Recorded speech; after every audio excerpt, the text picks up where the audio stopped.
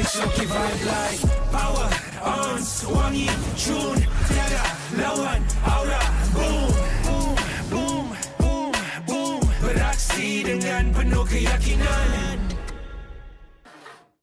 Exotic vibe like power, ons, wangi, tune, tiada, lawan, aura, boom, boom, boom, boom, boom. Beraksi dengan penuh keyakinan. Find a really cheap Mobile Legend top-up but the diamond never come? Don't worry, Joydify is here. Your top-up? Dijamin instan. If we're late, you'll get a voucher. Wanna get more? Wanna grab 1,000 diamonds and get Mobile Legend skin like him? Log in on Joydify now and get a chance to try Joydify MPL Lucky Spin. What are you waiting for? Try the MPL Lucky Spin on Joydify now.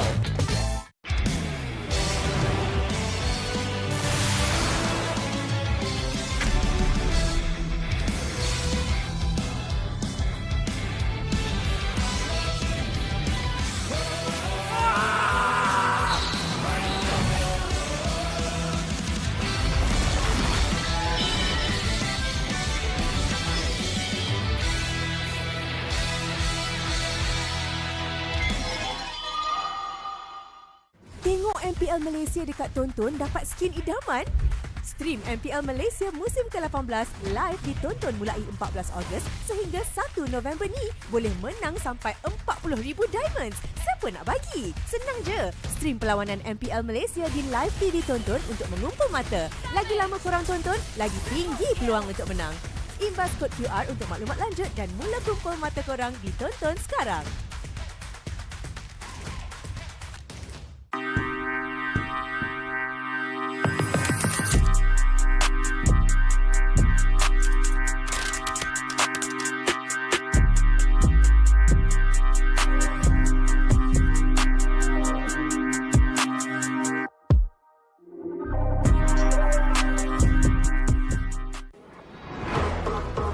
Nak lebih power?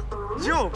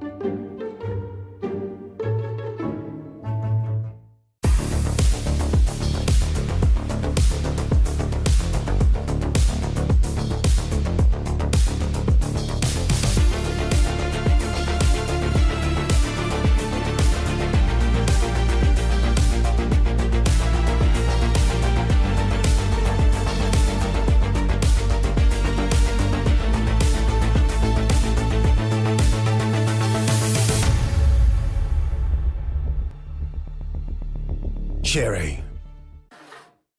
Exotic vibe like power on wangi tune tiada lawan aura boom boom boom boom boom beraksi dengan penuh keyakinan. Exotic vibe like power on wangi tune tiada lawan aura boom boom boom boom boom beraksi dengan penuh keyakinan.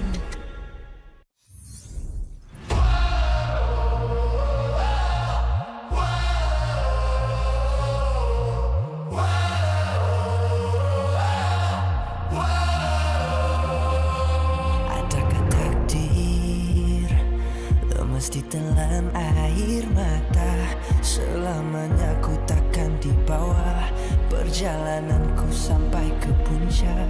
Dalam perjuangan, bila hati terang menyala, setiap luka jadi kekuatan, pengorbanan yang jauh ujungnya. Sudah tiba masanya melangkah takdir, jalan yang gentir ku tempuh. Bangkit bersama kita juara, membanggakan negara. Kita kawan pentas dunia, Wira Arena. Bangkit bersama kita juara, membanggakan negara. Kerana di hujung cerita pastinya kita Wira Arena. Kita Wira Arena. Kita Wira Arena. Blood, sweat and grind, guess we never gon' fade. This that definition of a legend. Every single move that I make, feel it, ain't no doubt. Dorang kena aku, I'm a winner. Cuba check gerak-geri aku semua tiptoe macam ballerina. Genggam bara api, biasa berjadi arah. Mimpiku mula menjadi, tiada siapa je yang halang. Kalau bikin hari-hari, benda susah jadi senang. Segala cabaran ku ready, masa depan aku terang. Sudah tiba masanya melangkah takdir, jalan yang gentir ku tempuh. Bangkit bersama kita juara, membanggakan negara. Kita kawan pentas dunia, Wira Arena. Bangkit bersama kita juara, membanggakan negara. Kerana di hujung cerita pastinya kita Wira Arena.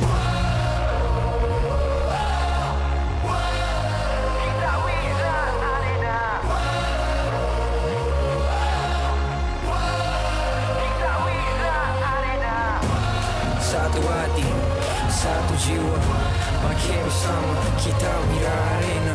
Yeah. Dari bayang kenyala api, nama kita terpahat di bumi.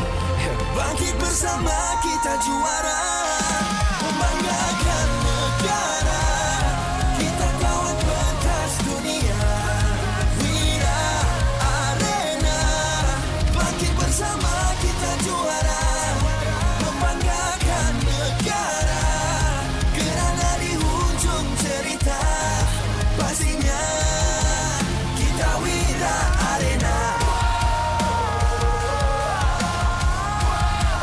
Kita Wira Arena. Kita Wira Arena.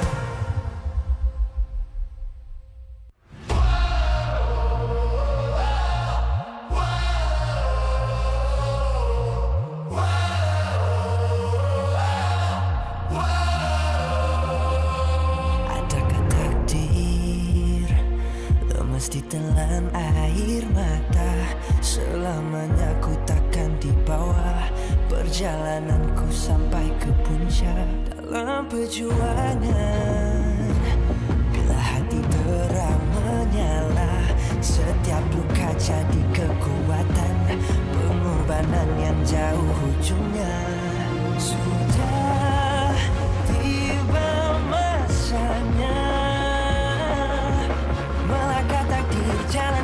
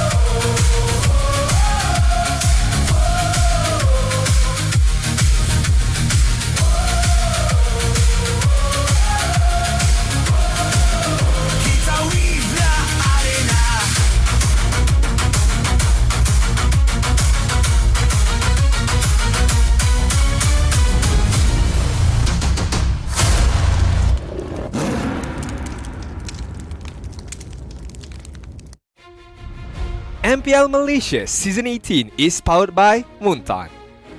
Presented by CelcomDigi Prepaid 5G. Dominate every match with unlimited 5G power with unlimited internet, speed, entertainment and hotspot. CelcomDigi, the 5G prepaid for millions of Malaysians. Infinix Note 60 Pro is not what you think. Powered by Snapdragon 7S Gen 4, featuring 3D Ice Core Vapor Chamber Cooling, active metric display, and 90-watt Wide Plus 30-watt wireless charging. Get yours now at Infinix Official Store or TikTok Shop Infinix Malaysia. Grab, the official food delivery partner of MPL Malaysia. Don't let hunger cost you the game. Stay fueled, stay focused. Order Grab food from 9 PM to 4 AM and earn 5% Grab coins. Todak Academy, a leader in digital creative education where potential becomes success, powering the future with industry-driven STEM and TVET. Official automotive partner Cherry. Official deodorant and fragrance sponsor X. Official top-up partner Joytify. Official content partner Media Prima. Official streaming partner Tonton. Strategic partners Yamaha, Nandos, TNT Co, Quill City Mall. Official camera partner Opsbot. Supported by KBS, ESI, Rakan Muda, MESF. Welcome to the MPL Arena at Quill City Mall. It is currently 4:47 GMT plus 8 live in Malaysia. We've got our teams ready to play here for week number 2 to impress you, the audience from all over the world. MPL MY continues here today on week number 2, day number 1. It's the week where we're expecting upsets. It's the week we are expecting a new level of gameplay as they get more and more comfortable playing in our professional league. Once again, my name is Getting Q. This is Sadafa here at the desk to make sure that you guys get all the action here at MPL MY. This season has been kind of interesting. A lot of ups and downs already in week number 1. But what are you hoping for, Sadafa, for this week compared to the last? I gotta be honest, I'm just kind of hoping that our teams look a little better. You know, I got a little better. You know, it's not. I don't think it's much to ask for, right? Surely it's not a high bar to pass. I really feel like we should be performing better. Yes, I can get behind that, right? We definitely should be putting in a higher level of performance, especially this early on into the season. Because keep in mind, a lot of these teams have already played within these 8 weeks last season, so they know what the competitive landscape kind of looks like, but it still feels like a lot of teams are looking for their footing. And speaking of footing, if you guys are wondering where you could possibly get the best cell service possible inside or outside, maybe you could consider switching on over to CelcomDigi Prepaid 5G. I heard you could dominate with it. Because if you experience unlimited 5G power with unlimited internet, unlimited speed, unlimited entertainment, and hotspot with CelcomDigi, the 5G prepaid that every Malaysian is looking. Millions have already converted, and you could be the next one. So hop on this train while you still can. Once again, it's thanks to them that all of this MLBB action can be broadcast directly to your screens at home. So make sure to show them some love. Consider switching if you guys are looking for the best service you can get. But yes, we are at the beginning of a new week. It is understandable that maybe gameplay wasn't the most stable since we've got a lot of new faces, a lot of new rosters. What I'm the most, I guess, disappointed about is that a lot of the veterans don't seem to be quite hitting the same peaks we expect from them. See, here's the thing. This season, we're expecting a lot more out of our teams, from the executional side to actually just communicating, because the early to mid game is so prominent. I mean, now let's look at our first matchup of today. IG versus Vamos. One momentum will be broken here today. We have 3 teams so far after week number 1 who have not suffered a full series loss here. SRG, Vamos alongside with BTR. These are teams that have definitely been standing out, and personally, my unofficial tier list after week 1, I would consider these to be the top teams as well. So we'll see whether or not BTR will be able to keep that going. We'll see whether Vamos will be able to keep that going, but we've got other things going on as well, right, Gideon? Just to update you guys, Sukma has been going on within the country. States have been battling it out continuously, and we do have the results. For gold, it's Malacca. For silver, it's Sabah. Let's go! And of course, bronze going over to Johor. Selangor did not make that list. Yeah, I think that's a really shocking thing as well. Now, I gotta admit, I have not been keeping up with the tournament. I know some people are not gonna be happy about that, but I definitely did hear the news that Selangor was not able to make it onto the podium, and that is a big shock considering the number of familiar names we have on that lineup. You would have expected that state to do a little bit better here, but some of the other, I wouldn't even say unknown states, but some of the lesser states here really showing that they've got MLBB players ready to go. With that being said, let us introduce to you what's going to be happening here today. 3 still standing, only one of them is going to be walking away with a clean record. We have SRG facing up against BTRM later today, and now we're looking at Vamos, whether they can maintain their overall proficiency against IG. I think a lot of people are expecting Vamos to be the favorites going into this. They are one of the few teams that have kept their roster going since last season and have performed very admirably on the international stage during their recent outings. Compared to them, I don't really think we've quite seen the foundation of IG just yet, but we are still very early on in the season. Just in case anyone still is unaware, we are on an 8-week format nowadays. After the switch to partnership program, no more 6 weeks, 8 weeks. There's a lot of time for these teams to switch things up. Yep. I mean, even though there's a lot of time to switch things up between week 4 and 5, we've seen natural course of history. First couple of weeks when we were still on the 6-week system, man, those were rough weeks, those first 3. But in hopes to change this around, we actually have a bit of a sneak peek backstage. Hey guys, Rose here. Sebelum kita mulakan perlawanan pertama di minggu kedua MPL Malaysia, Rose actually nak kacau sikit players in Victor's Gaming. I think we kind of want to know the new players yang baru masuk MPL Malaysia. Of course, we'll start with Coach Bam. Hi Coach Bam. Hello. Coach, last season everybody knew IG as, you know, the team to watch because you guys are so entertaining. This time you brought 3 rookies with you. Can you tell us a little fun fact about them? First, my number 1, my jungle. Fun fact, as you can see his body build, he loves food, like me. And the second one, Tricky. He is so competitive playing card games. And my very favorite to scold one, Atan. He doesn't love to eat. Dia tak suka makan dan selalu kena marah. So, Coach Bam, what drives you crazy about Atan? I think this emotion. You emotional. Betul ke Atan? You emotional? You just like emo? A strong emotion. So, Atan, apa yang membuat you macam koyak dengan Coach Bam ni? Tak nak dengar apa dia cakap. Apa yang dia selalu buat untuk you macam tak nak dengar dia? Poyo. Poyo. Jangan risau, aku takkan translate, nanti kena marah. Okay, now, Loon dengan Tricky pula. Mungkin kita boleh start dengan Loon. Loon, any fun fact tentang Tricky yang kita semua tak tahu? Fun fact tentang Tricky. Ya, he loves to fart. He loves to fart! Okay, that's a very fun fact. Tricky, betul ke? Oh, Ya ke? because Yetri, Yetri, okay. the most fart, the most bau. Okay, so, Tricky, apa fun fact tentang Loon? He loves food and laugh. He always do that. Dia suka laugh, dia suka ketawa. Okay, you know what? Good vibes daripada side Invictus Gaming, and hopefully throughout this season mungkin more personality can be shown daripada rookie-rookie ini. Good luck boys untuk perlawanan ini. With that, Mari, let's show it back to the casters. Let's go.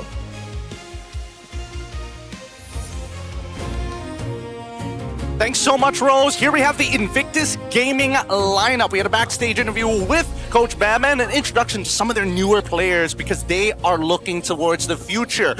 With Rochi, used to be called Rough. Still don't like the name. It could have just been Rough. That would have been fine. Could have been Rough. Atan, Tricky, Loon, as well as Ye3, part of the main lineup. And even Reza at the back. I did see him there, part of that lineup. And it makes a lot of sense. These guys are all young. Reza, he's going to be the one looking at the back. He could be put in for a sub at any point in time, but he is leadership and direction for the team outside of the game. Yeah, we've been seeing him holding those papers as part of the coaching desk as well during the draft, so definitely taking a bit of a back position, but participating in the raising of these new players. I think that IG has potential, right? Alun's gameplay seems pretty solid, but I'm still hoping to see a bit more from Atan and Tricky overall, and IG's looking towards the future. But before that can happen, they gotta deal with the present, the Titans that are Team Vamos. With the new addition of Siska instead of Sapat, Aero 404, Klokun, Zikif, and Nako have been reinforced in the EXP lane. Somebody who not only is a playmaker like Sapat, but has a lot more consistency. I think his biggest problem as of right now is that he's not the most comfortable on these tank-style EXP laners.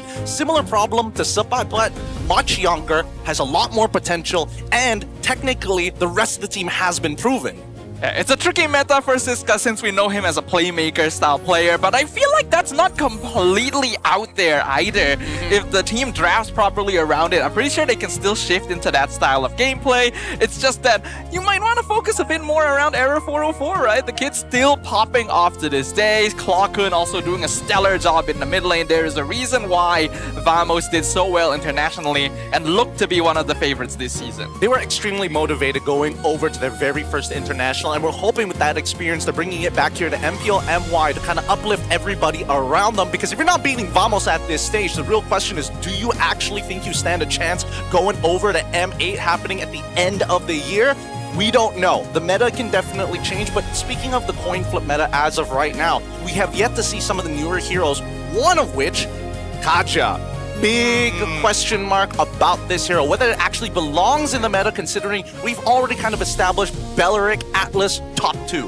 Yeah, I'm honestly surprised that we haven't seen any Kaja. Like, it makes me wonder, like, was he actually banned last week? But apparently not. Teams just decided, nah, we're not gonna play with him, you know, as a fan of birds myself. I would like to see some Kaja gameplay, but we'll see whether the teams decide to do that. As you mentioned, Belleric, I think right now is the most picked hero in the meta. We've still got some heroes like Uranus, Esmeralda holding up the EXP lane. We've got Hirara, Nolan, Fanny still tearing up the jungle. You know? Nothing too different yet. Yeah, a little different, but we'll see more once we start getting into the game. With that being said, let us kick off our very first best of 3 series.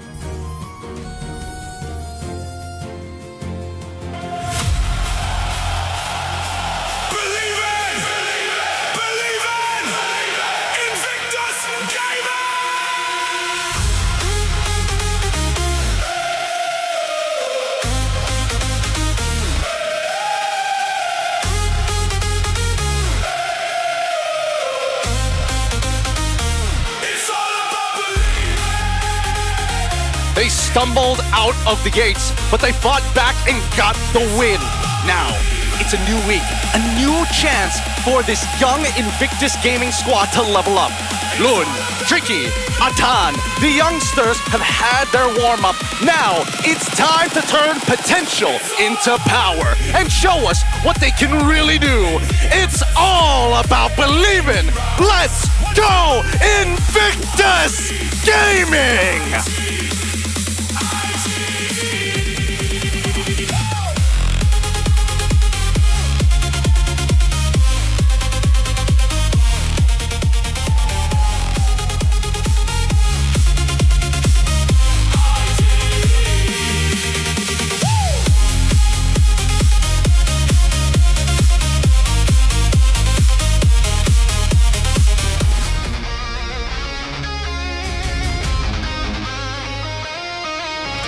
The Season 17 first runner-up came out swinging in Week 1.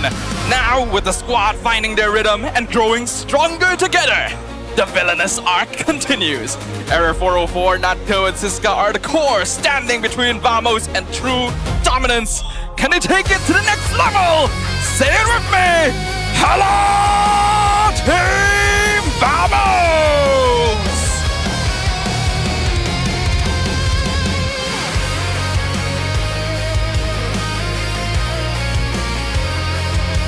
Next, we welcome our coaching staff of both of the teams, masterminds in their own right behind every single match. Joined by, of course, our league ops, Eric, who will ensure that every game runs fairly and smoothly. From the side of IG, it's Coach Jess as head coach and Reza as analyst. From Vamos, it is Valdo as head coach.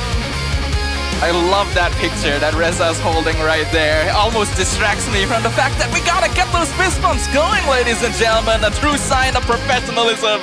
This is how we roll. This is Malaysian sportsmanship. This shall be the battle between IG and Vamos. Now the question is, can Vamos keep up their winning streak here in week number 2? Their first opponent here is going to be in IG, but even for IG, their very first week wasn't exactly the most convincing for a lot of the public, well, general public opinion, if I'm being honest. Yeah, I wouldn't blame them if they didn't exactly have the best thoughts about IG so far. Like I mentioned, they have potential, but it's clear that a lot of the newer players are still adapting to their positions. I think that Lun has done an okay job, but Tricky doesn't seem to be popping off just yet, and I feel like Atan is still quite uncomfortable. Normally, you would hope that the veterans would be able to fill in those gaps, but I've yet to really see any proper performance from both Rockji and Yetri either. It feels like IG is still missing that wow factor in general. I think right now the question is whether or not they have enough of a shot caller to make things happen in the game. I've noticed, especially in our pub games these days, most people don't want to be the one who makes the mistake. Yet, unfortunately, with a lot of compositions playing the anti-engagement, you always have to counter-engage your opponents. I think somebody has to start baiting. Somebody has to start initiating these wars. And I think, unfortunately, with the addition of Rafaela coming into the mid lane or Flex's support, it has been a little bit of an issue. This was a big surprise when it first showed up during MSC in the hands of Aurora, and now it is a meta mainstay. It's of course weaker against big burst, high mobility heroes that can break through your entire lineup, but the speed up and the healing that Rafaela provides allows her to keep fights going for her team. Strong against heroes that want to deal consistent DPS, or just a little bit slower at rotating around the map in the jungle. Let's not forget about the Holy Baptism here. I think people tend to forget like how ridiculously long that stun is and how much distance it actually covers. We haven't seen many Rafaelas at this stage of the game actually bother to take Flicker to make those plays actually happen, but let's look at what it's weak and strong against. In terms of what it's weak against, the only one I sort of disagree has to be the Paquito, right?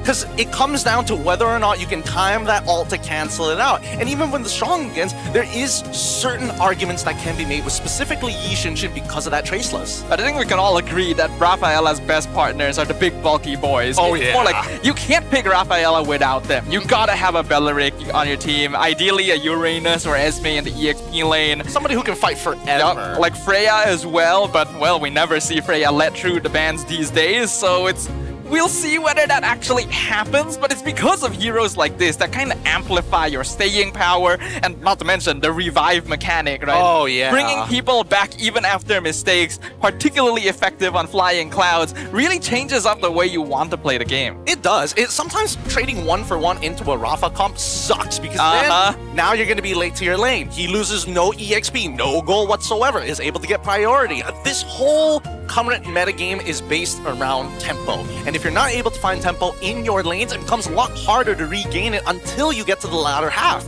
And even then, there's also an argument of like, oh no, we've lost our inhibitors, we'll never get the tempo back. It's not impossible nowadays. Comeback mechanics are actually a lot stronger than before. I feel like you make one single mistake, doesn't matter if you've been controlling the entire game, all of a sudden it is even. The bounty goal that you get late game is huge. And so you can never let your guard down, and that's why shot calling, like you mentioned earlier, is so important. You gotta be willing to make the decisions, make them quickly, but also be willing to take smart risks.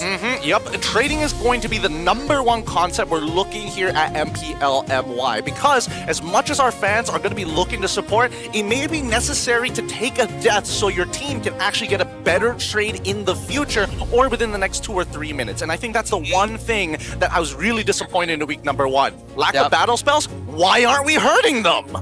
We can see though in the audience, lots of love for our new rookie, right? Atan, the roamer of IG. Didn't have the best debut performance in week 1, but it's also understandable, right? Rookies are going to have a very difficult time in this meta because of how flexible you have to be. And the roam position is so crucial as well. Multiple rookie roamers have not really found what they needed to do yet. Exactly. Let's not forget that IG's very first match with their new lineup was against SRG. Yep. So again, SRG... Trial by fire. The trial by fire, but SRG at that point in time were looking to create the cleanest game possible. So we didn't really get to see what the identity of IG was supposed to be. Vamos, on the other hand, we've seen them play. We know that they like to be a little coin flippy. Other times, once they get the lead, then it becomes cleaner, but putting them behind on the opposite side, if IG can set that pace, I think it's already a good start. Yeah, it would be a big statement if IG is able to take games or even the series against a much more experienced roster. Now, they will be starting off on the blue side. We got Coach Jess and Reza on the stage. So Coach Bam not actually playing a role in the draft here. Got Belleric, Valentina, Fanny taken out, and then Vamos banning Freya, Paquito. I like this. I like what Coach Jess is trying to do. We are playing on expanding rivers, but right now, banning out the Valentina alongside with the Belleric is forcing Coach Valdo into a really difficult spot. Do I give away the Atlas and have no counterplay to the Atlas after that, unless you want to go out of your way and pick up Diggy, or do I get rid of Hirara? And Valdo said, you know what? Hirara. That's too much of a problem. It's a tricky place to be because, yes, Hirara is a huge problem, especially in the hands of multiple jungle players nowadays. The Atlas is also so strong. We have seen the Belleric Atlas being just the roam matchup nowadays, and now that one of them is taken out, IG can go for the Atlas themselves, but they're taking their time with this. Is there anything we are forgetting? Oh, the Melissa opening. Interesting. Very, very interesting. They prefer the Melissa this time around. Now, it's not impossible to deal with the Melissa. There are ways to kind of deal with the go away from me, but that does require you to show certain picks. Now, Hanzo gets locked in here. I'm like, fine, whatever. It's pretty easy to try and punish and get the ult out of Melissa quick without having to lose too many resources. Not the worst thing in the world, but how are you building the support system around it? Also, what build are you going? Because probably like the on-hit, like arguably like Windtalker. Are you not aware of Tank Hanzo? Can we not do that? I really don't like it. I'd be very surprised if they don't, actually. Because it doesn't scale that well. But it is also the most oppressive Hanzo build in pubs, for real. I think people are just bad at playing around it. Here's why, right? Because again, at the end of the day, Hanzo doesn't have the kill threat until later into the game, right? And then he has to stack a whole bunch. Like, in terms of Thunderbelt, this is a testament to the item more than it is to the hero. How many Thunderbelt stacks do you need before it becomes relevant? A good question. I have not tried Tank Hanzo myself, so I can't say for certain. I've just heard second-hand reports from the entire community, by the way. Yeah, luckily it's not bugged or anything, it's just something people are leaning into. But they also pair it up with the gut thought, which I'm like, alright, sure, you have gut thought as a means to kind of deal with the mid waves. It's telling me that Valdo wants to play something that doesn't have strong wave clear in the mid. Now, something that I am a little curious about. If you were intending to play this Hanzo, which is a debut pick, no one is going to be expecting this Hanzo. Logically speaking, you could easily save it for later in the draft. You are on red side, you can use it as a surprise pick. Is there any possibility of it being flex? A flex pick? Not really, because again, what are you going to use the flex pick for in the side lanes, right? Is it purely just to be able to secure crabs without having to do much, or? I would have thought something like cheese roam Hanzo just to steal camps. Just to steal buffs. But they have got taught, so that is unlikely. Well, they also have like the fact that only people who take the jungle blessing can actually take retry as well. True. So you really only have the Devourer to make it work. Interesting enough, they also get the Novaria here. So it looks like the God Thought is to take away wave clear from IG's side, knowing that Marcel is open on the opposite side. So now IG is forced to kind of lean in to mages that have some form of clear or early clear. Yeah, it's an interesting situation that Vamos has gone for here, because this is not their typical drafting style either. Good man. So I don't think IG would be too prepared. But yes, the Selena, common answer being used against the Novaria. Vamos just does not want to deal with that. Novaria is a really good way at actually chunking out your opponents early on, and because IG showed that they're playing Marcel, they're not playing your traditional Enchanter style supports to keep you topped up in those moments. Things like Minotaur, things like Rafa, Matilda, again, all of which we haven't really seen get picked up as often in the early stages. Masha, interesting ban here from IG. Very interesting. We know this is a classic Siska pick, but it was usually played with Chip, and Chip is just not meta anymore. Not to mention they have Melissa on the opposite side, so who you really like I'm assuming, thunderclapping? does Thunderclap go through Melissa ult? Sort of. It does, right? It does. It's just that you can't like follow the auto attacks. But once you already have like the bubble up, it becomes a lot difficult to like. I guess they're just avoiding the burst. Okay. Oh, taking away engage tools with Sora as well. All right. I'm fine with that. What do they have set up for EXP if Sora is going to be the issue? Well, IG bans out the Alice, so they're suspecting something bulky, but surprisingly, Uranus is still wide open.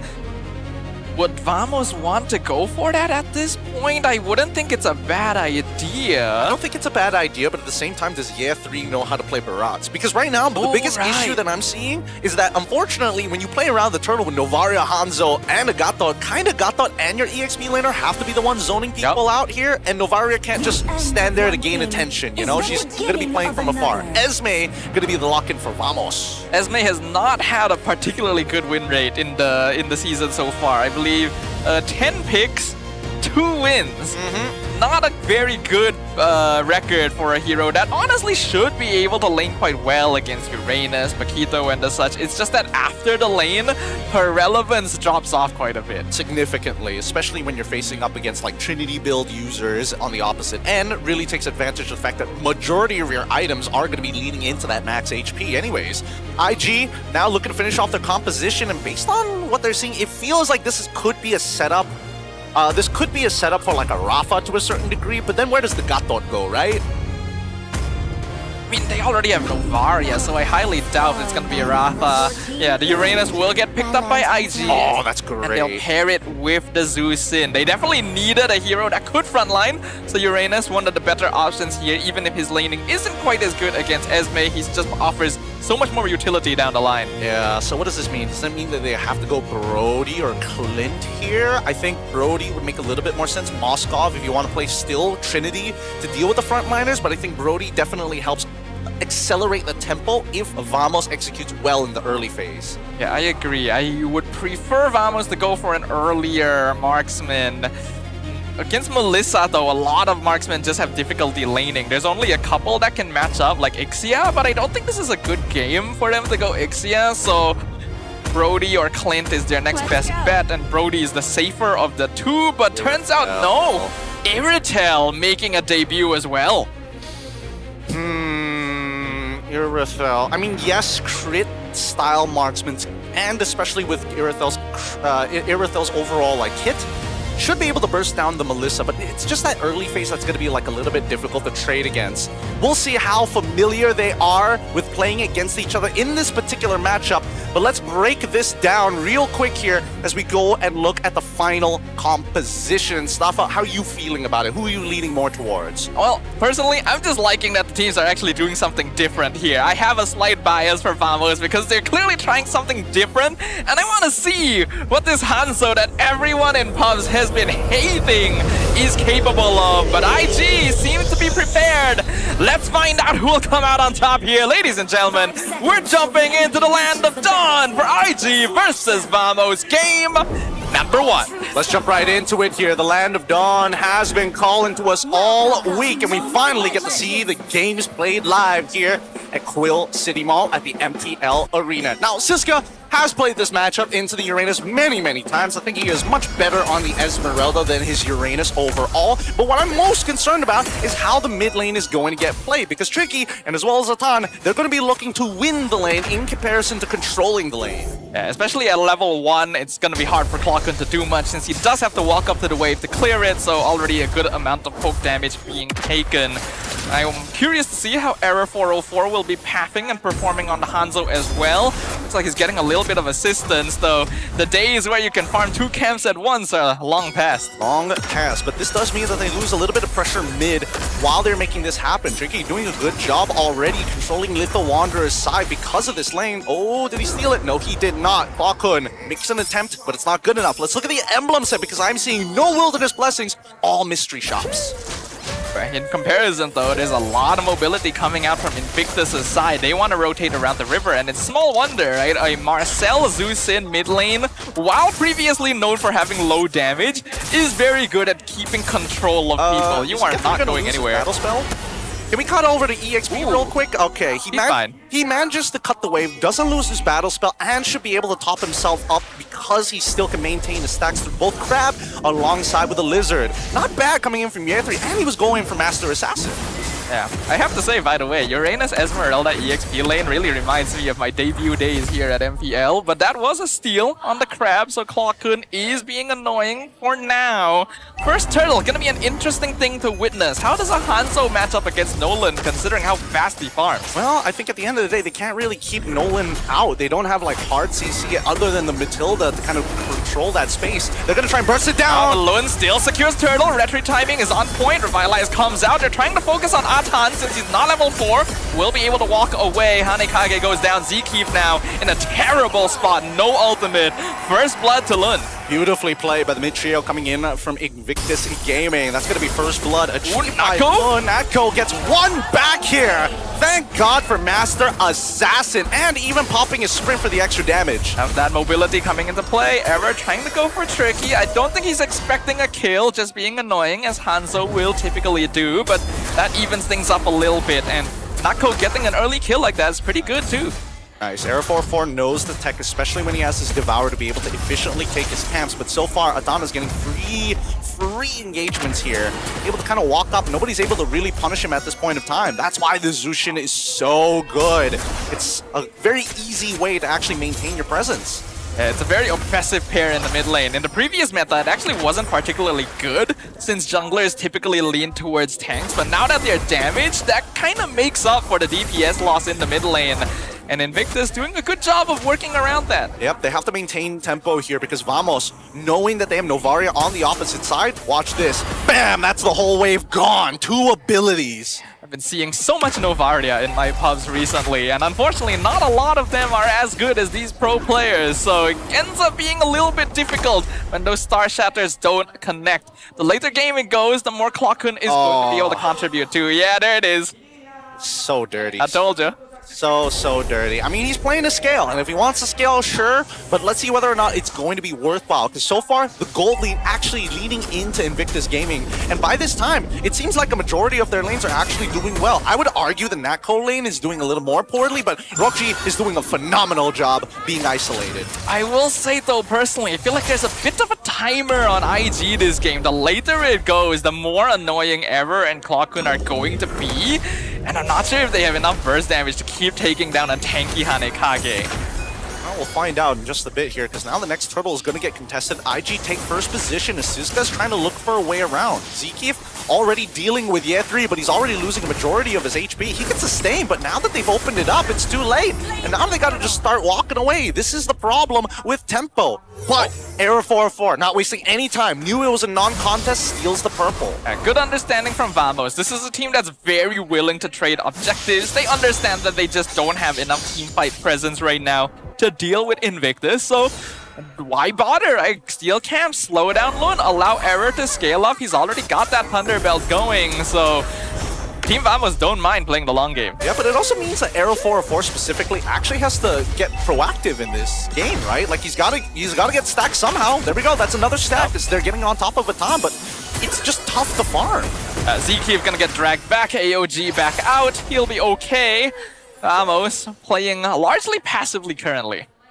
Very, very passively. They understand that, unfortunately, they don't have control over this mid-game.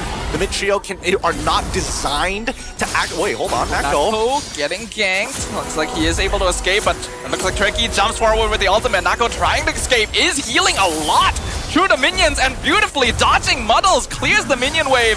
Absolutely fine. Revitalize tops him up.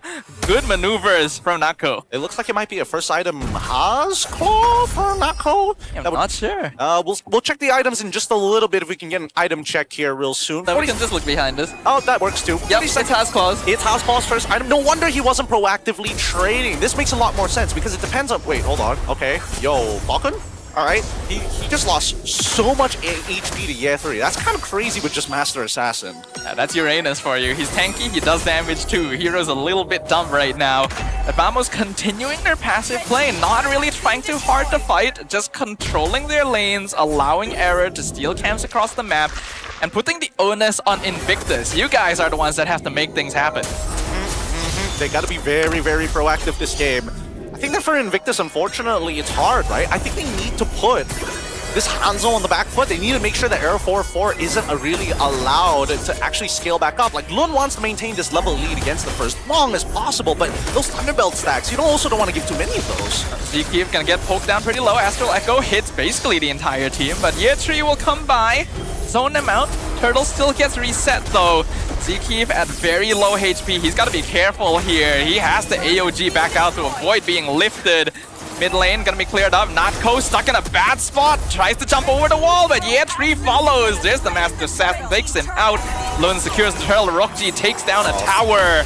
And then Victus finally break through. I'm surprised that Siska didn't die there. Yetree now caught in the middle of 4 members. Doesn't mind, can actually power through a lot of the damage, waiting for his dash and even getting the golden hour to save his life. No, he gets eaten at the last second. A nice om-nom from Error. Looks like he wants to have dinner for seconds. Atan, will he be able to survive this? Looks like yes, Hanekage's duration runs out. But Rockji just getting 3 towers in the meantime. Yeah, ZKeef unfortunately unable to get what he was looking for. Especially considering that a lot of these weird moves that we see from Team Vamos, just keep in mind that Klokken can actually follow up upon it really, really fast because of how long range that Star Shatter actually is. And for the time being, I would like to get an update on how many Thunderbelt stacks Air 4-4 has in comparison to Atan. I'll tell you what, Atan probably will have more, but by how much is the question? Yeah, I'm kind of curious about that as well. We're gonna have to hope that the Observer is able to give us a bit of a look into that right now, but Invictus 2k goal lead, finally able to break through the defenses of Vamos and punish them for this scaling play. But they gotta keep stepping on the gas. Vamos have lost a bit, but they're still within range of just farming up. Still in the range of farming up, and even Natko taking an oddly long side to get to his build. He's building Windtalker, Haspal first item, Windtalker second. Okay, Arrow 4-4 goes in, gets his Thunderbelt stacks, gets back out. We are expecting to see this the entirety of the game. This takes a cheeky bite out of Tricky. Zusin is pretty tanky, so he'll be fine. I kind of wonder if Natko going for the Windtalker is an indication of Vamos accepting that they might have to play base defense. Are they just intending to turtle to the late game? I think they are. Fortunately, like the laning phase, without the Berserker's Fury, you just do not have the burst. And it's kind of shocking that Natko didn't want to go Berserker's Fury as his second item, considering that he's running Sprint. On the opposite side, though, I did notice that Tricky actually is also using Sprint as well. So they understand, Vamos, they only want to slow us down. They don't have quote-unquote hard CC other than ZKeef. Oh, they will taunt down the Yetree, surround him with 5, slow him with the Astral Echo, but he's so tanky. That's Uranus for you. Finally, Siska takes him down. Does Vamos lose anything in return? No, they're all still alive, and now Natko sprints forward. The Star Shatter snipe takes down Rockji from afar. Vamos control the pit and get the Lord. Real interesting that Rockji wasn't able to get to actually activate the go away from me, but unfortunately, it wasn't the frontliners that were the problem in the first place. He's getting sniped here, and right now, Invictus Gaming need to change the way they actually position themselves in the fight. As we look at the instant replay one more time, it starts just north side of the Tri-Brush, but that Astral Echo already opens up a lot of different options here, as Natko is purposefully trying to pull the attention of Rockji, right? Every single time he walks back up, they deny that space one more time to set up for the next Star Shatter. And this is what I was a little worried about for Invictus. Their damage is not particularly strong, actually, with that mid lane duo. It's more about delaying fights and taking control, and Vamos are quite comfortable with that. They took down Yetree first, then let Natko drop in after the golden hour was spent. Invictus suddenly loses the control they'd been holding. Now the real question here, Tricky. Third item, you got the Sky Piercer to finish people up. Siska does end up losing his flicker over a gank down bot side, but here by mid, yeah, 3 should be the instant trade. As now Error 404 has unlocked something new. With Lord on their side, missing tier 2, they are looking for an inhib, ideally in Error 404, another Thunderbelt stack. Oh, look at him just jumping straight in. Look at the damage he's able to output without basically committing anything himself. This is the Tank Hanzo gameplay that has been terrorizing ranked for the past couple of weeks. And Invictus are on the receiving end once again. Hanikage walks in, gets frozen, doesn't even matter because look at the damage from Nako. Tricky down to low HP. Astral Echo zones them out. Free inhibitor tower.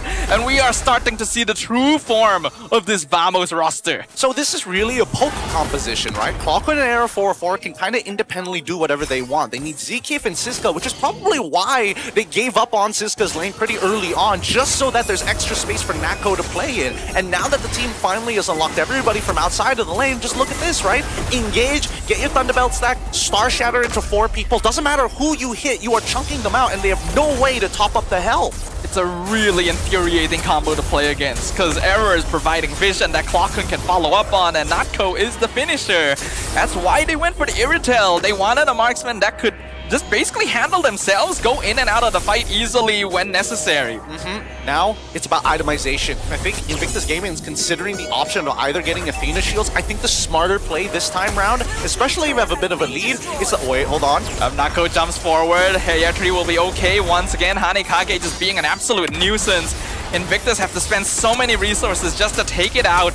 Vamos gets some free poke on the tower. Seal gonna be used, instantly pop, but they go in on Nako. Golden Hour freezes the Irritel. Zkif jumps forward, but they're diving him. Revitalize comes out, they pull Nako back. They take him out. Double kill for Tricky. Triple kill. They find Siska as well. Invictus bites back. Beautiful play coming in from outside.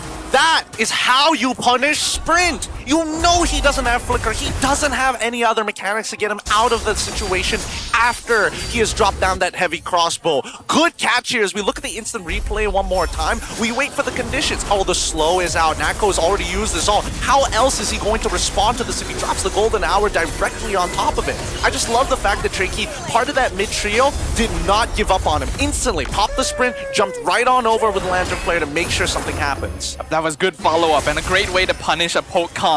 They're not able to deal with you. You should just insta-dive and take out their main DPS. Invictus finally finding a way to fight back. They get the Lord.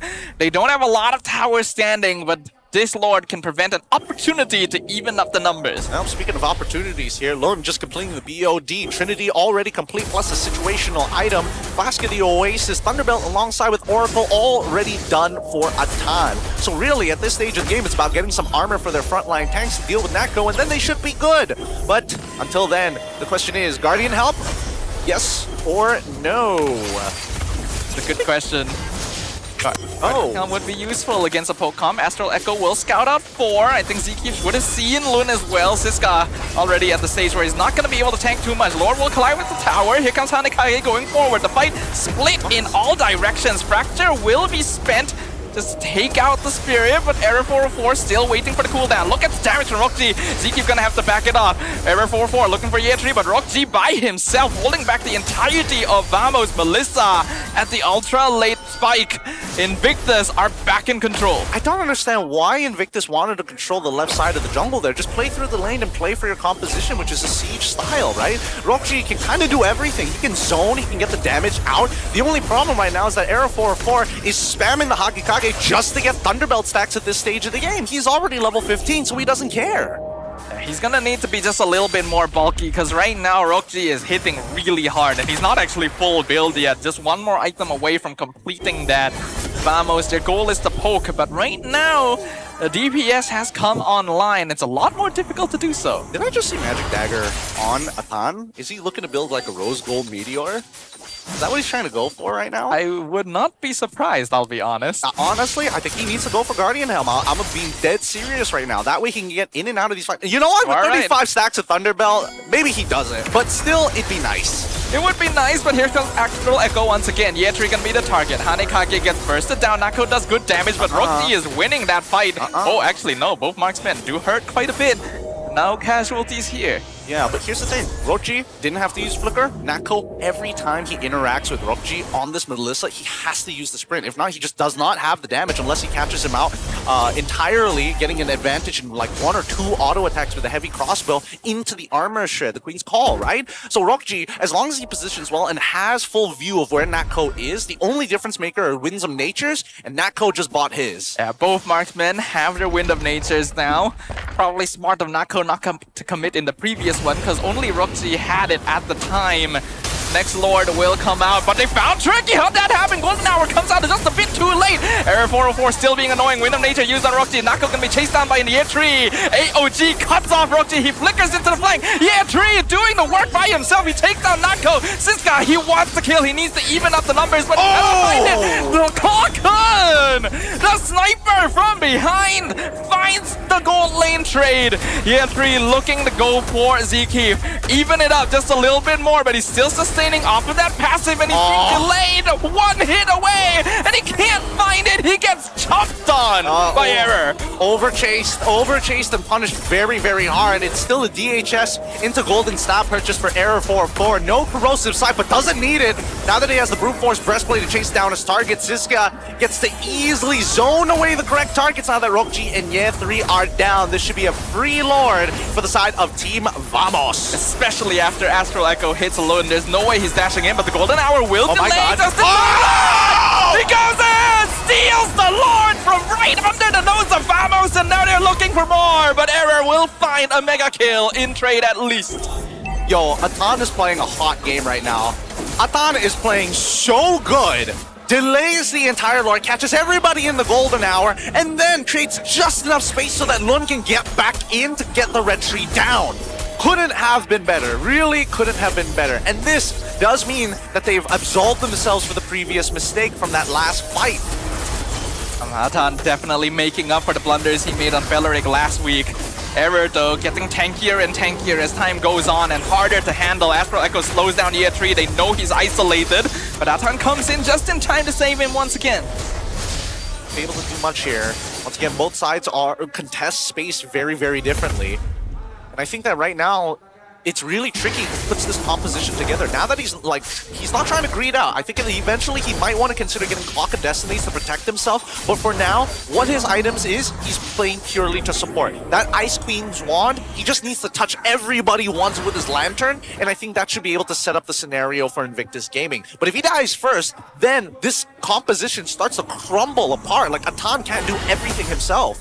Yeah, you can actually see in the last couple of fights, Vamos targeted Tricky a little bit more after he got those 3 Sky Piercer stacks initially, and now that he's died twice afterwards, he's got none left to work with. Vamos no longer have to worry as much. So they are properly respecting what IG is capable of right now, and I think we have to say it's a much closer matchup than we expected. Very close. Uh-oh. 6 to 9. I mean, Roxy should be okay here. He can pop his ult if he wants to. Breaks it early on, but Nako unable to close the distance. Conceal?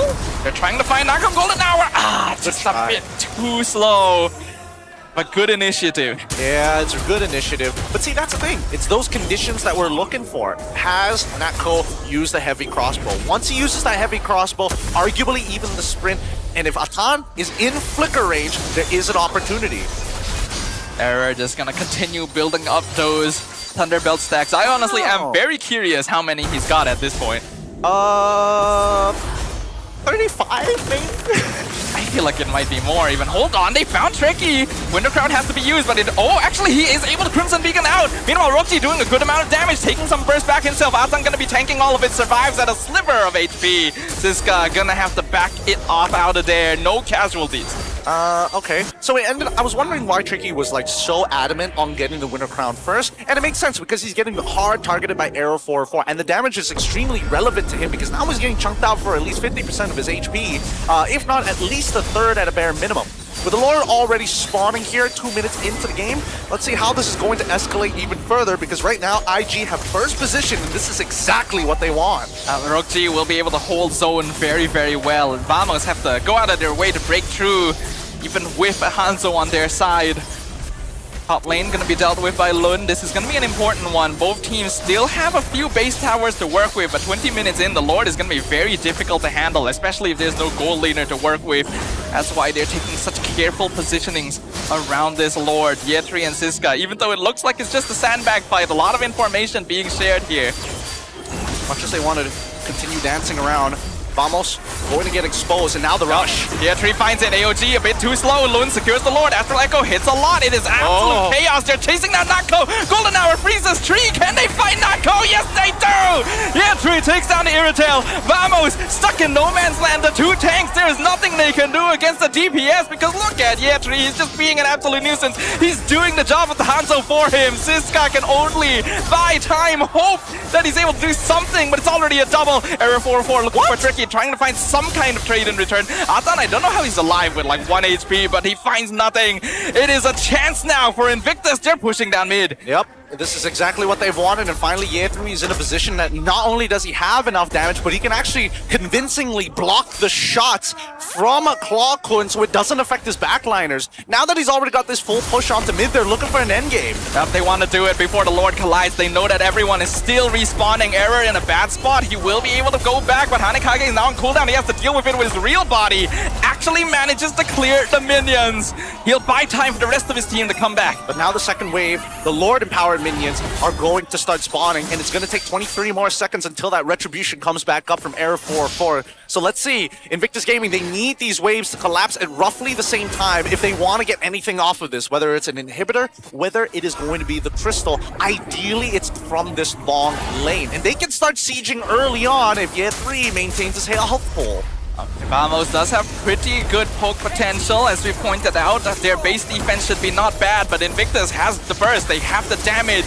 Year3 tanking all of it. Zekeev also holding the front line. They find the golden hour in the back, but only on Novaria. Error 404 now being annoying. Year3 gonna be focused down, loses immortality once. And then that's the snipe from Clawkun. Killing spree. Both of the main tanks have gone down. It's a 4v4 fight. The Lord, though, on the side of Invictus. Error continuing to spam Hanekage at Invictus Gaming. Zekeev holding minions back. Nako, both marksmen, pop Wind of Nature. They will survive for now. The Lord has been cleared up. The snipe comes in. Star Shatter drops them low. Error chases them down. He sees a feast.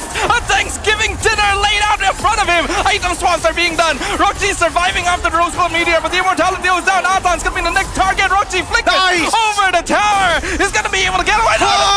Just dashes out at the last second. Error though pops the retry. He wants the kill. He wants the Melissa. He's not gonna find it. AOG gonna be used. They want this chase. They want Roxy, but they can't get him. They gotta stop chasing right now. They don't have Clawkun. Every 6 seconds, just a beam of light, a meteor, a star shattering in your face. That's the difference maker here. If they buy anything, for the amount of time they bought, if they divide it by 6, that's the number of star shatters that they get for free here. And look, another one.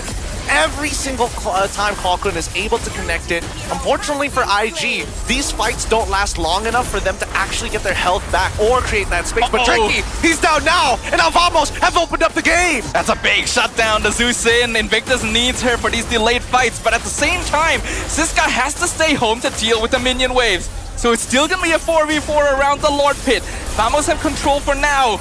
Roxy looking for a chance to enter from the flank, using the information. They see Zekeev a little bit too far forward. They're gonna try and go on him. Lord is low. Error secures it. They get the knockup on Lud. He's locked down and taken out. Nolan is gone. Atan gonna be the next target. Rose Gold keeps him alive against Error, but he's not gonna stop the chase. He's still looking for the feast. He's able to walk back into base. But dear Hanzo really becomes a problem. Yep, now Hanzo unstoppable at this stage of the game. How do you deal with this? The poke composition is alive, and unfortunately for Invictus Gaming, their few opportunities to try and close out this game was held back as Team Vamos put up an impeccable defense. They've got to block the shots! Roxy down to 10% from one hit. Atan gonna be knocked up by the AOG. No taunt though. Just enough time to get that mid tower. Year3 buying time, but it's not enough. Roxy, can he swap items in time? He's gonna be targeted by Error 404. He can't find him. The ultimate keeps him safe, but the Lord is on the crystal. Golden hour from Atan. He's buying time, but is it enough? The Lord's still alive. They land the last hit. Vamos!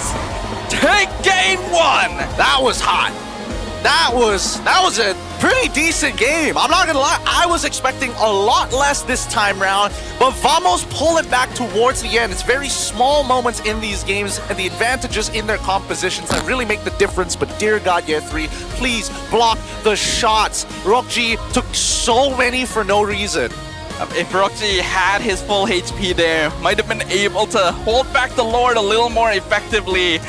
But Tricky being the first one to die in that Lord fight was definitely a big blow to Invictus. They'd been doing a good job up until then, but small mistakes like this, right? When you're past the 20-minute mark, the situation becomes so tense. Yeah, that's why I was thinking at some point either the support or EXP laner needs to get a Guardian help just to be able to block shots, walk out of the fight, heal back up, and then come back in and then take another shot. Because again, it's 6 seconds. That's the problem. Every 6 seconds, you're expecting a Star Shatter. 8 seconds, if I'm being completely honest, because then it varies depending on whether you throw the Star Shatter forward, you know, like the little orb has to come back to you before you get the thing. So that's besides the point. It's just frustrating to see, because again, a lot of times, these catches don't necessarily need to happen. And funny enough, the battle spells ended up hurting their mid laner Tricky. Having that sprint didn't do much. Yeah, I feel like while you could see the idea behind it initially, the more the game goes, the more you realize like maneuverability is not the goal here, it is survivability. It's being able to survive the poke, stay alive, be annoying, because they're doing that to you, especially Clockhood, our MVP for this game, showing why Novaria is going up in the stocks. It's going up high. Again, it is one of the few mid laners that can clear out mid like Vexana without actually putting themselves in danger. And a lot of the counterplay comes down to just blocking the shots. Like, somebody needs to do it. I cannot keep reiterating this. 4-0-10, 606 GPM. That's on the technical low side of what mid laners usually get in these moments. But not only is he playing as a dedicated support, he scales way harder than Zushin. At 93% kill participation tells you all you need to know. That Astral Echo doing a lot of work in slowing down and controlling these fights. And since he doesn't really need to get in the action, very easy for him to sell those shoes, get that other item, and do 90% of Rockji's HP in one shot. Disgusting. Some really disgusting work here. And also the accuracy of these shots is something that is commendable. This is one of the comfort picks coming in from Clockhood. He has played it in his time at MPL ID, and he still has the skills to play it here in MPL MY. Good thing, because in the draft itself, they were banning out things like Selena, and I was wondering, like, why do they want to get rid of Selena compared to some of the other stuff? Now, it makes a lot of sense. They want to be the ones controlling the tempo, right? They are the pokers. They don't want to have to deal with that themselves. Not to mention that Selena laying down traps will always give you a chance to find Hanzo and even snipe Hanzo if you time it correctly. So Vamos had a plan going into this, right? It meant that they had to play for a late game, which is something a little more unusual for them, but it worked out. It did work out, and here's why. A lot of it boils down to the drafting phase of this game, because this was really, really interesting, right? First pick, we see that Melissa gets locked in on the opposite end, and then for some reason, Irithel. Valdo was purposefully hiding away this Novaria. They hit this Novaria until later down the line. Wait, hold on. Is this even correct? No, this is not the order. This is after they swap. Yes, this is after they swap. Thank you. So, it does boil down to, can you deny away wave clearing from your opponent, which is why they got Gato within the very first phase of the game to make sure, hey, that's the only other thing that we really have to worry about, and they didn't bother picking their mid laner up soon enough. So that's where we're going to punish after they get the Novaria. Zushin is probably the only other option they could probably go for, considering the composition that they want to play for the side of Coach Jess, but getting rid of, hey, Selena needs to go. We have Esme on our side to kind of double down on the fact that now you really don't have a lot of ways to kind of slow down the pace. Yeah, picking up the Esme and the Gatot together was very necessary for Vamos, since a poke gameplay style means they need to be able to stay safe in the backline, right? That's why most of the time when they lost fights is because the backline got threatened instantly. So I think that Zkievsiska played a particularly good game this time around. I think Atan, though, really is the standout for this game. Previously did not perform well during week 1. Now on this, Marcel was creating game-changing plays for IG. I'm pretty sure it would have ended a lot sooner if not for his golden hours. No, that's the thing. That's why I really think that at least from the side of IG, they had the correct ideas going on in their heads. It's just that they didn't have the dedicated person to do some jobs. Like Ye3, he's got 2 separate jobs at once. Not only does he have to block the shots, but he also has to start zoning away certain targets and work closely with Zushin, because he's the only person he benefits, right? Everybody else can't really take advantage of the magic shred that comes out from those ionic edges. And then there's Zushin, who's just like, I just need to touch people. I just need to touch everybody with the Ice Queen's wand, with the Lantern Flare, and then we can make things happen. It remains a risk to go for these Marcel Zushin duos. It's very good in control. It works a little better now than before because you have assassins to make up for the lack in DPS. But the later the game goes, the more tricky it becomes, because Alun also starts dropping off a little bit. It does, but let's look at some of the clips over here, right? For each of these moments, there's going to be something that's going to be generally, well, I would say you got to be careful with the way that you position and the way that you fight, because I think that a couple of mistakes coming up of Vamos really boils down to, are you maintaining the waves, right, during the mid game? And I think that was the big problem that we get to see here. Let's start this clip off right at the 9-minute mark, because at this stage of the game, we are looking to control as much space as possible. If we pause it right here, 5 seconds back, the entire area that you need to control is dedicated towards the center and just north of the tri-brush. There are 2 pathways that you can take from this stage, either towards the tri-brush on the southern side or towards the eastern side, the western side, to go through the bush. Either way, it's a very vital point that Vamos want to hold, and IG needs to push their enemies into. Once we see the rest of this, yeah, 3, he controls the space, they're holding on to the area, then the Astral Echo comes. This is where the problems, because now all positions have been revealed at this stage, and losing the frontliner here made it that much easier for Vamos to take advantage. Once they controlled the space, right, as you see, yeah, 3 dies. Let's fast forward it just a couple of seconds forward, because here's the important part. On the run, that's one Star Shadow connecting. Here's the second one about to connect, but notice that it is forcefully pushing the members of IG into a no-win scenario. There's nothing you can do here. If you try to go to the southern side, you get hit by the AOG. Yep. You go towards your turret, which probably was their best play. That's still a straight line from where Clawkun actually has access to a majority of his abilities, whether he's shooting down, whether he's shooting underneath your turret. You are not safe. They are 2 funnel points here. It is perfectly cut off, right? You act like it's so rare to see this line coming through and the circle blocking off the other side at the same time, right? It instantly cuts off any potential escape. Yep, because where do you run? Do you run back into your opponents? Do you run back up? Do you run down? Doesn't matter where you go, you've already lost the scenario. And that's the scary part of these whenever we see these types of moments within the game. We can drop down from the analysis at this stage, but it's really, really tough. I think these are one of the few scenarios that Novaria actually provides significant value to the game. And most people are like, oh, you use the Star Shadow to open up the map. And yes, that's exactly what Clawkun was doing. He was rechecking positions that most mages can't. And you see the difference on the opposite side, because unfortunately for Zushin, as soon as I open up the map, I die. I get collapsed upon, and I don't have Flicker. I always have to commit to the ult. Yeah, that's why it's important for Yetri to be standing there in the front line. I think that this was a slight miscalculation by him going that deep, thinking, hey, I should be fine to clear the wave. Even if they send like 2 or 3 people after me, I'll survive. He wasn't expecting the entire team to come after him. And once he's gone, the fight becomes a lot more difficult. This was also one of the few cases where Atan actually missed the golden hour slightly. It only hit like 3 members, which is normally already really good.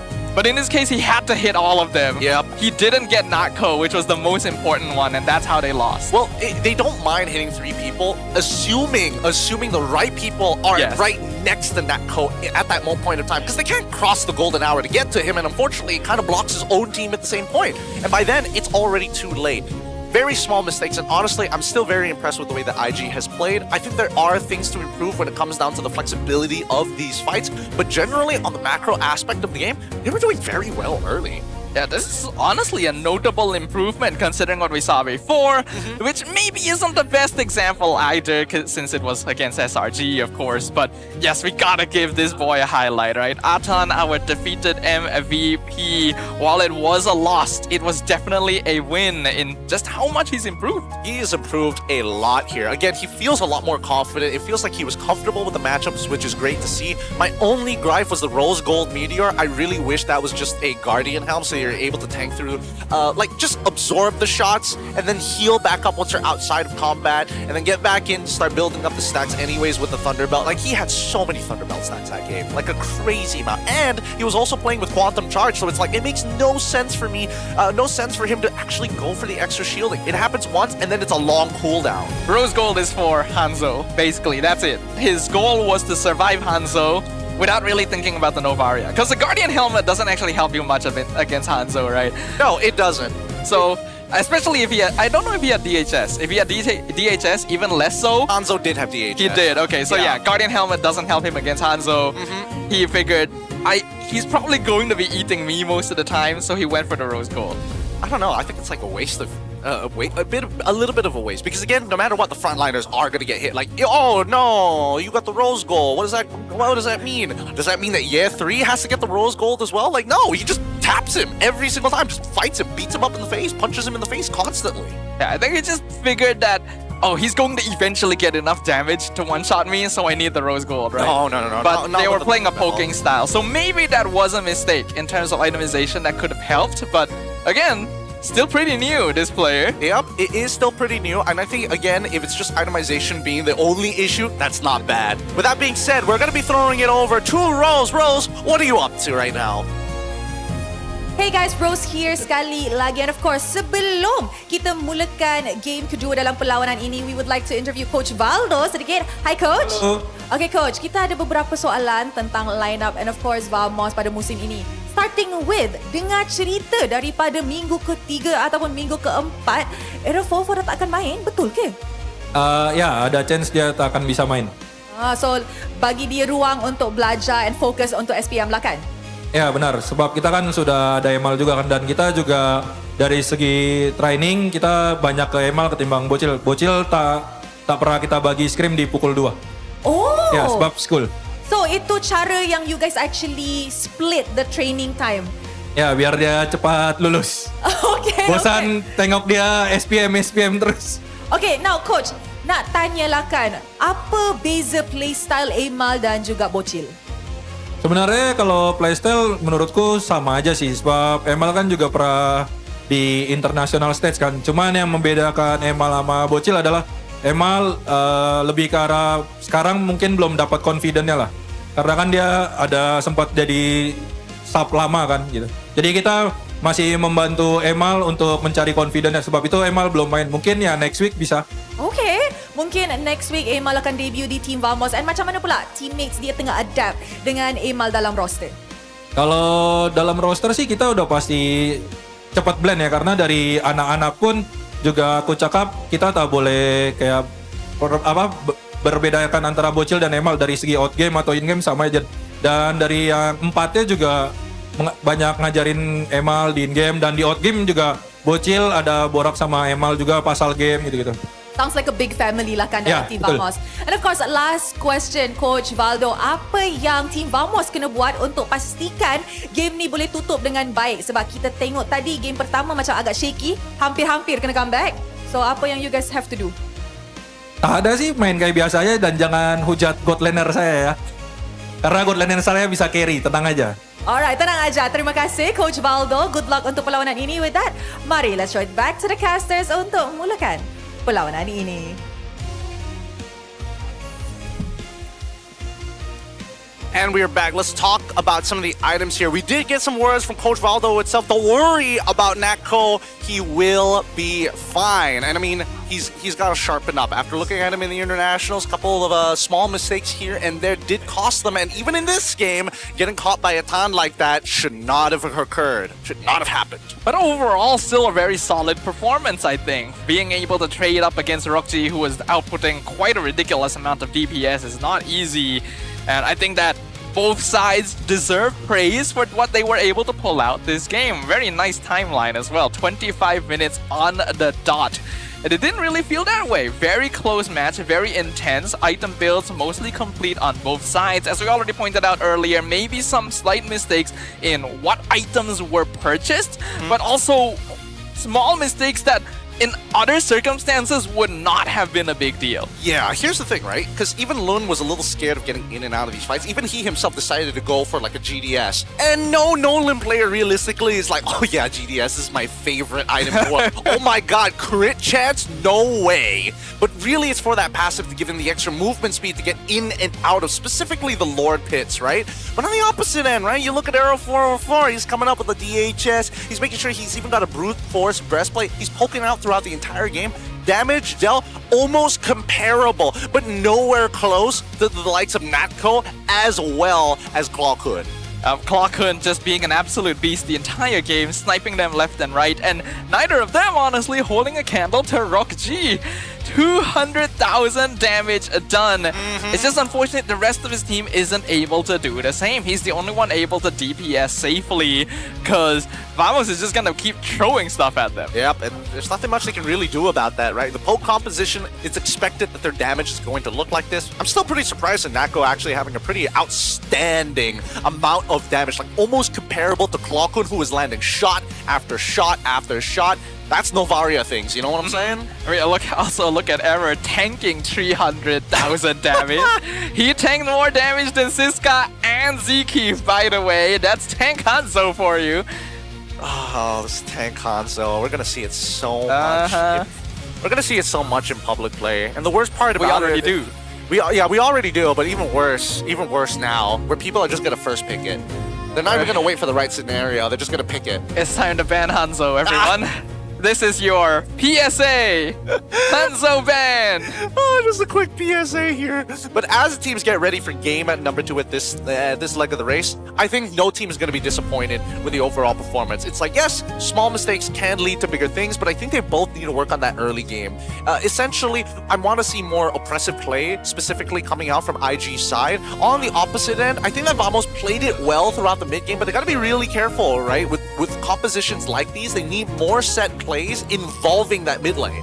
We remember that Vamos has always been an early game team, right? So this is very out of left field for them. It's a scaling turtle comp where they're specifically avoiding fighting until they have Thunderbelt, then they can start poking, and then once they have 2 or 3 items, then maybe they brawl a little bit.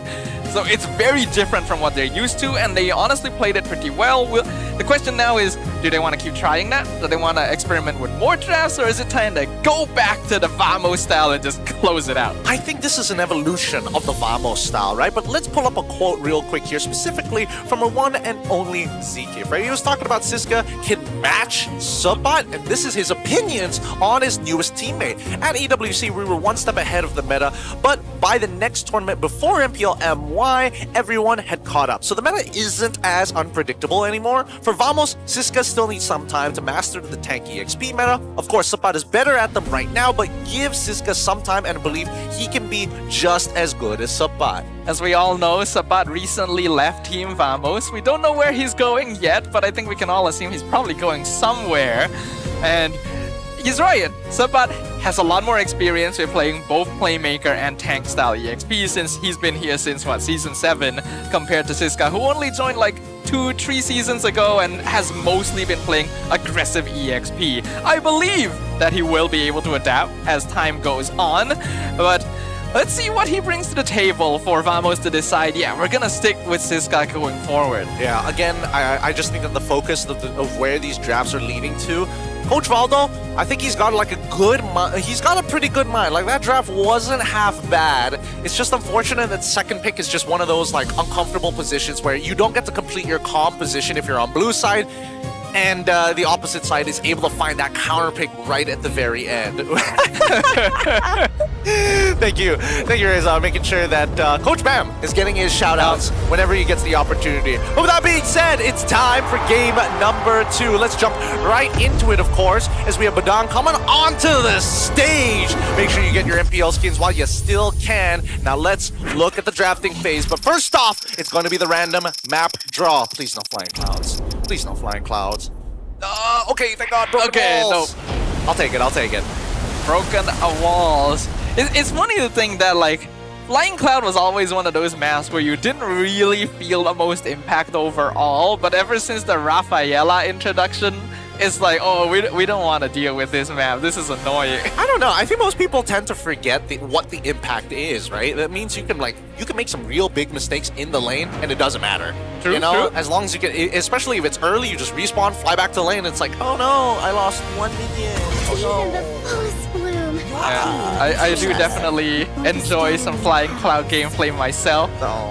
It's like, I can go home, I get a taxi ride straight into my lane again. Oh, this feels good. Yeah, back to full HP. Doesn't matter how bad the trade was.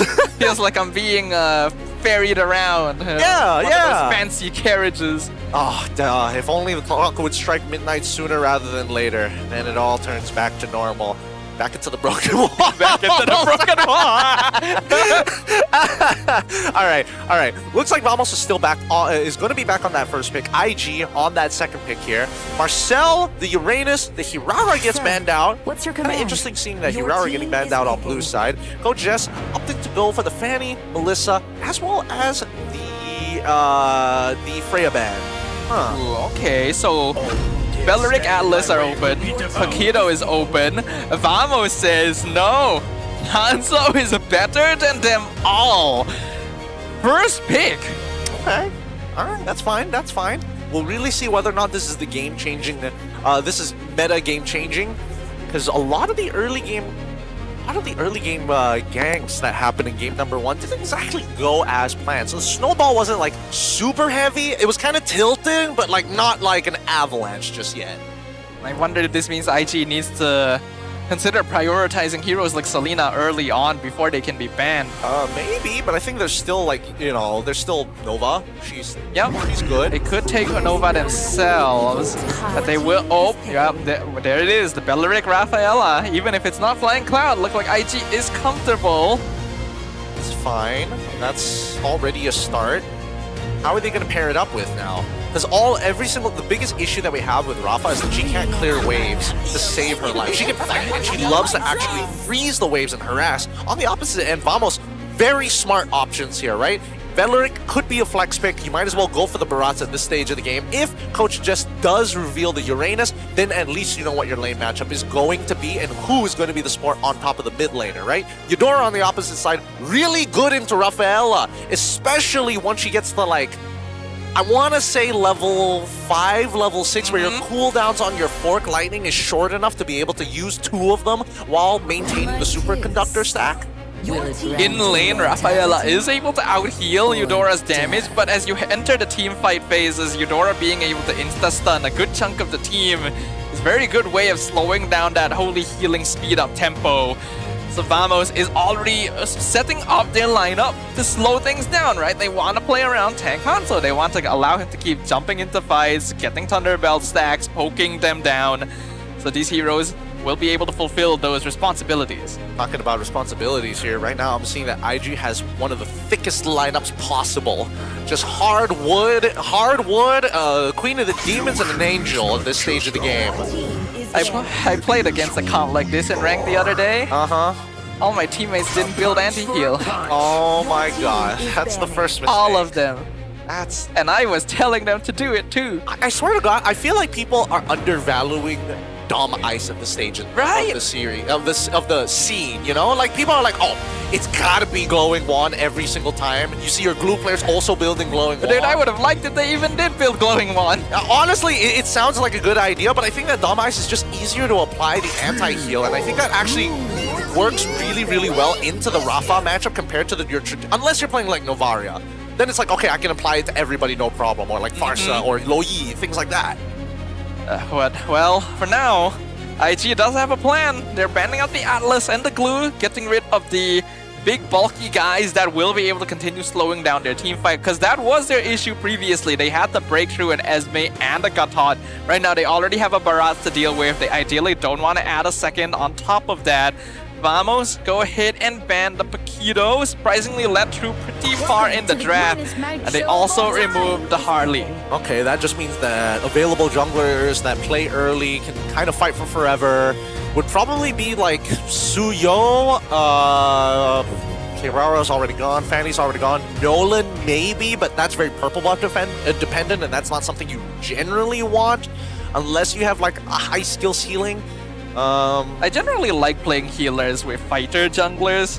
We have been seeing like Leomore jungle make a return just a little bit. I mean, it's okay, but you can't fight forever. You're so like alt dependent in those moments. You need something where your basic hit can kind of like get away with everything. That's why I was thinking like Paquito, but it gets banned out instantly. Alpha then.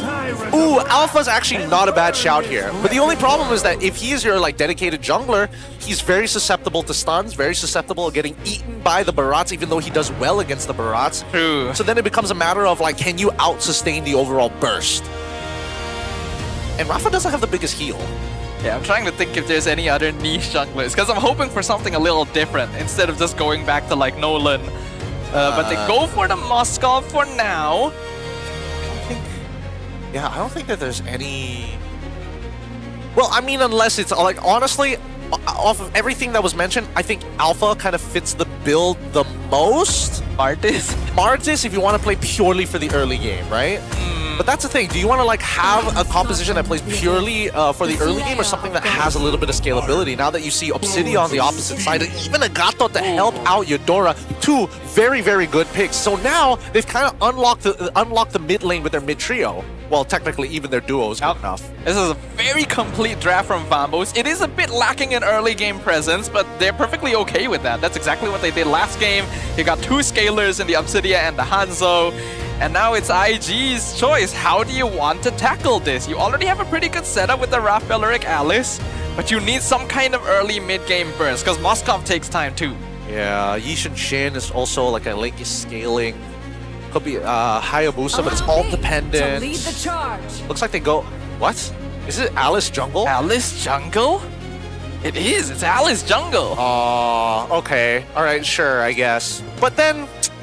Alright, I guess it works with the way that the mid-trio kind of wants to play. And they've got Ye3 on Hilda on top of it all, which is kind of anti-synergistic. No, I can kind of see the idea. This is basically Death Ball rundown comp. And you already saw last game that like, hey, they want to poke us, take extended fights, but they're weak if we just run straight at their faces. This is the run straight at their faces comp. I can see it. I can see it. They can definitely run at people for sure. It's just, I'm curious about the engagements, how they're going to layer it, right? Because it always has to be, it has to be the tree, then the demon lady. It cannot, if it's the opposite way around, then they're probably not fighting for a neutral objective, which is going to be the big point of contention as we jump into game number 2. So far, we thought at IG were going to be the ones who were able to steal away a game from Vamos, but Vamos turns it around at the very end. At match point right now, can there be an equalization, or are we expecting a clean sweep? It's gonna be a fun one to watch. Yetri already starting things off by trying to cut wave, instantly stop. The mid lane trade's gonna be fairly even as well, especially early on, since that's before the healing from Raph really starts kicking in. But Invictus are definitely the ones that have to make things happen this game once again. Vamos just wanna wait for Ever and Natko to scale up. Dude, I wish I was playing in Natko's shoes right now, because he is such an easy matchup here in the mid lane. He hits level 2 instantaneously because of Zekif, has concussive blast as well, so they melt this lane. And Tricky already missed one minion because of that trade. That is kind of a slight risk as well.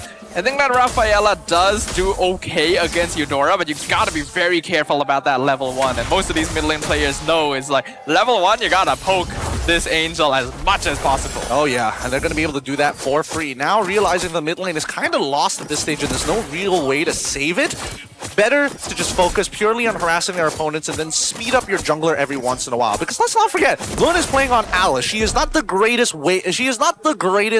jungle camp clear compared to her counterpart in Hanzo. Yeah, big concerns here for Invictus is that they're trying to play the mid-game rundown comp, but they don't really have lane prio on most of the map, and their jungle clear is not that quick either. So they're not really able to make that happen for a while. Oh, wasn't able to take away the EXP crab. Yeah, 3 hits level 4 ahead of time, which is great for him. Turtle does finally spawn here, and I'm wondering, Air 4-4, what are you doing up here? Are we still content? Oh, there's the flicker. Daytona's welcome. They chomp up Tricky. Ever goes straight in. Can he get the bite as well? Nope. Unfortunately, Tricky flickers away. Nice two-man stun. Lands on both. Drone of Ruin only hits one. Luna 10%. He's got to have to back it out of there. Spirit of Destruction, just only a little bit of added damage at the end. Yeah, and Year 3, he should be able to tank through all the damage, but the same can be said about Siska. It looks like Siska has actually opted to go for the for fighter emblems here. Looks like he was getting a little bit of a... Yep, definitely went for the fighter emblems. At this stage of the game, getting some early spell vamp is nice to have. Natko and as well as Rochi going to be basically doing nothing here, just farming for a good chunk of time. I kind of feel like IG might need to consider not going for objectives and instead just hard camping gold lane, cause they don't have damage outside of Moskov, dude. Wrath of Dryad comes out, lockdown 2, Lun secures the turtle, the Tona's welcome, gets the eat, doesn't hit a wall. Kind of strange. Error not able to finish off his vegetables either. But yeah, Tree gets taunted. Has to flicker out of the mid lane. Good flicker. Good flicker. Just in time as well. This does state that at least, hey, no first blood achieved for either one of these teams. This team Vamos able to actually have a slight gold lead despite the fact that Invictus Gaming were the ones who actually secured this hurdle. Now, as expected, Yethri, he's leaving his lane. He doesn't care about this, right? He leaves his lane. He knows that unfortunately Barat takes a little bit of time and he will be able to make it back into his lane without much EXP loss. The important thing is that he's helping with the tempo of that mid lane. Without priority, without that tempo, they can't really get much done. And even for Atan, right? He moves around the map. Zikif is there to actually guard where Arrow 404 is going to be. It's important to note here that Zikif, at this stage of the game, doesn't necessarily have to help the mid lane. He's here to just clear the mid wave and allow enough space for Arrow 404 to start looking for camps of his own. Vamos is moving around the map quicker right now, despite Invictus having the Hilda, having the Raph on their side, and that is not particularly ideal.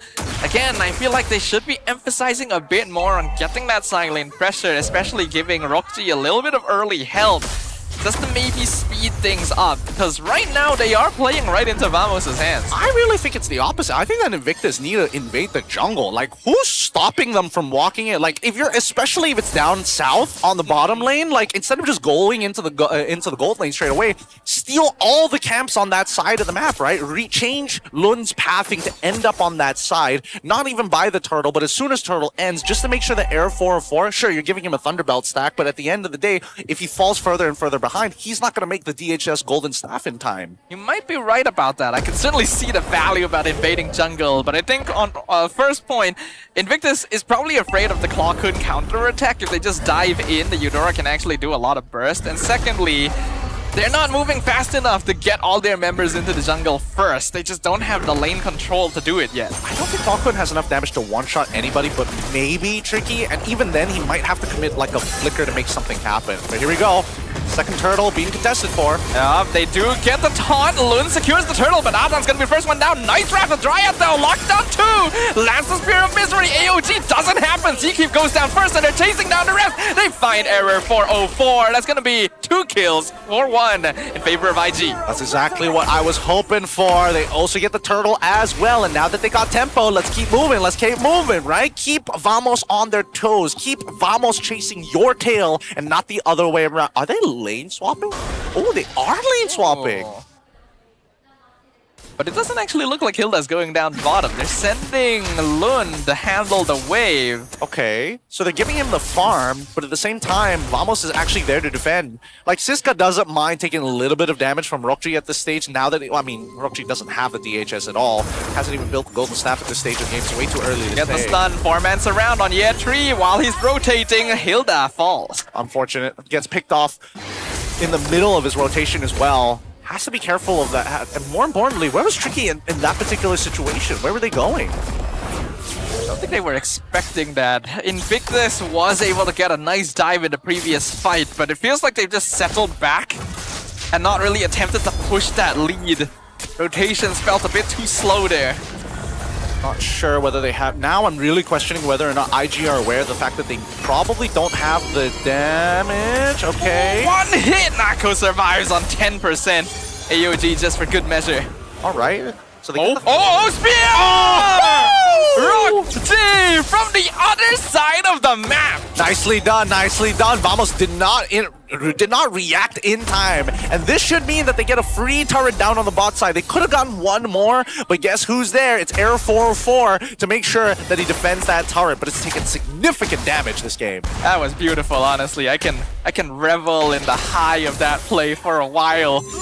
Very nice snipe, good kill. Allows Invictus to maintain control despite not getting the initial pick off. Now they can translate that to turtle positioning. The Tona's welcome, instantly purified. Lun secures the turtle, Raffle Dryad locks down Siska. He has to walk away. Error 44 jumps in, tries to go on the Moskov, gets stunned, not able to stop his barrage from going down. And now he's separated from the team. They've run him down, and this is exactly what IG should have been doing.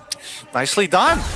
I hope to see a replay of that because I'm trying to figure out whether or not Siska intended to go for Rokji at that stage, or was he looking for Lun? I'm confident he was looking for Lun, but I can't say for certain. It's hard. I'm pretty sure he was trying to go for Lun there, but then it was just an entire pileup of IG. You can't exactly pick and choose what you're eating. I mean, he tried. He tried. And honestly, I think more people, especially when you're playing up against the Barats, his biggest counter to ruining your retreat takes is the fact that the person who has Purify just needs to be in front of him. Just stand on top of me. That's all you gotta do. Most people just don't do that, which is rather frustrating. But now look at the item progression build here. We look at Era 4. He's already got the Brute Force Breastplate already done, and now is starting to build up into the Golden Staff. Hopefully he gets it sooner rather than later because his team desperately needs him with this 3.6k lead that IG has developed. Yeah, it's a comfortable advantage for Invictus right now. Sorry, what is Yantri trying to build? Like, I get first item, but is he trying to build BOD as a second? It kind of looks like it. What is the... Is he intending to run down Hanzo? I think he might be able to, like, just one-shot Clockland. Maybe, but then Clockland is not usually going to be isolated either. Or Nako. Either way, like, with that first item, Nako is going to lose at least, like, 2/3 of his... If he full combos him, like, he might die right off the bat if he gets the empowered auto as well. But it does actually make sense on paper. I already mentioned earlier, the only damage from Invictus is Rockji, so they probably need some DPS from elsewhere, so they just decided, yeah, Tree, you can do that. Really? Okay. I would have imagined that to be something else, like, I don't know, a Hunter Strike to get, like, a little bit of speed or early penetration, but I guess that just doesn't scale as well as a VOD at the end of the day, right? You're just looking for targets to finish off. Siska in trouble now. He's eating a lot of damage. Error 404 though instantly jumps in, instantly gets stunned. Hanekage not able to do anything. Gotta back it up. Spirit of Destruction connects. Surely you don't take that. The job is already done. It's free lord for Invictus. Yep, and Rockji is still playing out of his mind right now. Playing a really hard game. Invictus do not want to lose this. Oh god. Atan gets eaten. Flicker under the tower. I think he's dead. Yep, no way he's surviving that one. Just becomes a pile of broccoli on the plate of this Barats. Lun though coming back in. Respawn on the Belleric. Once again gets pulled in by the missiles for the second time, but Holy Baptism is there to help him get out. They gotta be careful. So far Siska, he is not hesitating. Wait, Tricky. Force the flicker out early on. AOG committed as well. No more Hanekage, which means Zkeef is kind of overcommitted. He has to use the Revitalize. Here's the Throne of Ruin. Connects with the two frontline tanks into the Wrath of Dryad. Zkeef tries to get away, but he's taken down. Killing spree for Rockji. Lun continuing to chase Vamos into their base. The worst part is that Yantri was zoning out two important members of Vamos the entire fight. It was difficult for Nako to even get close. Clockland committed everything just to try and zone Yantri away, and even then, Yantri walks into the bush, comes back out like nothing ever happened. Now this time Invictus understand. We don't need to delay this game. We're gonna push our advantage. We are not letting you scale mid inhibitor down at 11 minutes. Two-man smart missile into the eat on Belleric.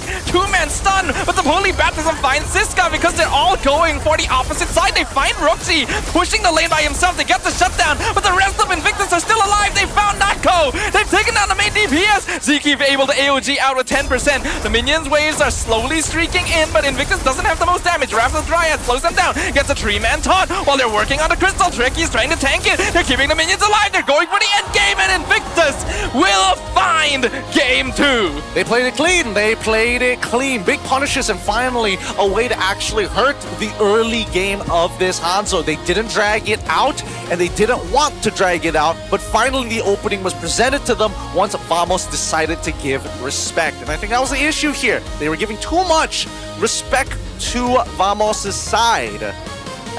In the previous game, you could tell they weren't too certain of what they were up against here. Hanzo making his first debut, but they were able to learn a lot through those 25 minutes, and they instantly put it all into play. Rundown composition, aim for early, and the moment you get any sort of advantage, and cleanly done. It's pulled the game 1-1 so far. It has been equalized at the end of the day. Oh my goodness. What can we expect more from either one of these teams? It feels like they've kind of they wanted to try and deal with this Hanzo at the end of the day. Vamos, it feels like they have a bit of a theme going for them in this best of 3. I'm assuming they were just seeing how far they could push the hero. Personally, to me, after game 1, I was already thinking probably best not to pick Hanzo a second time. It's clear that IG has figured out like how to deal with it, but they first picked him. over Belleric, Atlas, Paquito, and then they don't have the Novaria this time around to slow down team fights and continue to be annoying with him. So once you see all those big bulky heroes get locked in by IG, you know that this is going to be a rough one for Vamos. I think that it's tough. It's tough. I'm trying to figure out another way out in the draft, whether or not they had some counterplay. But let's give it up for our MVP on Alice of all things. Give it up for Lon. I'm surprised that he got away with what he got away with, because most people would say, you know what, Alice was meant for the EXP lane. You need access to Flicker to be able to land really, really decisive and impactful Throne of Ruins. And for some reason, Lun was still able to find impactful engagements despite being the jungler. You would normally think that Alice is just way too slow to play in this meta, right? The heroes are clearing jungle so quickly, but it's made up for by the fact that Vamos is specifically playing a slower comp, and they also have a Rafaela to help manage that mobility.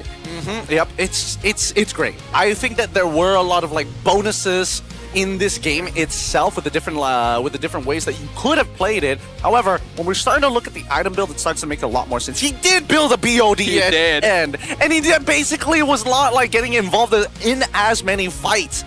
Interestingly enough, that was just looking at Year 3's build. But then everybody else, right? We started looking at just utility items like Rokji needed to win out his lane, and that's exactly what he got. And I'm surprised as well, because initially Nako was completely zoning him out of the gold lane. That's why I was saying that, hey, maybe Invictus should help Rokji just a little bit.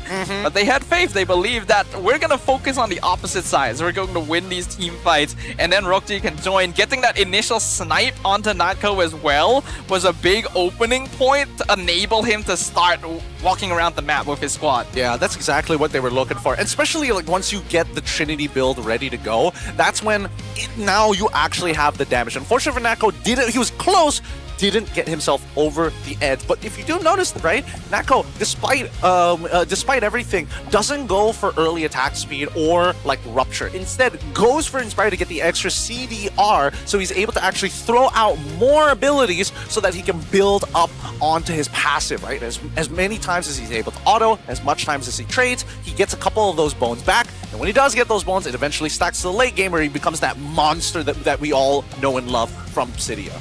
That's the game plan for Vamos with this draft, right? They're not trying to win early. They're not trying to force fights. They're trying to delay fights as long as possible so that everyone can keep spamming Hanekage out and getting Thunder Belts. So may as well go for that cooldown reduction so that your marksman can participate as well. But yeah, big weakness. You're not as strong early. Yep. Now we also look at some more stats here. Rokji being the carry alongside as the rich guy. 793. Not a bad score so far, but we're looking for those who go above and beyond. We need to start seeing him actually make it into the 800s if he wants to start competing in that internationally. But I don't think their plan was for him to double wave in the first place. It is, we play down on bot side, you try and win out that lane. Once you get 3 items, we team fight.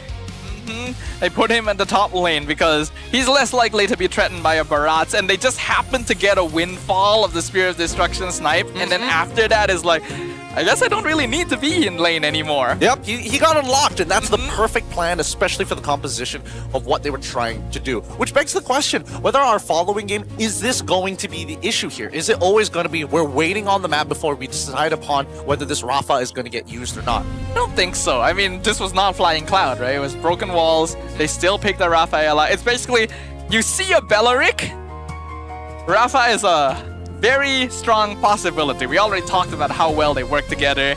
You got like the healing, the mobility that helps out Belleric, and then you can combo the Holy Baptism, Rapid Dryad together. Even better this time since you also have the Throne of Ruin to follow up on that.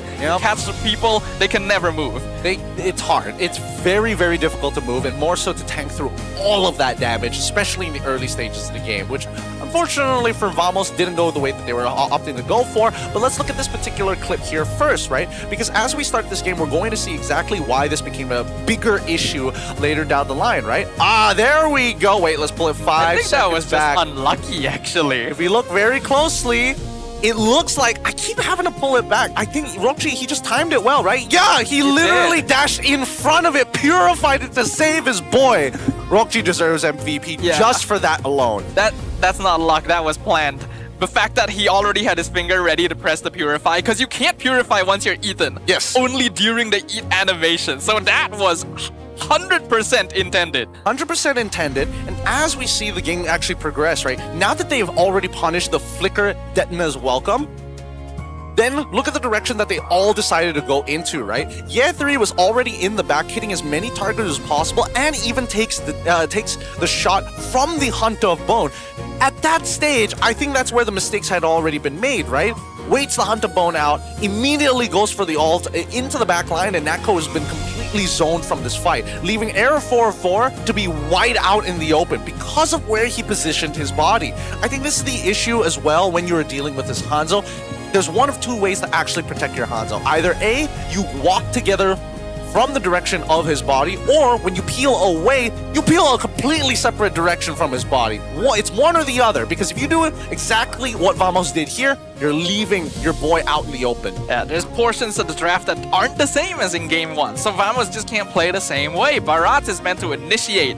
It's not the same as a Uranus or Esme who can just reposition and zone. He has to do a job, and since he failed in this job, he instantly goes down. And they don't have a Novaria to slow down the enemy team from running at them either, right? So Error is just in a bad spot. He had to commit. He had to try and kill Rokji after the failure in the opening and hope to trade, but that didn't work either. Exactly. And this is really just understanding how the map actually works in your favor, right? Because most people are going to be thinking that, like, okay, it should be pretty easy to get out. And as you mentioned, it's not. You can't. You always have to go in the same direction in the same places at the same time. If not, you're not going to be able in you're not going to be in a position to peel. Notice where Clawhood is, right? He's not with the rest of his team. He knows that front line has already been compromised. He doesn't have very many options, right? Because keep in mind, when you use the superconductor, it empowers certain abilities. If you use your superconducted ball lightning, it actually has a slight AoE. But the problem with that AoE, I honestly think they need to make that AoE slightly bigger, because now if he does go for that stun, he's only catching like at max 2 people, because he has to walk up pretty close just to fork lightning first before he rips the ult or anything of that sort. Personally, to me as well, a lot of teams keep picking Eudora into Wrath, and yes, it wins level 1, level 2 pretty handedly.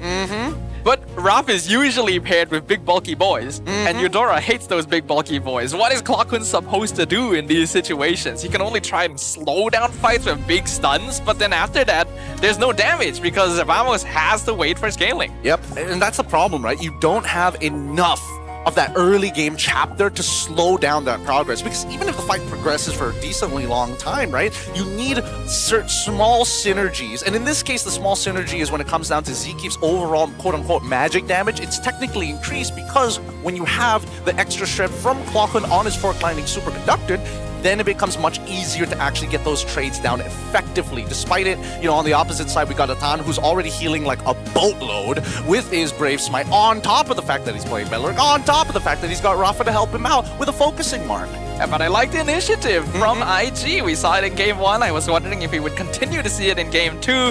They are not playing scared anymore. This is commitment. This is shot calling. It's great. I like the fact that we are seeing a new side of them this time around. A side that they are less afraid, but it's clear that both sides know how to play with the lead, right? Which begs the question, does that mean that it's all about the early game, or are we going to see this Hanzo get played out one more time? Because I think that unfortunately, like, you can tell that it takes a while to get that first item Thunderbelt already. It just feels way better to snowball with like your traditional Hunter Strike into, I don't know, something else for some of the other assassin type junglers. Yeah, does Hanzo have a place in the meta? I think he could, but it's a niche. You gotta save him for later in the draft. He's more of a last pick kind of situation. For now though, we'll take a short break, let the teams rest up. When we come back, a game 3, who's gonna win it?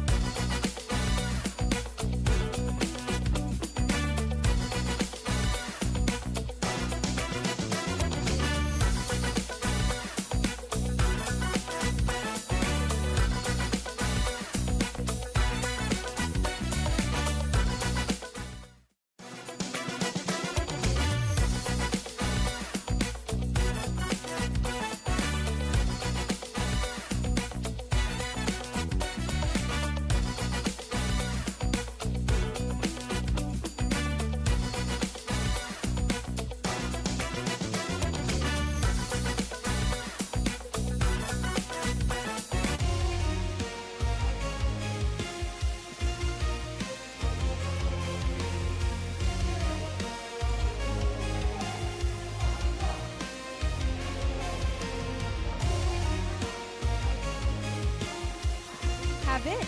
Cepat-cepat kita kena start. And of course, top 3, like I've mentioned, akan dapat hadiah daripada MPL MY. Nama-nama tu jangan yang bukan-bukan behave sikit pasal nama. Alright guys, jom masuk. Let's go. Kita ada Shasha, kita ada Man, kita ada Mushroom. Masuk, kita nak test lah you guys punya knowledge tentang MPL dan juga Muton, MPL, ML, everything.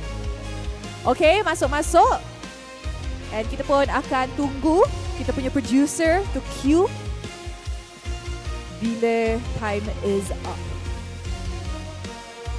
Alright, let's go. Siapa yang lambat tadi? Rosa cakap cepat-cepat. Apakah maksud MPL? What does MPL stand for? Adakah Malaysia Professional League ataupun Mobile Legends Bang Bang Professional League? Right or left? Cepat-cepat. Uish, ada juga yang salah. Alright. Siapa yang nombor 1, 2, 3? Walawe, Echa dan UITM Jazin. Roar dan Rembik. Wow. Okay, you guys have to step up. Yang manakah bukan role dalam MLBB? Mage, Assassin, Tank, Sniper. Mana yang bukan role dalam MLBB? Kalau ni ada yang salah, maksud tu tak sistem ya? Serious. Wey! Siapa yang salah tu? Okay. Nampaknya tengah menyala walau ini. Apakah maksud ganking? Adakah dia mengambil Lord, membeli item, menyerang musuh secara mengejut dengan bantuan rakan sepasukan ataupun menghancurkan turret? Apa maksud gank? Biasanya kita call dalam game. Ada yang salah tapi tak apa. Ramai yang betul. Okay. Weh, dia tengah step up. Okay. Hero manakah yang terkena dengan skill hook? Dia bocil. Franco, Nana ataupun Mia? Ni kalau salah, memang dark system. Woi, apa yang Nana? Aduh. Okay. Next question. Apakah maksud recall? Bukan! Zone bukan maksud recall. Kembali ke base, mendapatkan buff, menukar lane, menukar hero. Masalahnya Zone tak ada pun kena lagi dengan korang. Okay.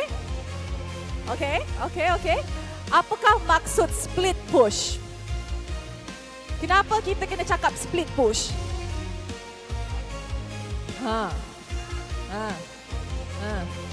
Kenapa kita kena cakap split push dalam game?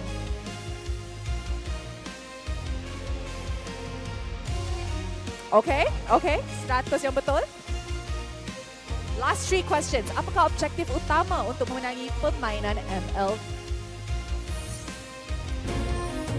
Welcome back, everybody, to the MPL MY. We're currently having a little bit of a break here up on the stage as our teams are coming back and getting back in to their battle stations. We have a little bit of on-ground events going on as well with Rose, of course, and our live audience. So come on down over to Quill City Mall here at the MPL Arena to get yourself some goodies while you're at it, while watching the games. Speaking of games, game number 3.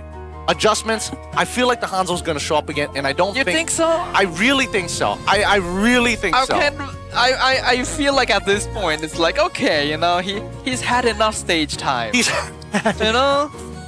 I don't think he has, unfortunately. I really don't. It's time to rip off the contract. Oh, boy. No more Hanzo. That's the thing. I really feel like that's what they've been practicing a good chunk of the time. The fact that Era 4-4, based on the way that they've been drafting in like their previous games and even in some of the internationals that we've seen, doesn't really go out of the ordinary unless the opponents are specifically targeting Era 4-4. I still don't like it. I feel like yes, Hanzo is annoying. We've seen how much people complain in pubs.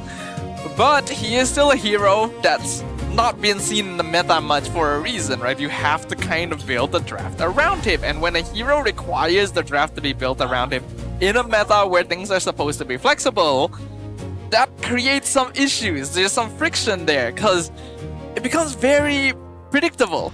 The opponent knows exactly what you are going to be doing just from seeing that one hero alone. Well, I mean, yes, but at the same time, I think you're absolutely right about building the support system, but I think they need some like actual winning lanes. Like we've seen 50-50 lanes at this stage of the game. Some people have like completely losing lanes as well. I think they were winning most of their lanes though. Like Gold was kind of like skill matchup 50-50. In game 1, it was more likely that Irtha was going to win out the trade. Moskov ended up losing in the early game of this for game number 2. So then that would mean that EXP, which was basically kind of like a nothing burger, because it was Hilled up Barats, like nothing was going to happen in that lane. I do feel like Vamos was actually holding on to most of their lanes. It's just that it couldn't translate into team fighting because, yeah, all the big beefy boys can't really break through them in the early game, especially with 2 scaling DPSs and the Eudora. And so the draft already was not particularly useful for Vamos, and that in part largely because, hey, we gotta build around Hanzo. Maybe it's too demanding. Maybe if they only play for like only one side of the map, that could have like really focused down on what Hanzo needs to do in those moments. Okay, you know what they need to do? If they are going to early pick Hanzo again.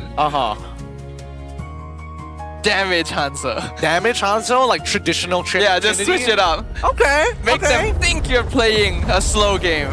But you're not. Yes. You're not. You're there just to chunk them out as soon as possible. I don't mind the idea too much, but let's see what this draft is going to provide for us. Because again, we've noticed that both of these teams don't like going too far out of their way from what they like to practice. The only exception here is IG. Because again, they're the only ones who are like, okay, 180, we're switching it up, we're playing Rafa mid. And I appreciate that. I'm a big fan of teams that are willing to change things up. You know? Pull out different heroes. That's what makes you unpredictable. But it is broken walls once again. IG will be on blue side this time. And they banned the Belleric and Novaria. This time around, IG, they want the blue side pretty bad. Belleric, Novaria, alongside with the Fanny. This should be a Hirara ban on the side of Vamos.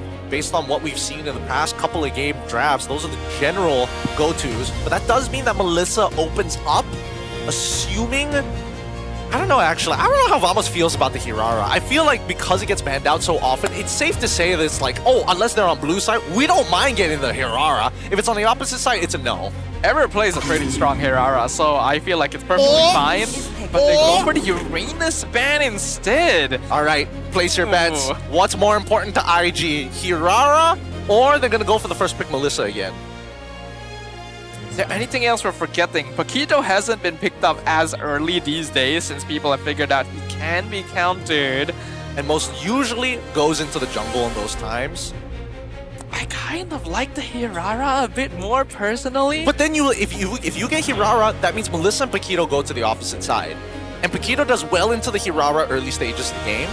And you still don't have an direct answer to the Melissa. Yeah, it's the Melissa, okay. Unfortunately, I think the Melissa pick is by far the safest.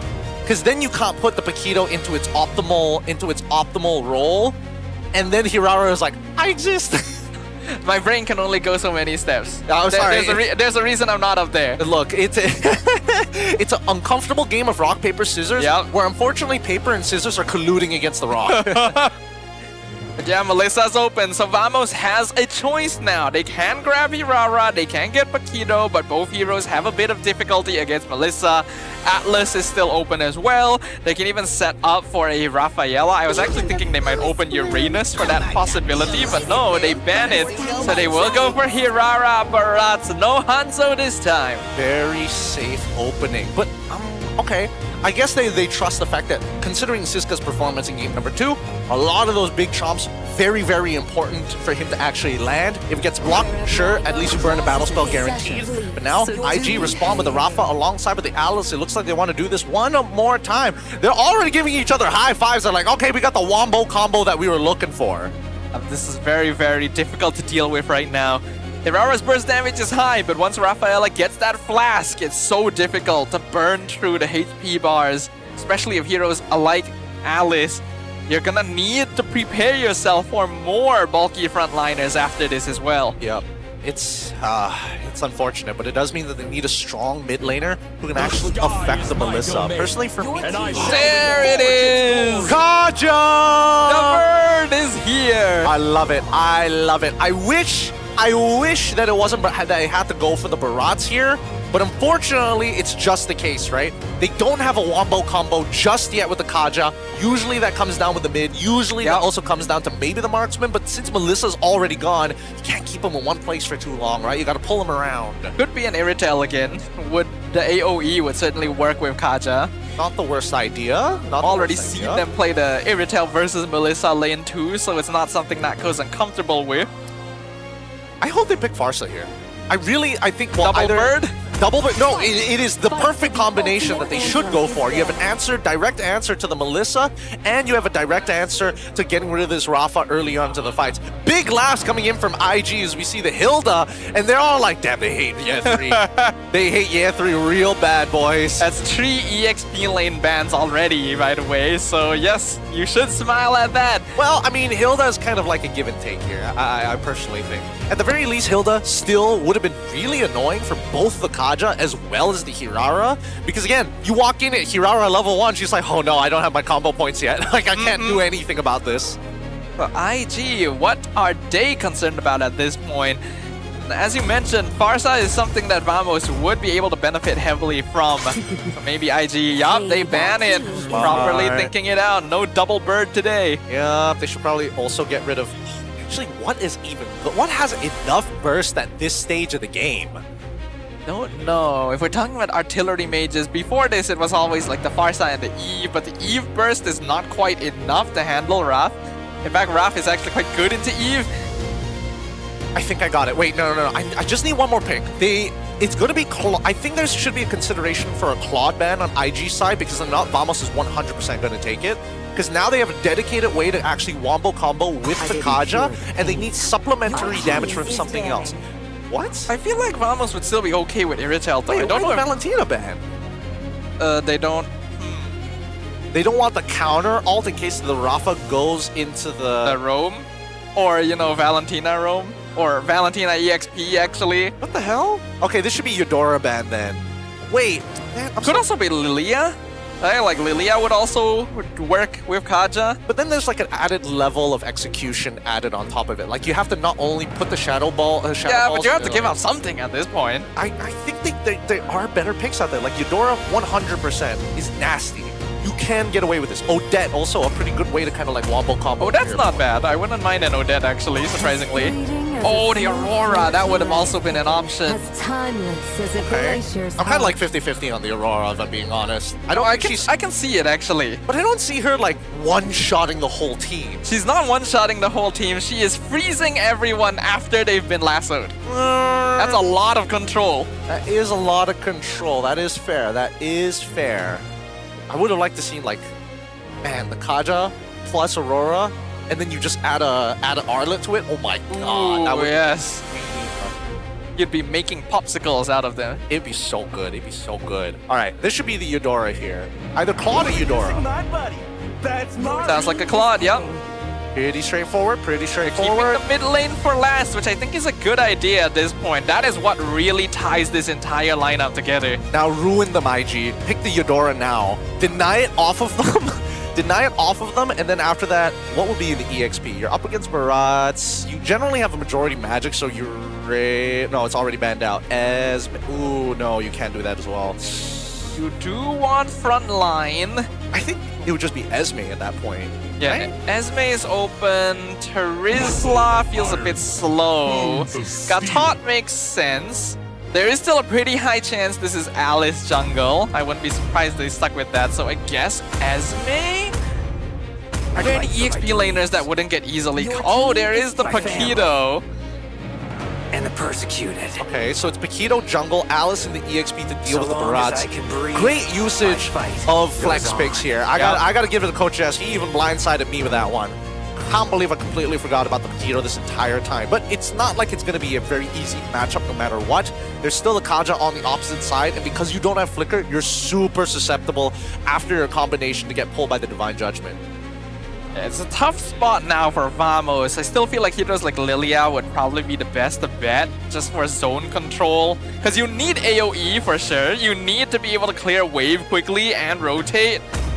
Something like Valier technically works against tanks, but it's a bit too slow in my opinion. I think it kind of has to be. Yeah. You don't have much choice in this scenario. No, I feel like it's just not enough damage. It may not be enough damage, but eventually it'll come to a point where your Dora can 100-0 the Melissa, and that by itself is good enough, right? Fair enough. And that can be the same thing can be said about Rafaela if she gets lead. So, generally speaking, I don't mind it. I like the usage.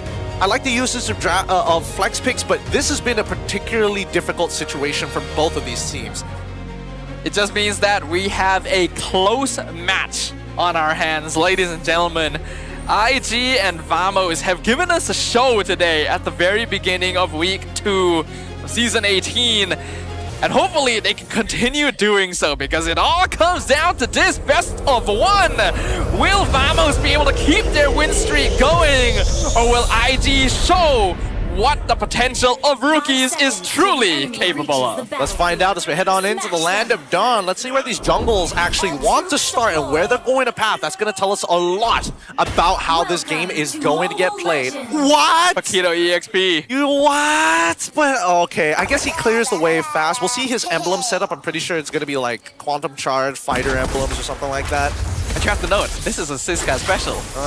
It is a Siska special. They don't have enough wave clear. What did Zeke go for his emblems if he didn't get Concussive Blast?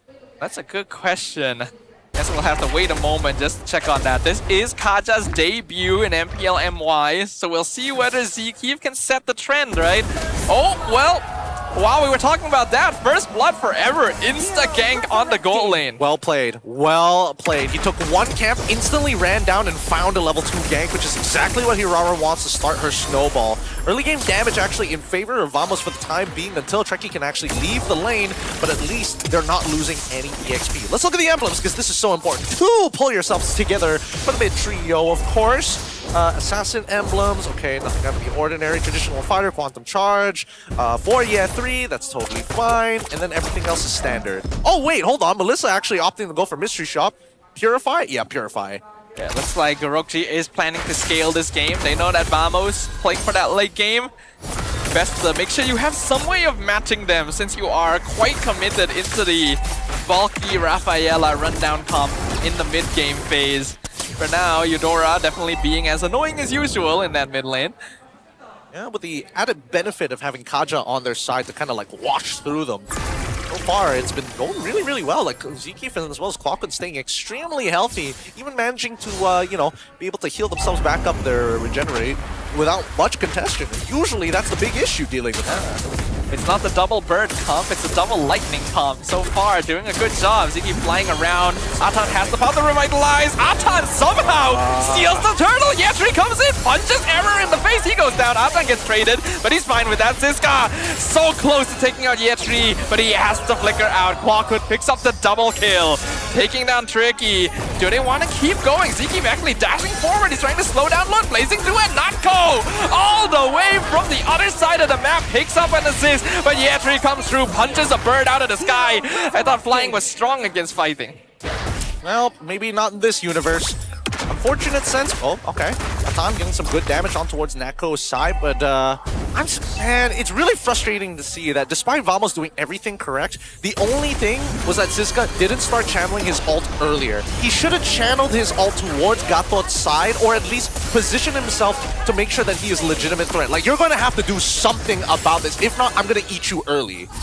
Yeah, it's a little tricky. You can tell that Siska still is kind of adapting into the tank utility EXP style, especially with how crucial Daytona's welcome is to the composition. Vamos needs him to be able to land these a lot more effectively. We've seen how other players are able to use the hero. He needs presence. He doesn't necessarily have to hit the Daytona's welcome. He just needs to show as if he is going to. And considering the number of times he's landed the flicker Daytona's welcome, like, that should be enough behavioral analysis from Invictus Gaming to treat it like, okay, he's gonna hit it again, we gotta just respect it, or get somebody with Purify to block it, which Rockji is nowhere close to that fight. For now, Rockji gonna be the first one to hit that item. The corrosion scythe already completed, but the net worth lead still slightly in favor of Vamos. Things are pretty even right now. Gonna be dancing around for just a little bit of time as the next turtle is gonna spawn in 12 seconds, right?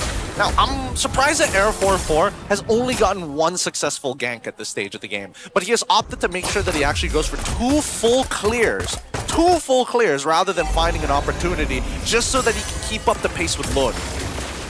That is unexpected as well. You would think that Hirara should be able to clear jungle a lot faster than an Alice, but Lun is showing that the hero still has value, especially with the Rafaela combo. They control the turtle. Siska waiting for a chance to get the stun on Atan. He eats up the Gatod. Revitalize comes out. Lun secures the turtle. They get dragged back in, but Siska is the first one down. Killing spree. Double kill for the Paquito. Blazing Duet doing good damage though. Clockhood finds a return snipe. Gatod will be the first one down. They're now re-engaging on Lun. He's tanky, but he's got the flowing blood. He gets out, and the Paquito comes in with old 1-2. Unstoppable for Yetri. Figure out what the play is exactly. Yetri should be able to get this no problem. Like, this was no questions asked. Like, his flicker was available. He had champion stance. Like, he was gonna die no matter what. I'm just surprised the fact that Siska, why isn't he using the ult early on, man? Like, are we looking to steal away the neutral objective or no? Because if it is no, we start backing off. If it is yes, then you attack the then you immediately jump onto that Alice and pray to God that at least your jungler can dodge the AOG, because that's really what it is, right? Siska can only do so much. He can either deny the retry or he can start zoning off his targets, and right now he can't do the zone. It's weird. It felt like there was clear hesitation there where he was like thinking, do I want to eat Atan or do I want to save it for later? And by the time he eats Atan, it's already too late to be as effective as it should be. And those lapses in judgment are costing Vamos. Yeah, I think Vamos need to work on their timings if they want to steal neutral objectives. Here comes the conceal though.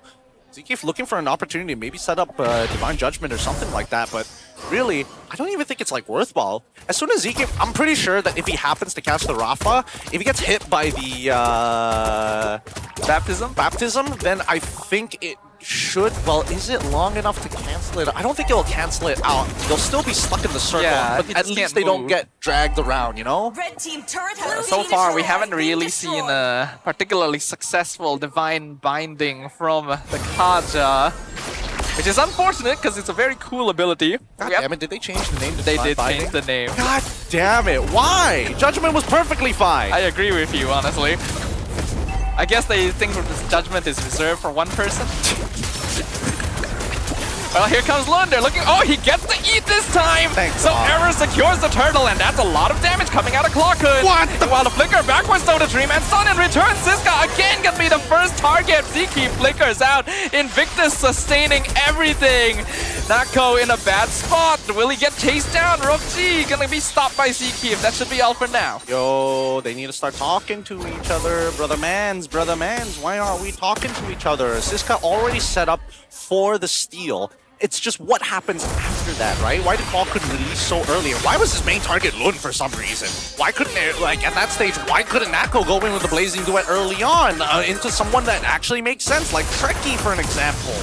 There's a lot of weird things are going on here in this neutral. Oh, God. They might be able to punish Rockji. Purify comes out. Daytona's, he's fine. As long as he has that Purify, that nobody's touching this poor guy. Well, maybe Zeke, but like even then, it's not the worst in the world. He's perfectly okay with that. Throne of Ruin, they take down the tower, they catch out Siska. Godlike streak, 6-0 for the Paquito. It is clear that Vamos don't feel very comfortable trying to run this comp. There's a lot of different things that are happening all at the same time, and if they don't come up to speed with how exactly they want to fight, this is going to be a very quick game for Invictus. Yeah, this is not looking good. That EXP lane gap growing bigger. And Rockji benefiting from it as well. Vamos 3k gold behind at this point. Is still a gap they can make up if they're able to get more farm into Nako and Clockhood. But so far, the initiation has just not been clean. I don't think... Oh, no. So they're going to make sure that Siska is going to be the one with Dom Ice? Wait, hold on. I think they're engaging up top. Yeah, Lun chasing them down. Vamos trying to run away, but Ziki a bit too slow. Legendary for Yetri. Throne of Ruin catches Siska, but they don't need to go for any more than that. Yep, don't need to move any further than this. They've already done all the work, and now they slowly start stealing camps away. Make sure that Siska actually has to join up with the rest of his team if he wants to stay big, but this should be a no contest. Air 4-4 down on the bottom side to actually get this push down, and hopefully gets a tier 2 off of it because they are blitzing the Lord. So far, this is the cleanest we've seen from IG since the season started. The confidence from the past couple games really building up on top of the mistakes that Vamos is making to turn this into a pretty one-sided performance. Kind of anticlimactic if it ends this way after what happened before. Really is. It really, really is. Not to mention that Yetri is actually sitting on 8-0-1. He is the main cleanup crew. Oh, Divine Binding, they catch Tricky, but he does have the Winter Crown. AOG comes through, Tricky's alive, they dive into the back. Atan is taking so much damage, and the damage is building up from Invictus. Lund follows Ziki under tower, picks up the double kill. Blazing Duet comes out though. They find a shutdown, flicker in, the Daytona's welcome, ETF3 cuts him off midway. This got trades, the job is done. Bad shutdown on Year 3 though, pulling the score back to something that's actually desirable for Vamos. Like, they were losing a lot harder with the goal deficit, but now it's only 3.3, and with their holy shieldings, they should be able to prevent this Lord from getting an inhibitor and extending Invictus's lead even more.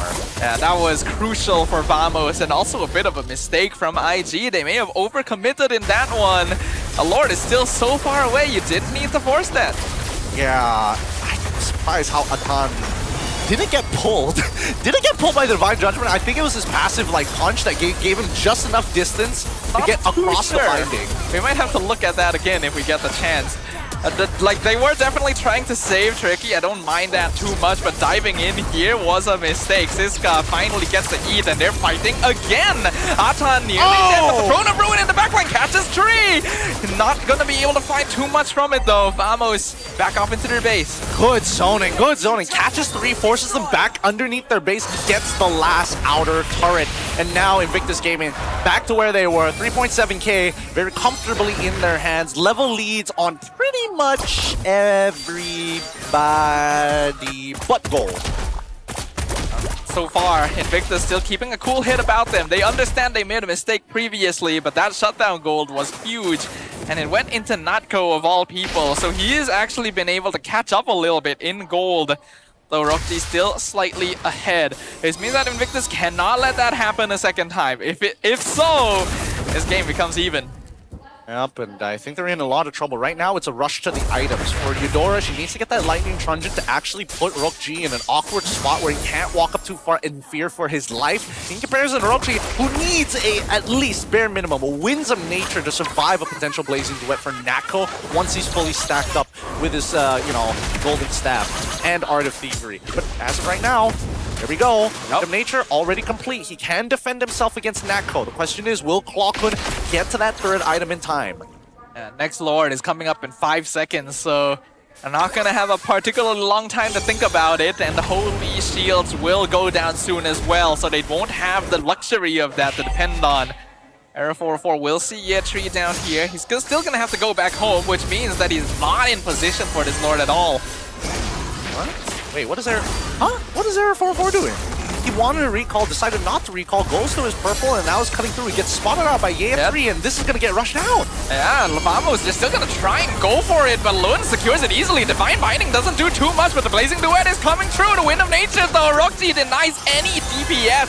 Siska, once again, left in the lurch. AOG cuts off Clock and puts him in an awkward spot. The spin doesn't even stun. Not that it would have done anything. They know Clockman's out of position. He'll sacrifice himself to make sure Natko goes home. But at this point, with the Eudora falling, Invictus have a clear path. Oh, that was bad comms. Bad comms by Vamos. Unfortunately, the miscommunication is getting them killed right now.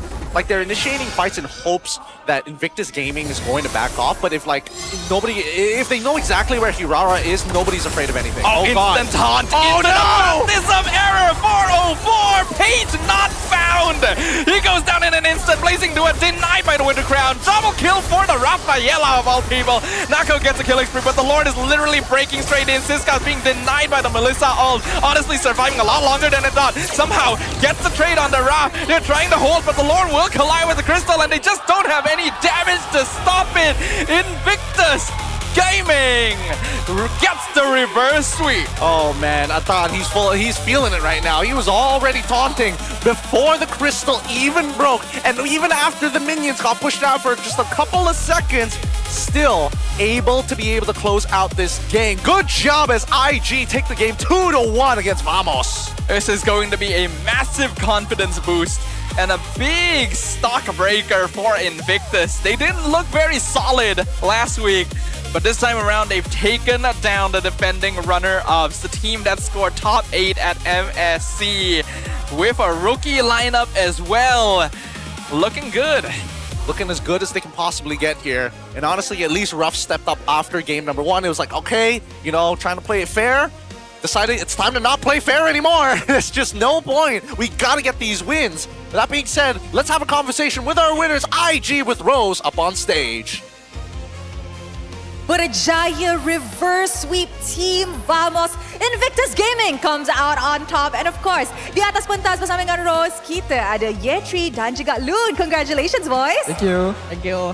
Okay, mungkin kita boleh start dulu kot dengan game pertama. Sebab game tu, first dia nampak macam Vamos ada upper hand. Tiba-tiba IG pula boleh fight back. So the question is it because of the Hanzo yang punca you guys kalah game pertama dan you guys dah dapat adapt game kedua ke memang it's just execution problem daripada it's just execution problem lah, bukan Hanzo. Hanzo bukan the problem. Problem dia dekat saya sebab saya mati tu. Saya terlalu disrespect enemy, so kalah. Okay, you mentioned that Hanzo is not a problem. So, pendapat Yetri tentang Hanzo, it's not really a good pick lah. Bukan viable sangat di meta ini. Bukan meta hero. Oh, okay. Now, mungkin kita pun boleh discuss tentang coaching staff IG lah kot. Sebab musim ni kita jarang nampak Coach Bam di pentas MPL. So, beza ke ada Coach Bam atas pentas dan tak ada Coach Bam? Tak ada. Sebab orang dekat Game House pun dapat pressure daripada dia. Kat atas pun sama je dapat pressure. So, dia mesti ada kat dalam korang punya fikiran lah. Dekat mana-mana dia ada pressure. Biasanya dia cakap apa Biasa dia akan marah. Oh, marah? Marah je. Tapi dia selalu nampak macam fun-fun je. Ya ke dia marah? Just ada alter ego. Itu persona MPL je lah. Tapi dekat rumah memang kuat marah lah. Memang kuat marah. Tapi kita boleh nampak lah kot hasilnya. Mungkin dia nampak potential yang besar kepada rookie-rookie pemain IG kan. And of course kita pun nak borak dengan Loon. Hello. Hello. Nampak Loon ni macam very happy-go-lucky lah. Happy menang hari ni? Okay, Loon. Tadi Yetri cakap Hanzo bukan masalah pun di perlawanan ini. And of course dia pun rasa Hanzo bukan viable jungler. Bagi Loon, kenapa pula Alice keluar di Land of Dawn hari ini? Kenapa ya? Itu karena kita udah prepare juga sih. Emang hero kita. Oh, memang hero Loon lah. Apa yang membuat Alice sangat-sangat OP dalam perlawanan tadi? Kenapa you rasa dia sepatutnya di-pick? Karena dia objektif kuat. Strong objektif. Strong objektif. So you rasa dia boleh dimain dekat rank lah? Ataupun memang ikut draft? Boleh. Boleh. Okay. Satu lagi soalan yang mungkin agak personal lah kot untuk Loon. Kita tahu di mana musim lepas IG ada jungler terbaik yang semua orang rasa like, you know what, he deserves to stay in IG. Tapi Loon datang musim ini, rookie face, fresh blood. Ramai orang ada ekspektasi tinggi. Of course, you are replacing one of the best junglers, import junglers yang kita ada di Malaysia. Adakah itu membuat you rasa pressure bila you are filling such big shoes? Enggak sih. Ya, kalau pressure nggak ada pressure sih. Yang penting kita main aja. Main dalam sistem tim kita lah. Kita bakal dapetin yang terbaik buat tim kita. Buat yang terbaik, tak ada pressure, have fun. Betul? Yeah, have fun. Are you having fun? So far, okay ke dekat Malaysia? Okay. Fun? Fun. Very fun. Apa yang you suka dekat Malaysia? Ayam gebuk. Aduh, Loon. Alright guys, so kita pun sedang saksikan perlawanan reverse sweep, tapi hanya seorang yang boleh menjadi MVP. So agak-agaknya siapakah MVP anda? Mari kita tengok MVP perlawanan ini in 3, 2, 1. MVP jatuh kepada Yetri! Okay. Why? Apa ni? Memang You know what? Very good vibes di Invictus Gaming. So, Yetri, your next match, AC. After berjaya reverse sweep Team Vamos hari ini, betapa confidentnya Yetri untuk menentang dengan AC? Sorry? How confident are you to go up against AC as your next? 100%. 100%? Semua match 100%. Semua match 100%. Memang datang dengan mindset dan confidence lain lah untuk musim ini. So, does it mean you ada 110% confident dekat rookie-rookie player dalam IG? Betul. Saya semua sebab diorang deserve kan. Diorang deserve the spot. Diorang pun work hard dengan saya. So, saya confident je. Ini senior yang kita kena keep an eye on and of course keep an example on. Percaya dengan rookie-rookie player. Yetri, any words kepada fans? Untuk fans, supporter-supporter IG, supporter-supporter kawan-kawan yang datang hari ni, even dekat TikTok, live stream. Thank you tengok kita orang, thank you support. Apa korang, tak ada MPL, tak ada e-sport, tak ada industri ni. Thank you so much. Alright, terima kasih Yetri Loon dan sekali lagi tahniah atas kemenangan ini. With that, mari let's throw it back to the casters to analyse apa yang terjadi dalam perlawanan pertama kita hari ini. Thank you so much, Rose. Give it up for our MVP up on that stage. Yeah, 3 comes back to Malaysia after his some time of being transferred over to MPL ID. Didn't get much other than just the single game, but it comes back with a strong vengeance. 9-2-4. He was 8-0 at one point. Paqueto's still strong, man. It's still so difficult to handle. I'm sure a lot of us were wondering, hey, should Paqueto be in the EXP lane? But for me personally, he's always better as a laner than a jungler, and you can see the impact of that. And fighters do love a bit of healing.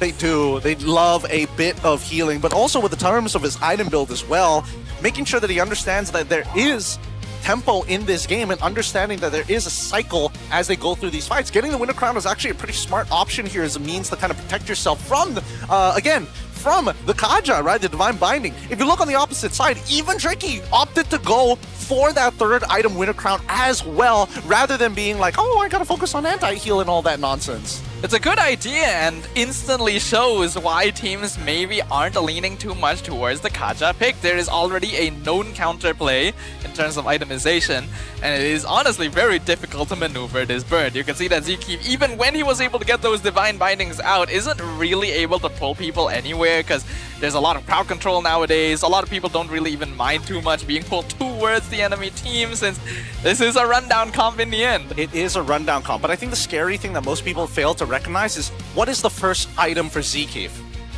He has to go Fleeting Time.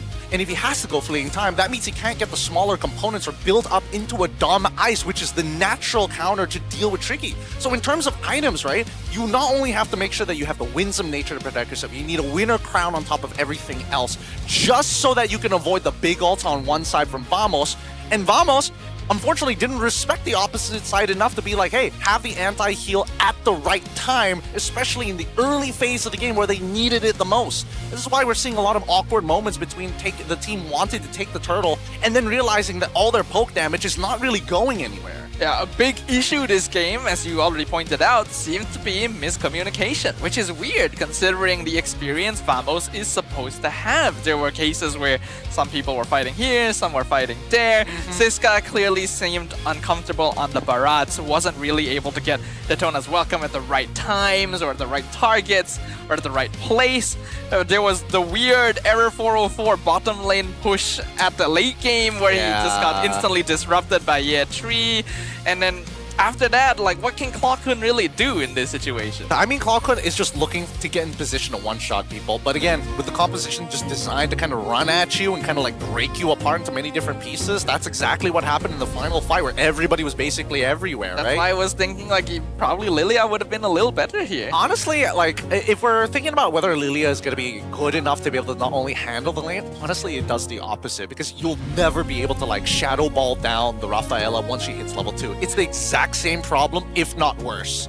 And you don't have the utility of the stun or wombo combo with the Kaja as well. So you're just kind of like, Kaja, you slow, and then I hope that I'm able to like land the shots. Perhaps. I think that Vamos unfortunately just didn't get the right pieces in this time around. Well, maybe here's the argument for the right pieces, right? Okay. With this particular clip, if I remember this correctly, we're gonna play this in slow-mo, of course. I'm looking at Siska specifically because his job is so vital in these fights. Once Atan has already gotten past, there's nothing that you can do at this stage of the game. However, shouldn't you already be charging your ult? As soon as they start moving within your zone of influence, this is where I think the mistake inevitably happened, right here. Siska, it doesn't matter if he goes up or down, he needs to control this area of the map. If he doesn't control it and he already sees the flowing blood through, at that point, you should already be charging your ultimate at that stage of the game. He wants to just hop over the wall, but I really think if he just held on to this ultimate, he can manipulate the timings of when it happens. And he needs to communicate this with his jungler to say, hey, slow down for half a second. I can guarantee you this Lord, if he presses his button sooner, you just need to make sure that the turtle is not low enough to be retreat yet. Yeah, I feel like if he had charged up the Daytona's welcome a little sooner, it might have made Lun second guess, actually, jumping to the flowing blood, right? If he did, he gets eaten. If he doesn't, I think this guy was just afraid of wasting it, right? It's the thought process of like, oh, I have to wait until he actually jumps to it before I commit the ult, but that's the wrong way of thinking already. I mean, that's the problem. It's hard to make those decisions because you only see the impact after it like 5-10 seconds later down the line, right? And that's the problem here. Every time I see this play, it's just, I wish he pulled it off earlier, but that's not the only thing that we're concerned about, because where is Zekif in this fight? He's sitting in like the middle of nowhere here, where he wants to deny the space away from Ye 3 specifically, but really, the fight has already begun at this start, and he moves a little too late. Because of this dispersed style and the fact that Trekkie comes in late into the fight, Zekif, by the time he actually gets this pick onto Rockji, it's too late. They've lost all the important parts of the composition, they've lost the neutral objective, and they're pulling Rockji in a position where he can actually affect all the remaining members. See, the flicker comes on through, Divine, the Holy Baptism comes through. Is huge. Yup, and then muddles instantly. A free fight just like that. The Divine Binding basically pulled Rockji into the position he wanted to be in anyway, because by then, Clocken's full combo had been spent on the front line, right? Exactly. Like, there's just no sync between the team fight from Vamos, and it's weird, because they're normally good at this. Exactly. So, when we see this next clip, you'll see a lot of the same similarities actually happen. Except this time, it's already after, and the fight immediately breaks through. We see the big ultimates already pulling together the members, and unfortunately, once you see Natco actually jump in to try and go for it, what happened? I mentioned it in the game. Winds of Nature, Winter Crown. Those early rushes made all the difference in this game. Rockji, unfortunately, he can't rush it, but he already had enough of a lead to buy it for himself. Honestly, earlier there, you could also see that Siska was just kind of hovering awkwardly, like if you reverse it slightly to where the Blazing Duet was happening. Like, what is Siska really doing? Right? Sort of, like, at this point, Zekif is basically dead. He has to back off. Clocken's already spent all his resources. Nako goes in to try and do damage. Siska is attempting to back him up, but if you really look at what's happening, right? Walking into the wall. Yeah. Like, but if you just look at what's happening, the Blazing Duet is not doing any damage. Yep. At that point, it's like, there's nothing you can do here. It's time to go. Yep. And that's the thing, right? He wants to pull away the attention of everybody so they just start kiting down instead of running to the BMI direction so that Natco can get out of there, which I don't think is a bad idea. That's why you see that Atan, he's guessing where he is and obviously just jumps in with the AOG. But at that point, the entire positional composition has already been broken. And there's nothing you can really do about it at that stage of the game, right? And as they chase Clockun down, like, I really think that what should have happened right from the very beginning of this clip, where is he? Here we go. Darn thing is blocking where this position. All right, there we go. Clockun comes in, he goes for this full combination, but it's already too late. And then Zekif has already like tried to make his binding really, really good, but they didn't hit any of the priority targets that they were looking for in the first place. In this case, it should have been Rockji. It should have been Rockji who was targeted rather than Lun. Lun is just too tanky to cut through at this stage of the game. I also feel like one big issue with Kaja is just how it's a similar issue to a lot of tanks that are highly reliant on one singular big ultimate. Yes. You have to start fights with it. but there's no other tools you can use to maybe force out resources before you use the big ultimate. Exactly. That's why Atlas is so good, right? Exactly. You're painting the perfect picture here. This is the big difference between utility style supports with big setting ultimates compared to a kit that naturally has CC and a big game-changing ultimate. That's why we're seeing that Belleric as well as Atlas are the two foremost premium tanks in the metagame as of right now for those two abilities that they have. The Ancient Sea, the Wrath of the Dryad, perfect match alongside with the Fatal Links. Having ways to make your opponent spend Purify, spend Wind of Nature before the big ult is crucial. Because here, Zkeef has to start the fight with the big ult. And because he only has the one big ult, all of the rest of Vamos has to commit. Because if they don't commit on the big ult, they've wasted the big ult.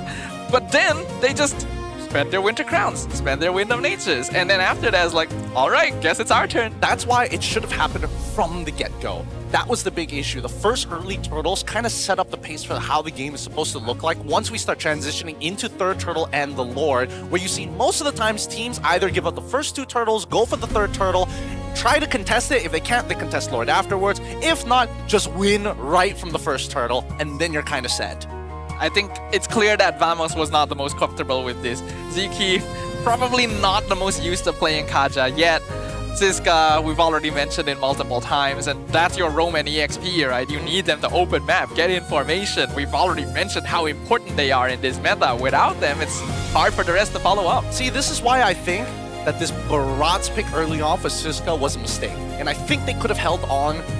They might even be able to give it over, right? They could have held on to it. They could have held the Paquito as a means for counter drafting rather than just the Hirara, and then eventually gone to Lapu, which is probably the only combo starter. So it's that EXP pick that really hurt them overall. With that being said, though, this concludes our very first match. Next one, BTRM facing off against SRG. But first, just a mic check from our previous series. Scan berapa scan? Aku ikutin sih Nolan deh. Tiga. Nice, ikutin deh ya. Tuh. Kan treble aku aman sih. Ini, Nolan. Aku tak. Lagi. Pelan-pelan. Melisa bagi di treble ya. Ada lot guys, ada lot. Pakai lot. Main chill, kasih bocil mainnya. Ya, aku penuhkan yang terus datang. Ini pukulin ini Uranusnya. Ya, sabar. Duelin. Terus keluar. Buat duelin. Udah bareng lord udah end guys, santai. Ini gas aja depan dulu. Nice. Ada gua nih kawan. Ya, ini depan lu. Dia freezer. Dan gua itu. Santai, bos. Nice. Bola lagi. Aman, tempel aja terus. Bawa. Depan, masuk depan satu orang. Aman. Sama kan. Kabar. Baras dulu. Bantai. Lihat bawah. Bawa. Aman. Siap. Bantai. Nice. Kata. Gas. Boleh. Nice, aman guys. Gada hitter, sampai aja guys. Aman. Press aja. Tipis. Ete aja tipis. Tahu. Torlok. Dia enggak bisa clear. Tahu. Nice. Santai. Easy. Nice fun. Santai enggak boleh habis lagi. Ada damage dia. Ya, aman. Respect ya guys, tapi ya. Aman, enggak ada one. Gua lagi. Mimi. Double pare. Hero dulu. Hero. Nyawa. Bye Boci. Bye. Ini enggak masuk. Aman. Ini enggak masuk. Bye.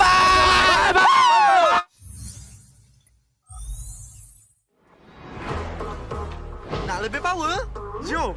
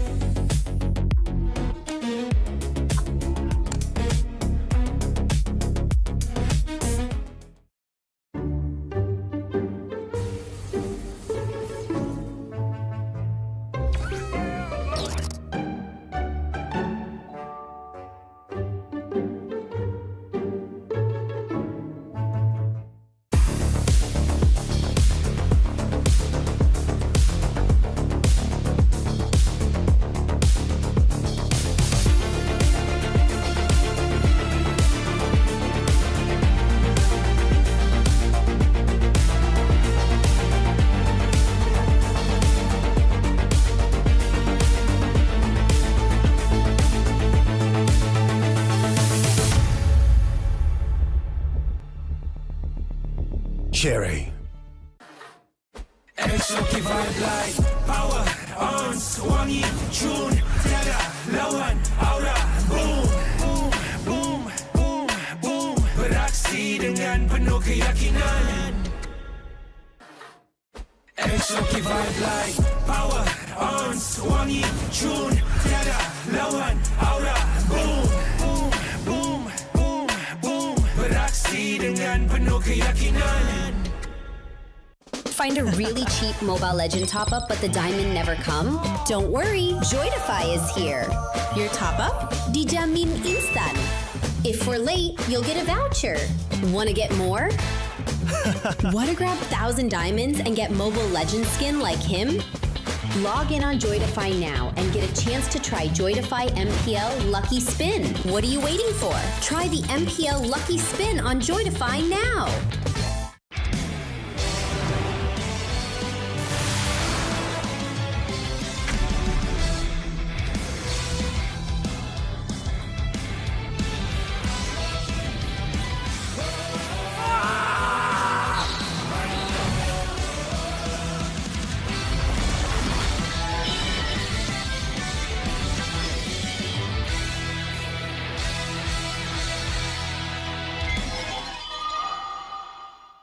Tengok MPL Malaysia dekat Tonton dapat skin idaman?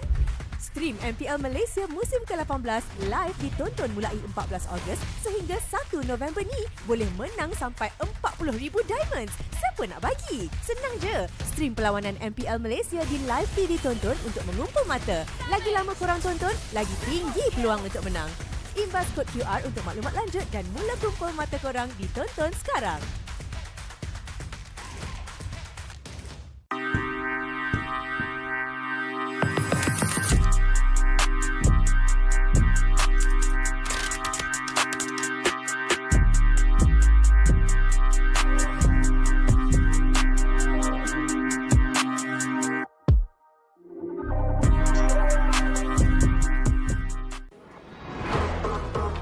Nak lebih power? Jom!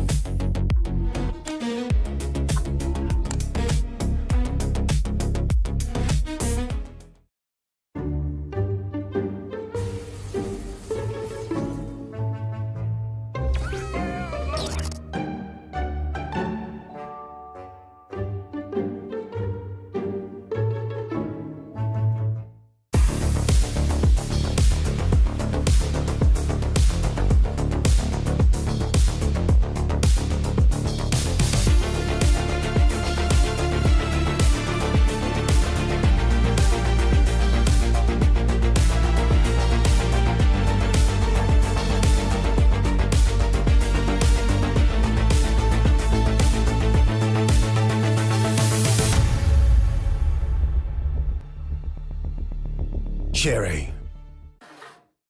Exotic vibe like power, ons, wangi, tune, tiada, lawan, aura, boom, boom, boom, boom, boom. Beraksi dengan penuh keyakinan.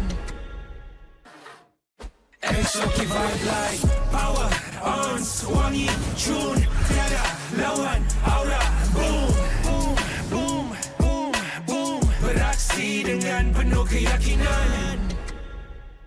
Find a really cheap Mobile Legend top-up but the diamond never come? Don't worry, Joydify is here. Your top-up? Dijamin instan. If we're late, you'll get a voucher. Wanna get more?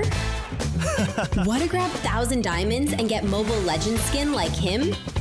Log in on Joydify now and get a chance to try Joydify MPL Lucky Spin. What are you waiting for? Try the MPL Lucky Spin on Joydify now.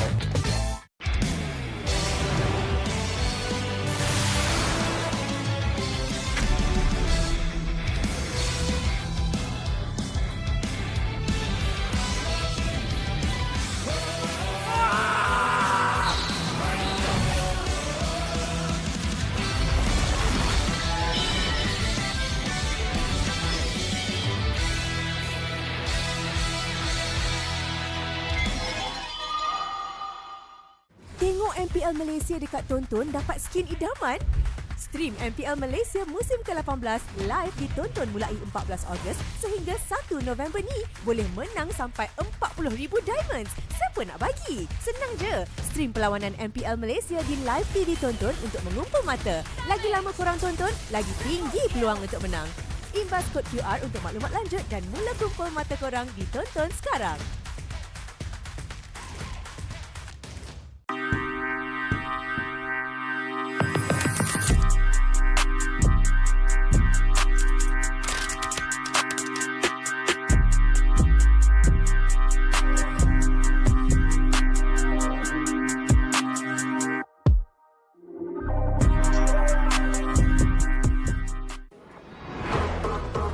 Nak lebih power?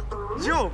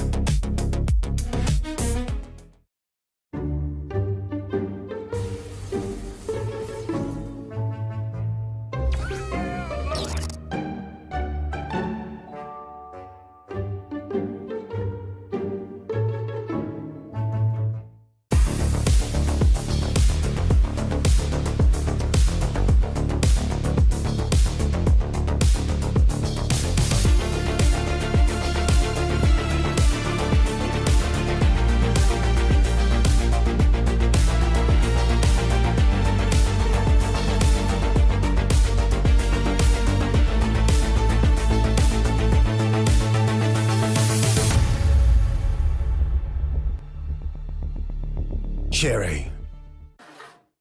Exoki vibe like power, ons, wangi, June, tiada, lawan, aura, boom, boom, boom, boom, boom. Beraksi dengan penuh keyakinan.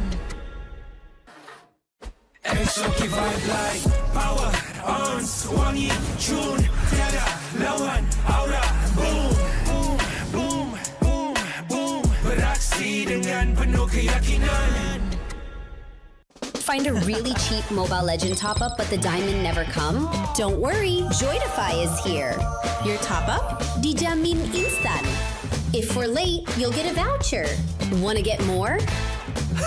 Wanna grab 1,000 diamonds and get Mobile Legend skin like him? Log in on Joytify now and get a chance to try Joytify MPL Lucky Spin. What are you waiting for? Try the MPL Lucky Spin on Joytify now.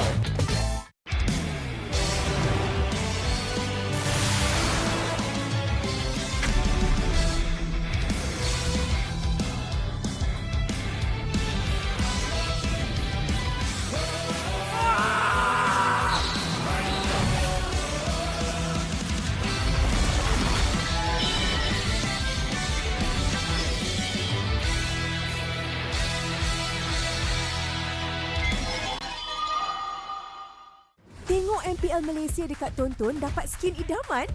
Stream MPL Malaysia musim ke-18 live ditonton mulai 14 Ogos sehingga 1 November ni boleh menang sampai 40,000 diamonds. Siapa nak bagi? Senang je. Stream perlawanan MPL Malaysia di live TV Tonton untuk mengumpul mata. Lagi lama korang tonton, lagi tinggi peluang untuk menang. Imbas kod QR untuk maklumat lanjut dan mula kumpul mata korang di Tonton sekarang.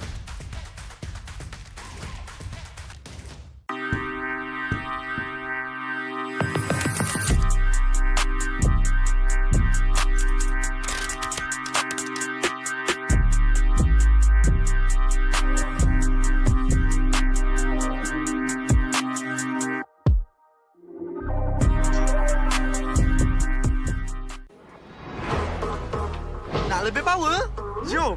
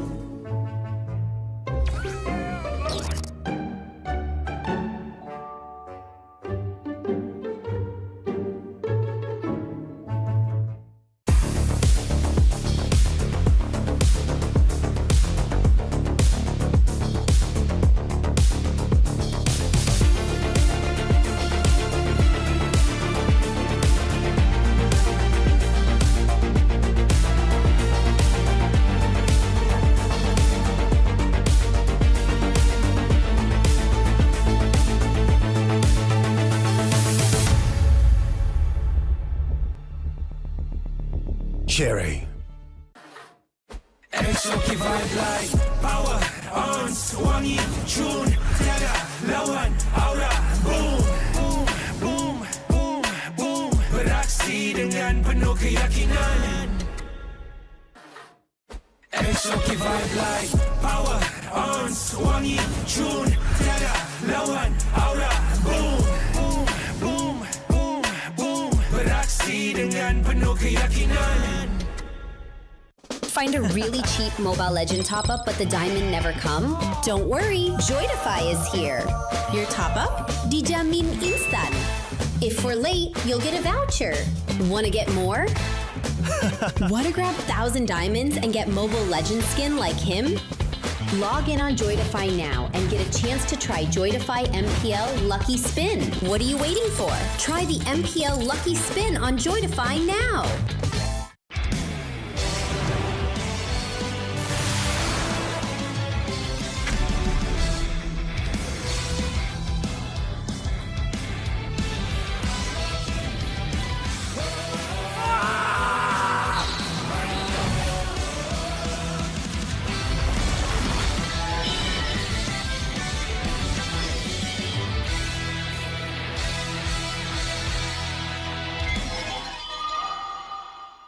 Tengok MPL Malaysia dekat Tonton dapat skin idaman? Stream MPL Malaysia musim ke-18 live ditonton mulai 14 Ogos sehingga 1 November ni. Boleh menang sampai 40,000 diamonds. Siapa nak bagi? Senang je. Stream perlawanan MPL Malaysia di live TV Tonton untuk mengumpul mata. Lagi lama korang tonton, lagi tinggi peluang untuk menang. Imbas kod QR untuk maklumat lanjut dan mula kumpul mata korang di Tonton sekarang.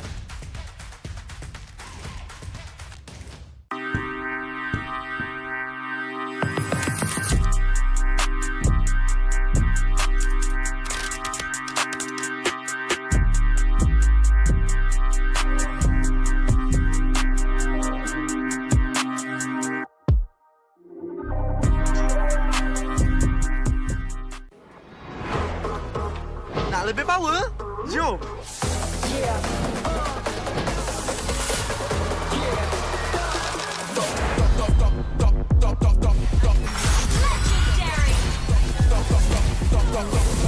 Victory!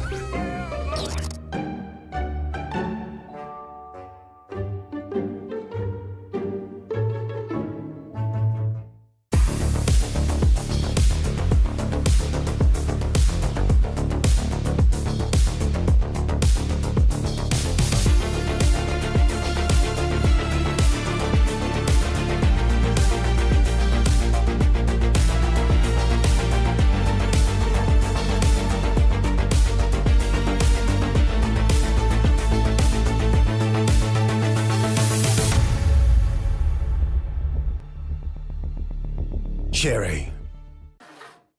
Exotic vibe like power, ons, wangi, tune, tiada, lawan, aura, boom, boom, boom, boom, boom. Beraksi dengan penuh keyakinan. Exotic vibe like power, ons, wangi, tune, tiada, lawan, aura, boom, boom, boom, boom, boom. Beraksi dengan penuh keyakinan. Find a really cheap Mobile Legend top-up but the diamond never come? Don't worry, Joytify is here. Your top-up? Dijamin instan. If we're late, you'll get a voucher. Wanna get more? Wanna grab 1,000 diamonds and get Mobile Legend skin like him? Log in on Joytify now and get a chance to try Joytify MPL Lucky Spin. What are you waiting for? Try the MPL Lucky Spin on Joytify now.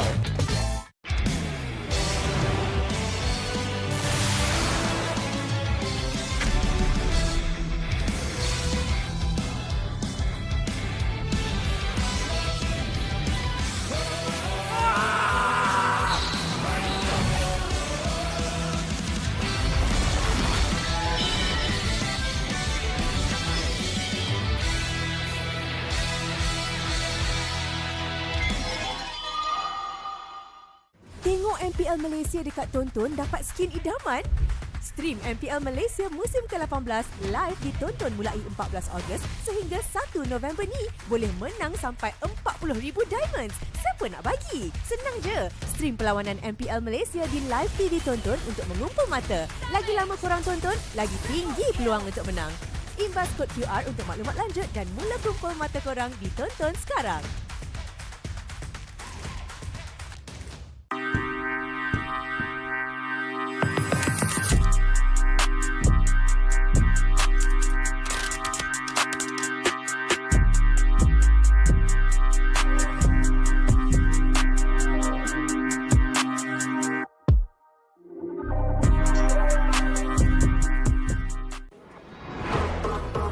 Nak lebih power? Jom!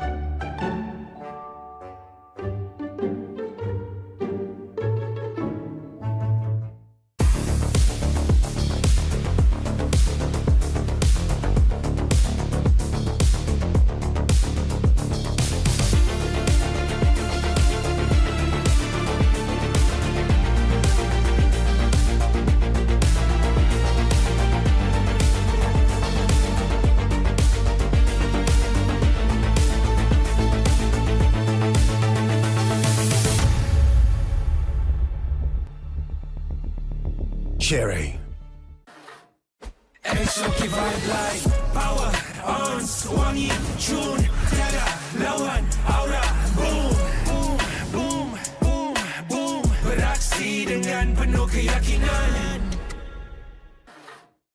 Exoki vibe like power on wangi tune tiada lawan aura boom boom boom boom boom beraksi dengan penuh keyakinan. Find a really cheap Mobile Legend top-up but the diamond never come? Don't worry, Joytify is here.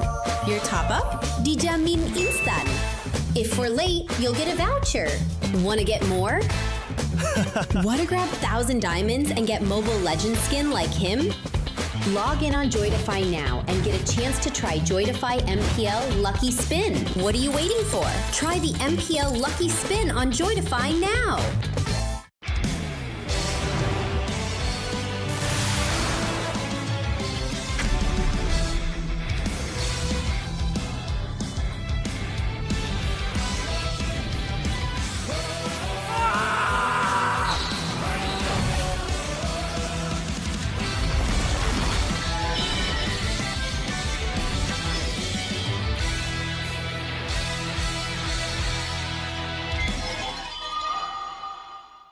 Tengok MPL Malaysia dekat Tonton dapat skin idaman? Stream MPL Malaysia musim ke-18 live ditonton mulai 14 Ogos sehingga 1 November ni. Boleh menang sampai 40,000 diamonds. Siapa nak bagi? Senang je. Stream perlawanan MPL Malaysia di live TV Tonton untuk mengumpul mata. Lagi lama korang tonton, lagi tinggi peluang untuk menang. Imbas kod QR untuk maklumat lanjut dan mula kumpul mata korang di Tonton sekarang.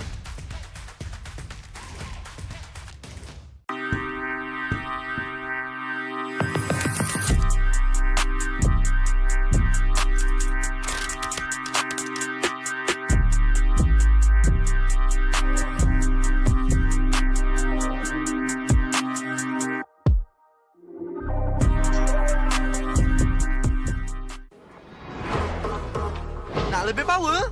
Jom!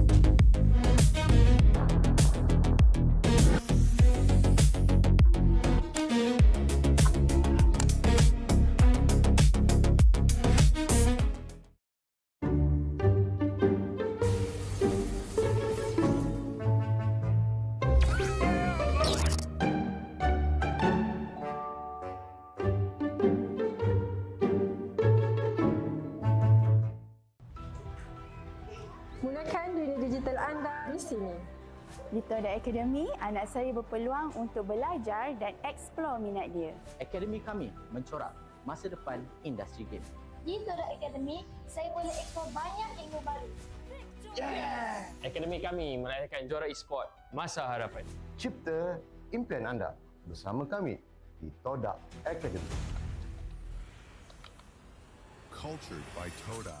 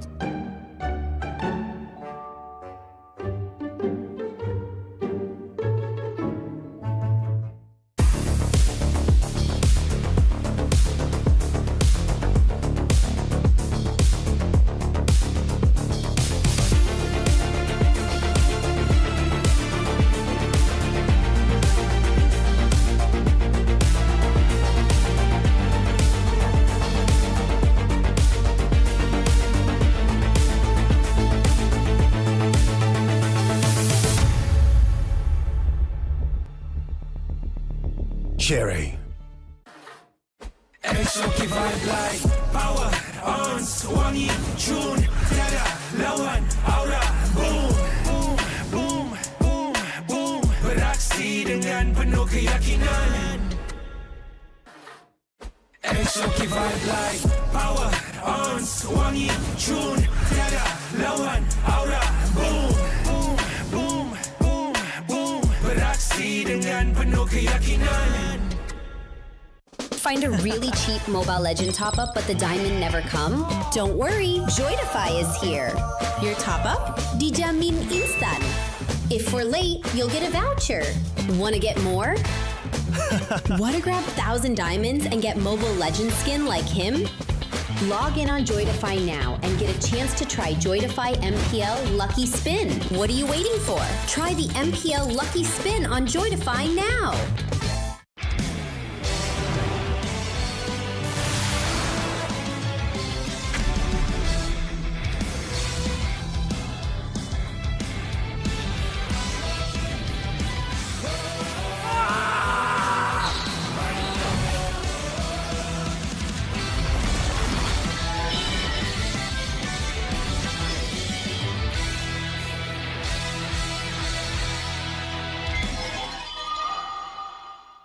Tengok MPL Malaysia dekat Tonton dapat skin idaman?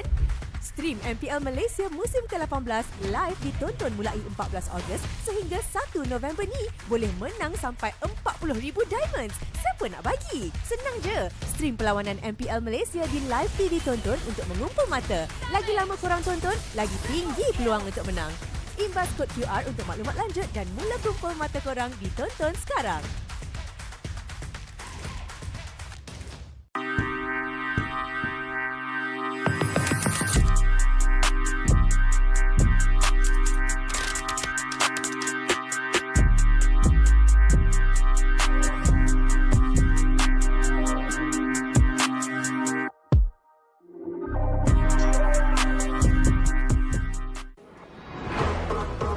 Nak lebih power?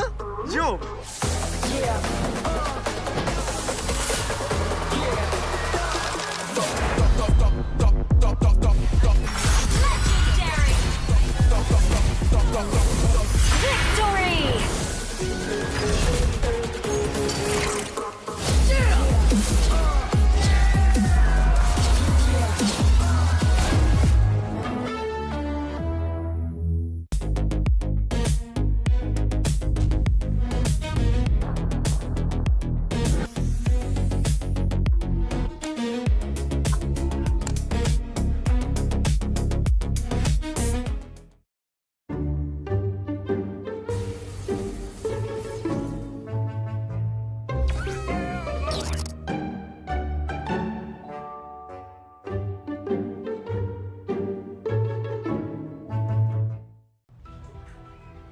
Gunakan dunia digital anda di sini.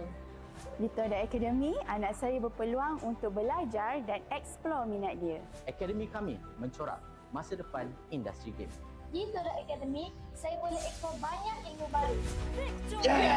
Akademi kami melahirkan juara e-sport masa harapan. Cipta impian anda bersama kami di Toda Academy. Cultured by Toda.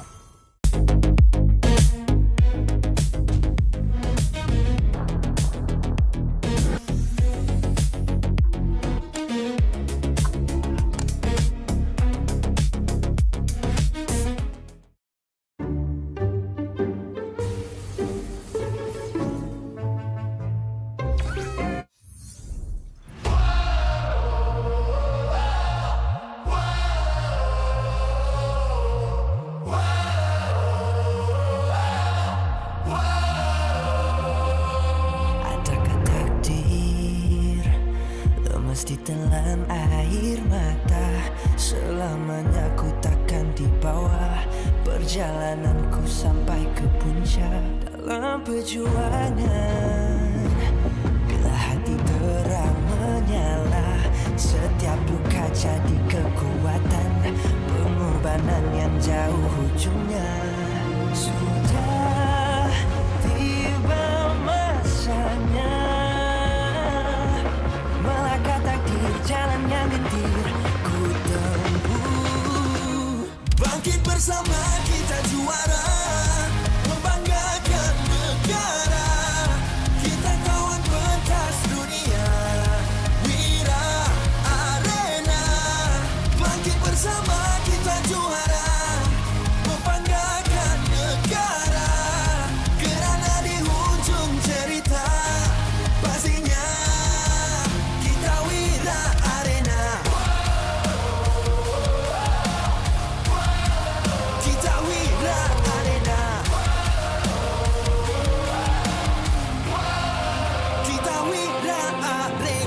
sweat and grind.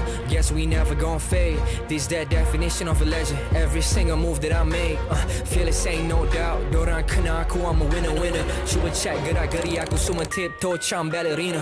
Genggam bara api, biasa berjadi arah. Mimpiku mula menjadi, tiada siapa je yang halang. Kalau bikin hari-hari, benda susah jadi senang. Segala cabaran aku ready, masa depan aku terang. Tiba masanya melangkah takdir, jalan yang gentir ku tempuh. Bangkit bersama kita juara, membanggakan negara. Kita kawan pentas dunia, Wira Arena. Bangkit bersama kita juara, membanggakan negara. Kerana di hujung cerita, pastinya kita Wira Arena.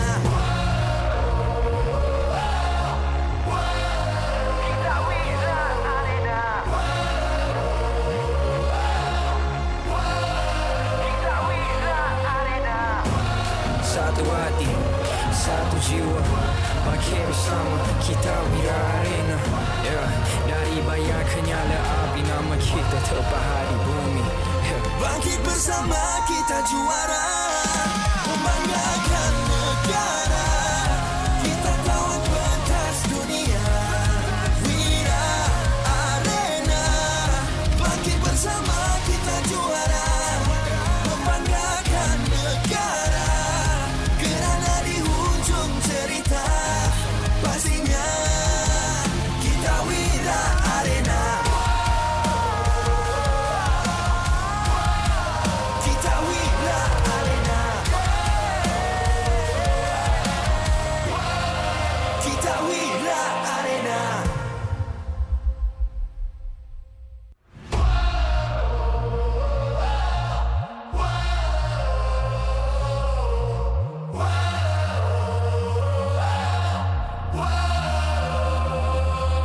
Adakah takdir lemas ditelan air mata?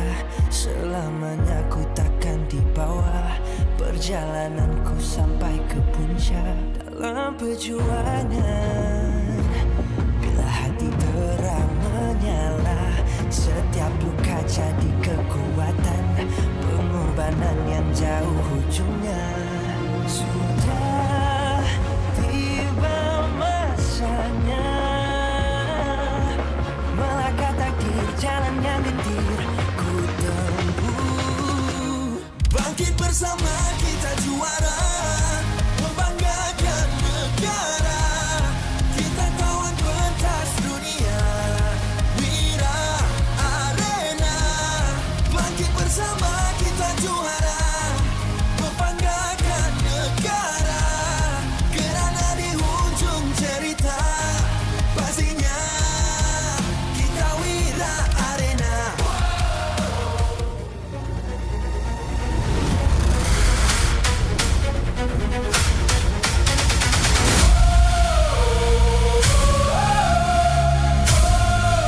Kita Wira Arena.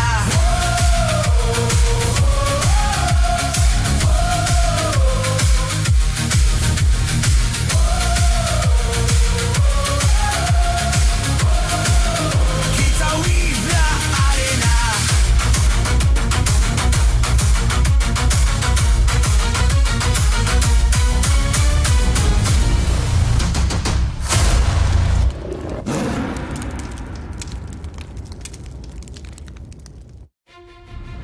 MPL Malaysia Season 18 is powered by Muntan.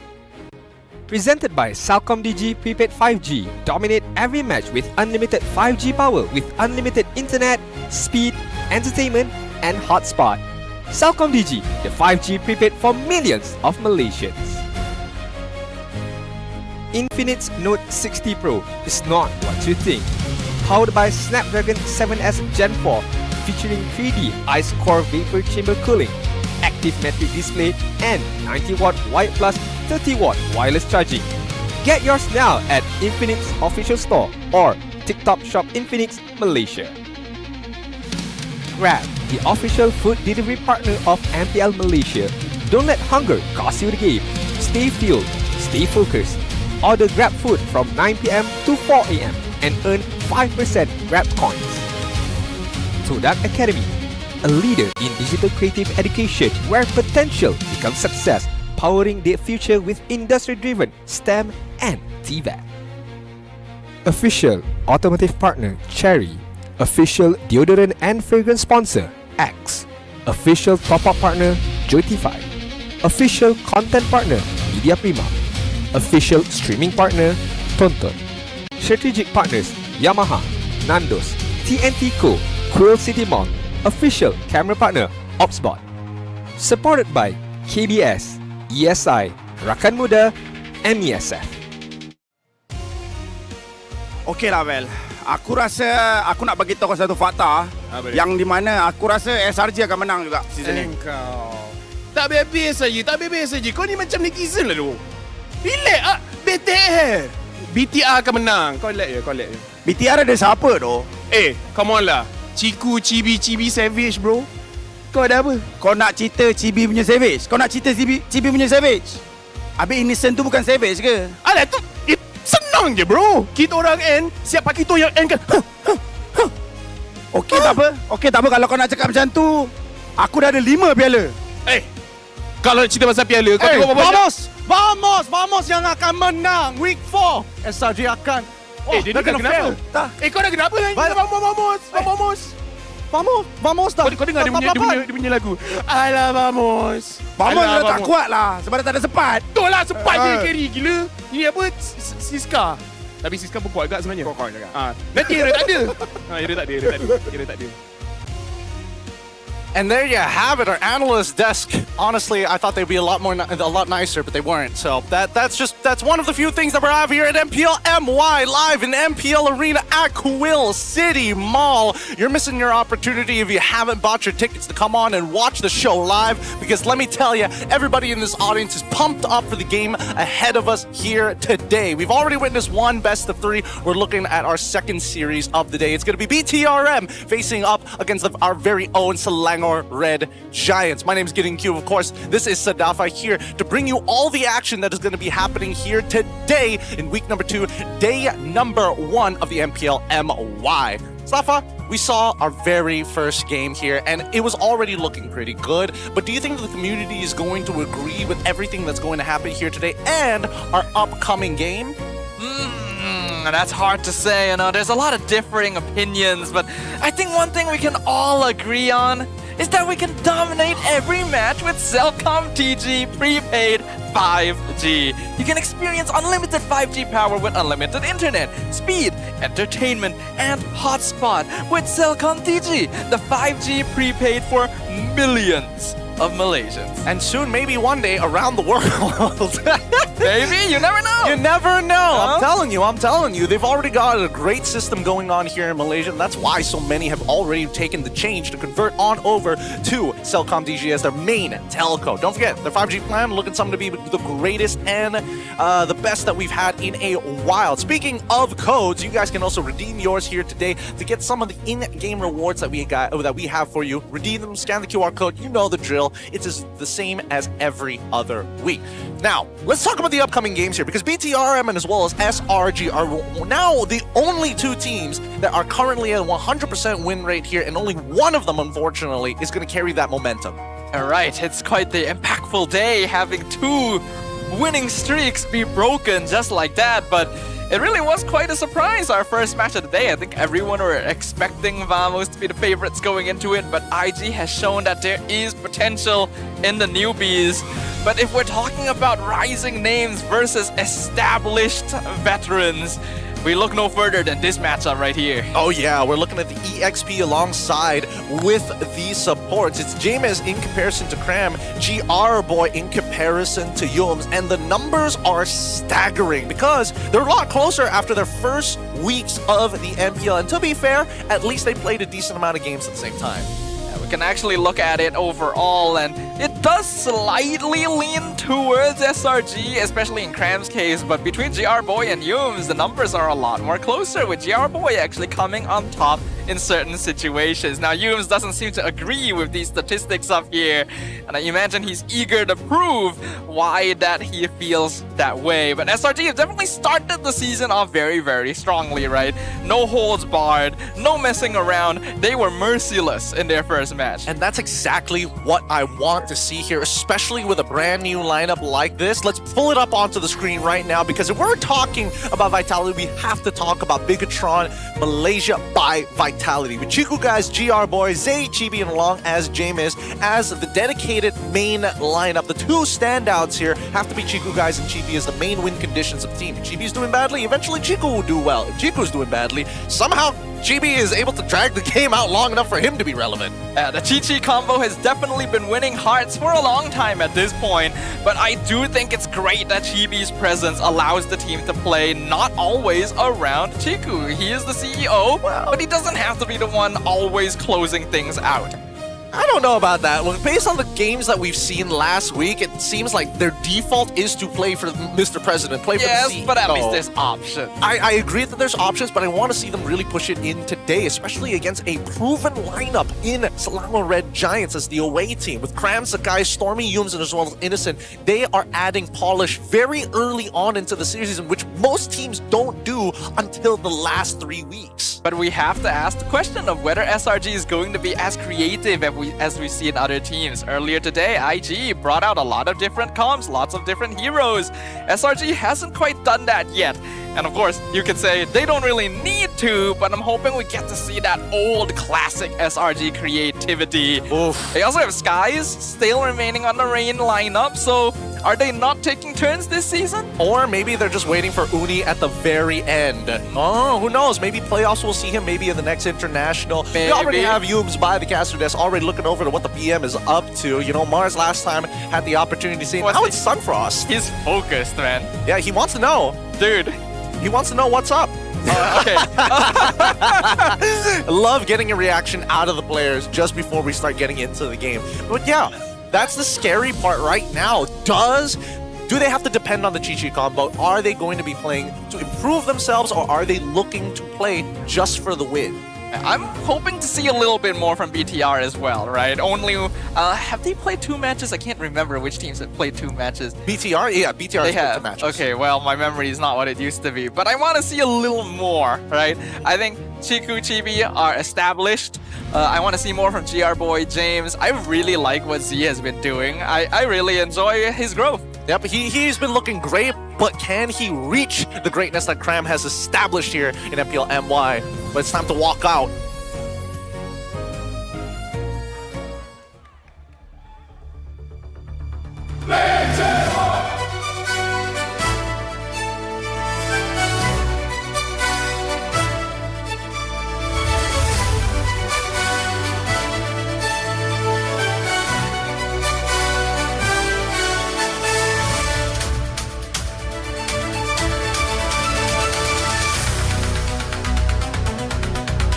Malaysian Red Robots came into Season 18 blazing, already securing 2 victories.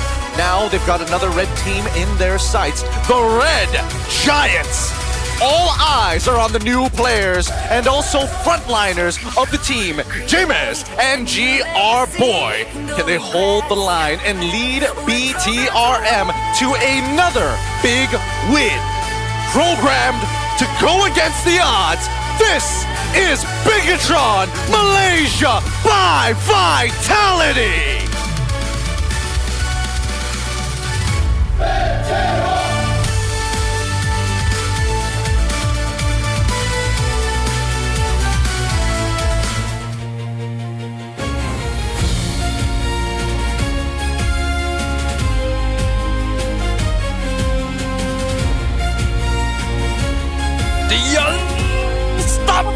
Giants are here, still undefeated and still hungry for more W's in the regular season. With an all-star roster and Yums and Cram ready to take command, the Red Giants are here to put another challenger in their place. The throne is theirs. The The battlefield is theirs. Always confident, always ready. Make some noise. Slanger Red Giants.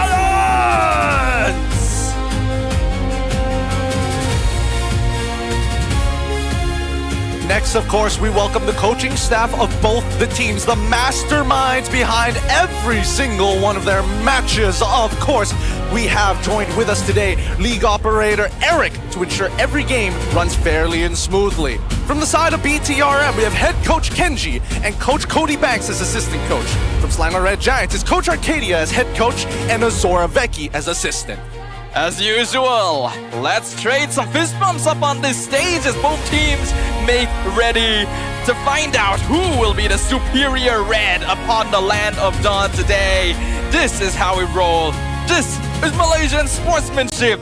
This shall be the tale of how the red robots take on the red giants. Now, considering everything that we've seen here already in week number 1 and some of the behaviors from some of these players from last season, it feels clear to me that at least I don't see a different direction for BTRM. They have yet to show me. They've shown glimpses, but not enough to say this is a dedicated strategy that we will whip out. I will agree with you so far. While they have options outside of Chiku, it still does seem to go back to making sure he's able to scale up and take over that late game. I do think that most of the players have improved. I've already shouted out how Z looks very good for being still a very new player himself, only like half a season here.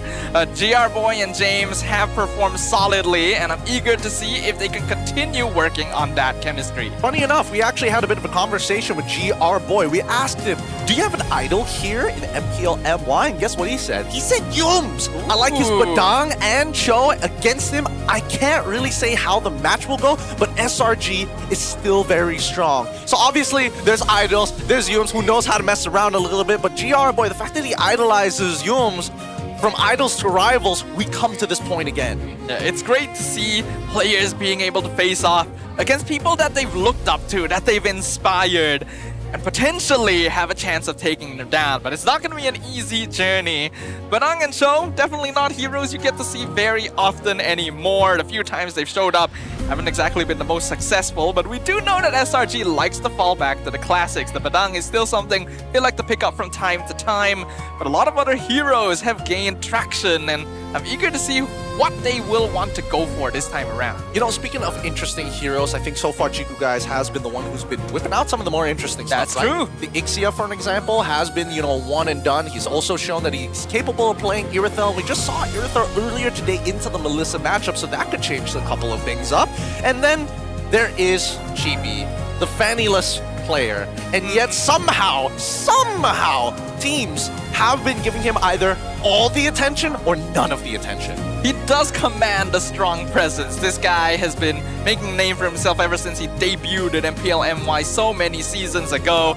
And despite not having Fanny within his repertoire, somehow still finding a way to make things work. He definitely specialized in the utility junglers, but he's no slouch when it comes to assassins outside of Fanny either. Sorry, I'm trying to figure out, did he join in Season 6 or was it Season 7 with Orange at first? No, with Homeboys. With Homeboys immediately? Yeah, I'm pretty sure. Or was it? Actually? I feel like it was Orange and then there was a bit of a transition. No, sorry, I'm thinking of Stormy. That's my bad. Yeah. That's my bad. With that being said, it is time to get this drafting phase started. Let's figure out where exactly we're going to be playing. Of course, we've got Badang to initiate us as we start heading on into the most important phase some people may have considered as we get into the arena here. Let's figure out what map we're going to go on. I hope it's gonna be something fun here. I still enjoy expanding rivers myself, you know, accelerate the game state. Not that it needs to be nowadays. Everything is determined through that early state. But it looks like it is the rivers today. I think that's a very good testing ground for BTR against the Red Giants. My only problem with the expanding rivers splash art, why is Lapu so skinny? He's not like jacked. Right? Compared to like our Badangs, like he's always jacked no matter how you see him. Maybe water has a slimming effect. Need some stitches? No, This is typically it somewhat does, odd. right? Like if you look underwater, you're all wavy or like differently shaped. You're telling me that he's refracted from his actual size? I don't think that's the case. He's not even completely underneath the water as well. But just built different. He's just built different. He's not ulting right now. That's why. Yes. BTRM find themselves on the blue side. SRG find themselves on the red side on second pick. And immediately the bans are coming through and they're looking very standard here. Melissa alongside with Atlas. First couple of bans from Kenji. And Coach Arcadia is like, wait, I just realized. Wait a minute. Is Coach Arcadia's IGN Coach Arcadia or just Arcadia? Because if Kenji doesn't have Coach next to it, did he request for it? Or is Coach Arcadia supposed to be Coach Arcadia? I don't think I've seen the word coach on other coaches. So... Suspicious! Maybe it's a title. I have an MSC championship. What do you guys have? Yeah, I get the coach You have title. to earn coach. It's like when you're playing an RPG and you earn like a title you can show that you can above put underneath name. your bar. Yeah. Wait, actually, even MLBB does have that. They Yeah, still you're have right, those actually. these days. So his is coach. His is coach. That's so funny. Freya finally gets banned out. Why on the blue side, dear God? Why? These are not blue side bans here, but it does open up whether it's Fanny or Hirara. It's going to be Hirara. Yeah, logically speaking, unless Chibi suddenly shows us that, hey, I can play Fanny after all. Or unless Coach Arcadia is able to make a hard read saying maybe Kenji prioritizes the Belleric over it. And then that changes what the first pick is going to be. Or even arguably even Uranus, as we've seen some of the other regions early on in their season do as well. That is a possibility. I think so far BTR has given James Barats quite often, so that's also a hero they like to prioritize on their side. Then of course we can't forget the Paquito, still very flexible. SRG will get rid of the Uranus first. But there's a lot of question marks, right? The Hirara, Fanny, Barats, Paquito, Melissa is banned. There's literally no safe opener without a massive trade on the red side, which is why a lot of teams actually prefer to lean into the red side for those moments. And you even get the last pick at the very end. So we get Paquito here first, which would mean that Hirara goes onto the opposite side. I wouldn't put it past it. I wouldn't put it past the guys to say no to it. But also, Skies has prioritized Leomord so far. He's played, like, basically only Leomord? No, his first games against IG, he was using Hirara. Okay. I'm getting old. I'm trying to figure out what else. I don't think he's shown anything else. And to be fair, there was a specific reason for the Leomord as well. So it's either we see the support system or the actual bullet itself be put on display. There is still the possibility of, like, Belleric Raph as well, right? That duo is still here, but I hear a Barats being locked in along with the Raph, so not quite Belleric. They're going for the big dinosaur, which means that BTR kind of has to pick Belleric here to avoid SRG grabbing it too. I think first you got to get the Esme, unless you really want to like put Paquito in a position where you're just going to clear waves and you have to out-tempo. The Barats, and Cram is pretty good at manipulating his waves. Like, there's a lot of times where he dies for his waves, knowing that he's going to lose basically nothing for it, for the sake of tempo for his team and his own lane. He's a very decisive player. While I don't think he's quite been popping off the same way he used to. I mean, it's hard with well, outside of Uranus. Yeah, you know? I mean, with so many tanks, it's like, how do you quote-unquote pop off? Yeah, it's basically just Uranus, and it's already banned over.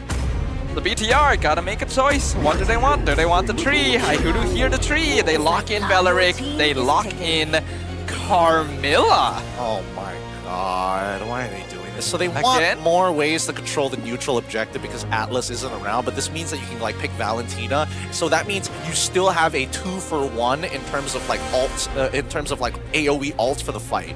I don't particularly like it because it immediately shows where exactly the Paquito was going to go. But to be fair, I think there was no questions asked that Chibi was going to go for the Paquito, which is a good read by Coach Arcadia.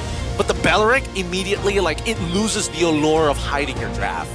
But I mean, they don't really have much of a choice. It's either you pick the Belleric now or you let SRG have Raph, Belleric, Barats, and That's gonna be a hard time for anyone, especially against with the Paquito already too.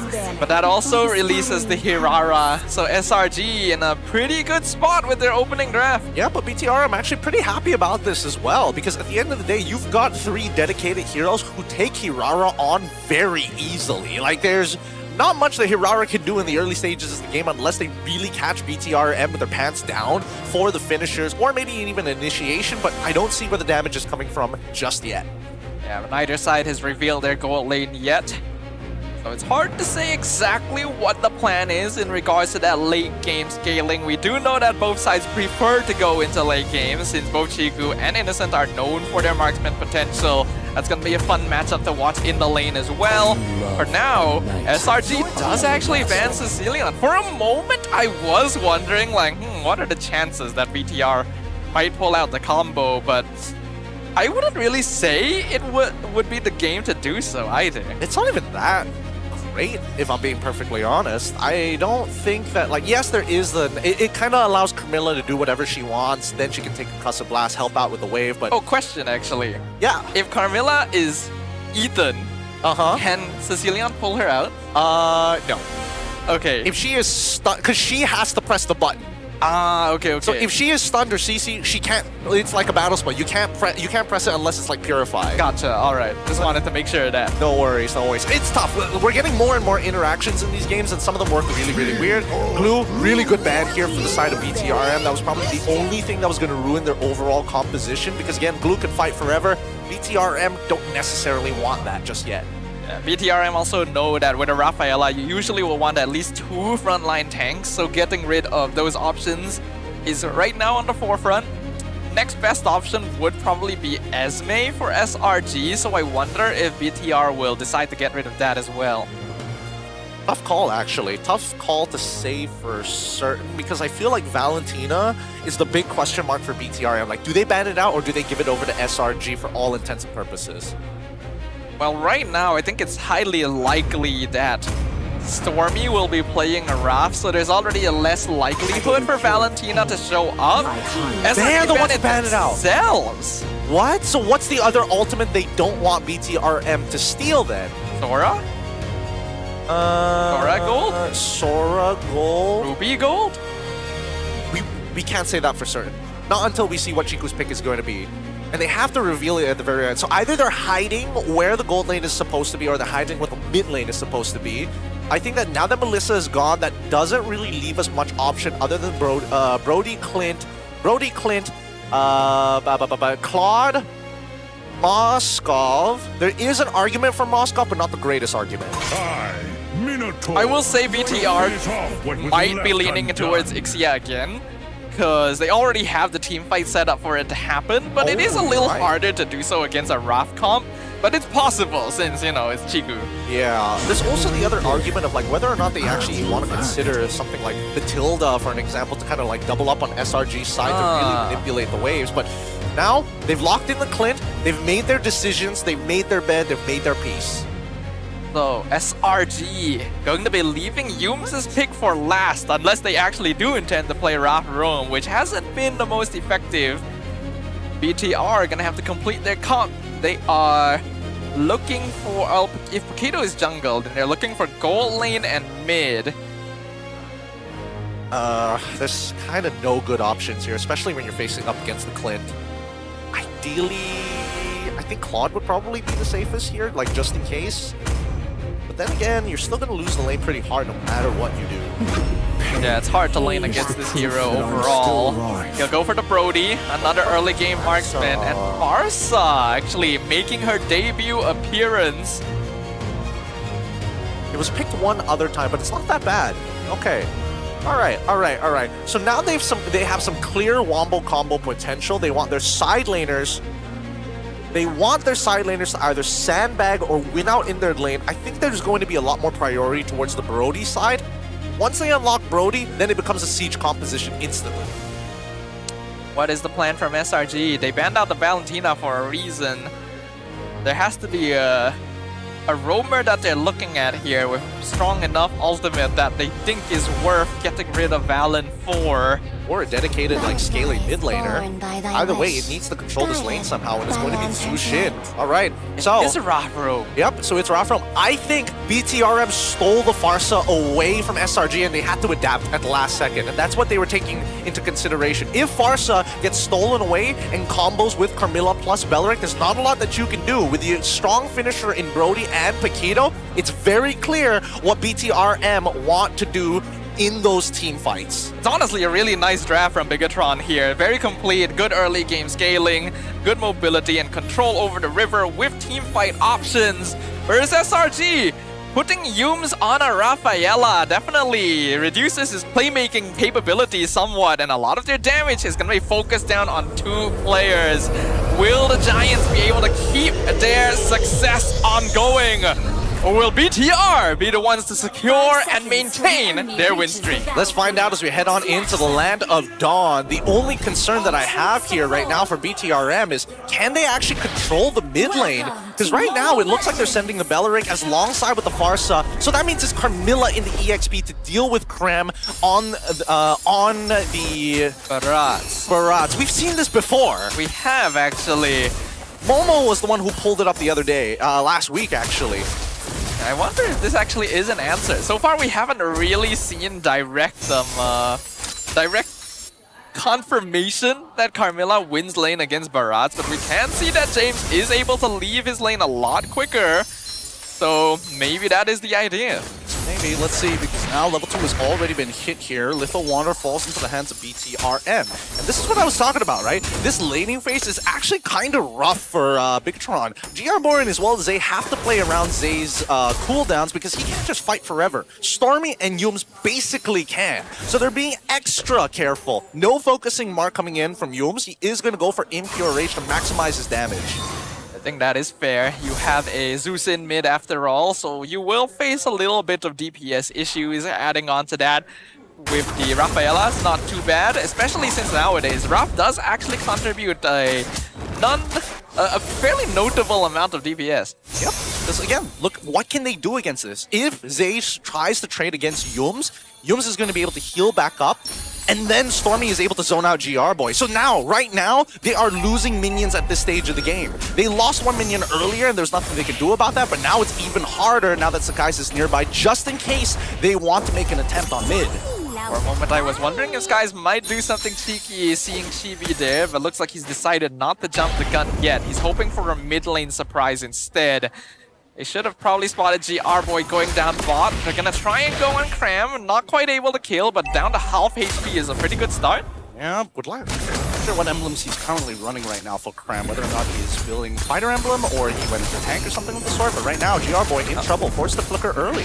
Yeah, that's a very early flicker. He doesn't even have ult, so he can't engage, but for now, they'll go ahead and jump on in. Daytona's welcome, finds 1E, they're gonna pin them against the wall, but Chibi's the one that gets first blood, finds Yums in the backline, takes him out. Cram gonna go as well to the torn apart memory. He ate Chiku, but there was no follow-up. Free turtle for BTR. Really well done by Chiku, guys. He gets the first push and is able to rotate down to find first blood alongside with an extra kill on top of that from Chibi onto Yums. Just a big mistake coming up from the Selangor Red Giants. They didn't respond in time to when Cram was actually going to force that play, and Stormy as well as Yums in complete dismay after the Cursed Blood. Really nice stuff coming up from Bigatron MY. Here's another Feathered Airstrike. Feathered Airstrike into the taunt. Stormy goes down. Yums goes down. A beautiful flank in the mid lane. Well played, well played. And Chibi able to get some big assists, and now he's going to start his domination spree as he runs down Sakai's outside of his jungle, and now they want to convert this into a potential dive, but there's no wave to work with here on the top side. And the job's already done. It's perfectly fine not to go for a kill on Innocent since Chiku is already unlocked from his lane even without it. BTR with a 2k lead in 3 minutes is very sizable.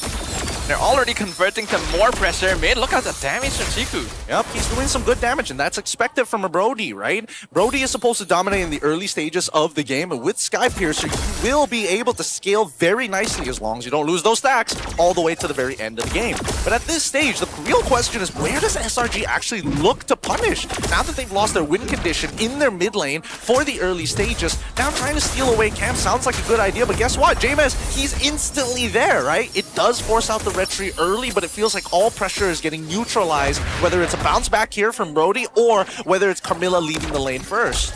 And a lot of it just came down to that early gank on Cram, making sure that the Barats couldn't hit level 4 first and poking him to the extent that he couldn't join the turtle fight. After that, BTR has continued to push that lead. Now, SRG are definitely more behind than they would like to be, but it's still fairly early into the game. So BTR can't let down their guard yet. Yep, it's all about the mid lane here, and Cram, he's ready to punish this. He walks up, helps to clear this lane as fast as possible for Yums and as well as Stormy, as they're making their way up to the top side for some reason. They want to get some help, maybe an interception. They find nobody, and I think GR Boy spotted a Cram out at the edge of his map. At the edge of his map, the last second as well. Yeah, good reactions overall. Ooh, Fettered Airstrike is wasted a bit early though. Hold him hostage. That's it. Oh, GB just gets that free turtle. Honestly, good positioning from BTR. SRG tried to go for the cutoff. They knew that Chiku would try to rotate to join the turtle fight. Chiku sent something off. He just decided, yeah, I'm just not going to do that. Now look towards the top side here. Once that Feather Airstrike is up, they might actually look to initiate as soon as possible. But SRG find GMS on the other opposite side. Can they punish this? Oh, Curse of Blood finds two to flicker forward into the corrosive strike. Beautifully played from the CEO. A double kill for him. Purify forced out from Stormy, and the Feathered Airstrike nearly takes his life too. Very nice, very nice. Uh-oh, Cram got taunted. That's not what you want. Z misses the spell, so Stormy's alive. Zatona's welcome used defensively, but Chiku just snipes him down. Killing spree 4-0 for the Brody. Yep, Brody, first item, Sky Piercer. Second item immediately went into the Malefic gun, so he's got the extra range. This early game is done for SRG as they actually managed to break a turret on that top side, but mid is wide open at this point, right? There's so many different angles that BTRM by Vitality can actually attack SRG. They can start attacking the economy if they want to. They can set up dives on Innocent if necessary. They can actually wait for rotations from SRG. So many different ways to play this. Yeah, this is a tricky spot now. As we already mentioned before, when you play a Rafaela, you usually want to have two bulky frontliners to work with it. And right now, they only really have Cram, who has been largely disabled by the early game presence of BTR. So without a way to open a map, it's very hard for SRG to make decisions. Extremely, because they also know that they don't exactly have enough damage to win a full all-out team fight, but they can look for picks until Innocent is at a point where he can actually contribute to those fights and actually get in there realistically, which is tough considering it's all based on when Zay has Assault. No Feathered Airstrike, we can fight. With Feather Airstrike, we got to be very cautious with the way that we approach. And you can see SRG, they just can't approach the turtle pit at all. They will lift up James, but Feathered Airstrike instantly responds. Stormy can get out, Curse of Blood locks him down. He's gonna purify, but no, Chiku just throws a bolt at him. Chibi gets the turtle for free. BTR getting away with everything. They've got to stop because Stormy had his ult the entire time. He just wasn't expecting Brody to actually make it there in time, considering that the river had just turned to the opposite direction. Now they lose another tier 2, and Chiku, guys, he knows how to play from this position. He is going for every single turret underneath the sun, and there is nothing that SRG can do about it. This is when Chiku looks the scariest. The man is really cashing out his venture capital right now. SRG can't really respond. Like, their heroes are supposed to be stronger in the early mid game, and that timing has been completely taken away from them. I don't really even know if they have the late game scaling to play for. That's the problem, and now, whoa, actually they do. If Innocent Ghost wants to be like a little dangerous, he's actually opting to add a little bit of crit to his build. Berserker's Fury is going to be gigantic with the extra true damage that it provides. But he's all they got. That's, I mean, you gotta do what you gotta do, unfortunately, right? You gotta do what it takes to win. So. 9.4k, 8 minutes in. This is not looking great. Innocent really got to pull out some of that Wild West cowboy energy right now. Feathered Airstrike just to clear the minion wave. At this point, Z can just spam it. Chibi finds Skies alone down bottom. The Hirara able to iframe away for now. From level 10 to level 13, 3-level advantage. And as long as he has that level advantage, there's nothing that Chibi should be afraid about, as a majority of that lead is actually leading onto Chiku, guys, and for those who actually have the assists. In this case, that's him. Oh, no. Okay. That nearly killed the flicker! After GR Boy catches 3, Innocent goes down to Curse of Blood. And Chiku just one-shots Yume's monster kill for our CEO. Sky is being chased down in the jungle. Feathered Airstrike on top of Cram under his own tower. He has to use the Tonas just to get away. Yeah, wasn't able to make a decision there about whether to use the Detona's Welcome early on or not, because this, no matter what, now that they've already lost Innocent alongside with Yums, there is no going back from that point. This Lord falls into the hands of Bigatron MY by Vitality as they are looking great. 10-0 right now. 10-0! Against the Red Giants, this is clean gameplay. There's really no other way to describe it. Bigatron is playing perfectly, living up to the name of the Red Robots right now as they are on their way to reach successful programming. The Giants need to do something, but the only way they can turn this around really is if Innocent gets like multiple shutdowns.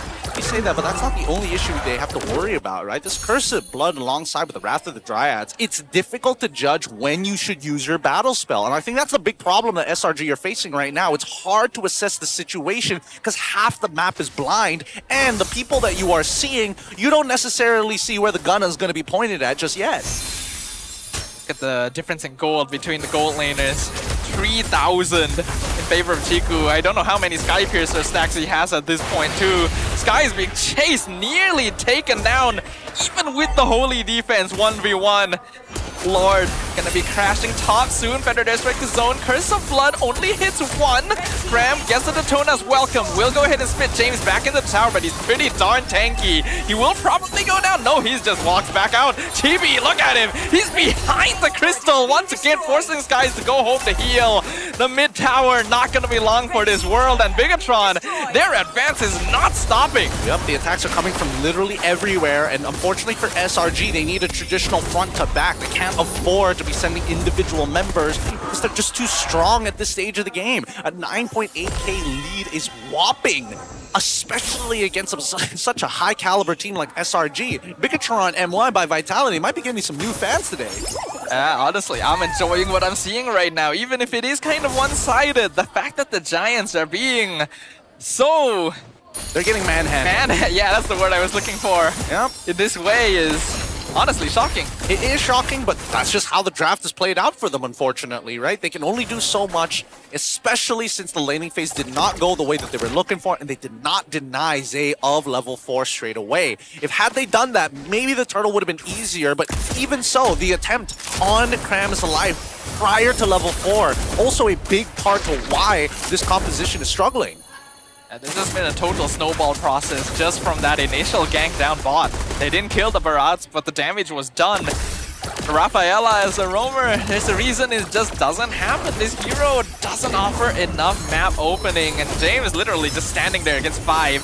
Curse of Blood actually completely wasted the Wrath of Dryad, does not! They jump Yums in the back, he has to flicker out. Stormy as well, back into the base. Sky is gonna have to dash on over. Revitalize keeping them all topped up. SRG spending multiple battles, and Chiku with the Sky Piercer finds his godlike. And now they instantly revive Cram, sending him at supersonic speeds to get big once again. That's something that they have to remember. Revitalize down. GR Boy doesn't have his flicker and also doesn't have his ult. This could be an opportunity for SRG, but all they have right now is the Detona's Welcome as well as the Baptism. They need to make something happen now before those big ults come up.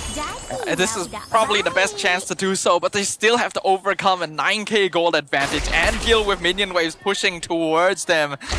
It's an uphill battle, but not impossible. They gotta make a miracle happen. BTRM playing it clean, making sure they know that they've got the advantage, and there's no reason for them to throw it against SRG. They don't have to use their body weight, they have to use their presence, because look at that top side.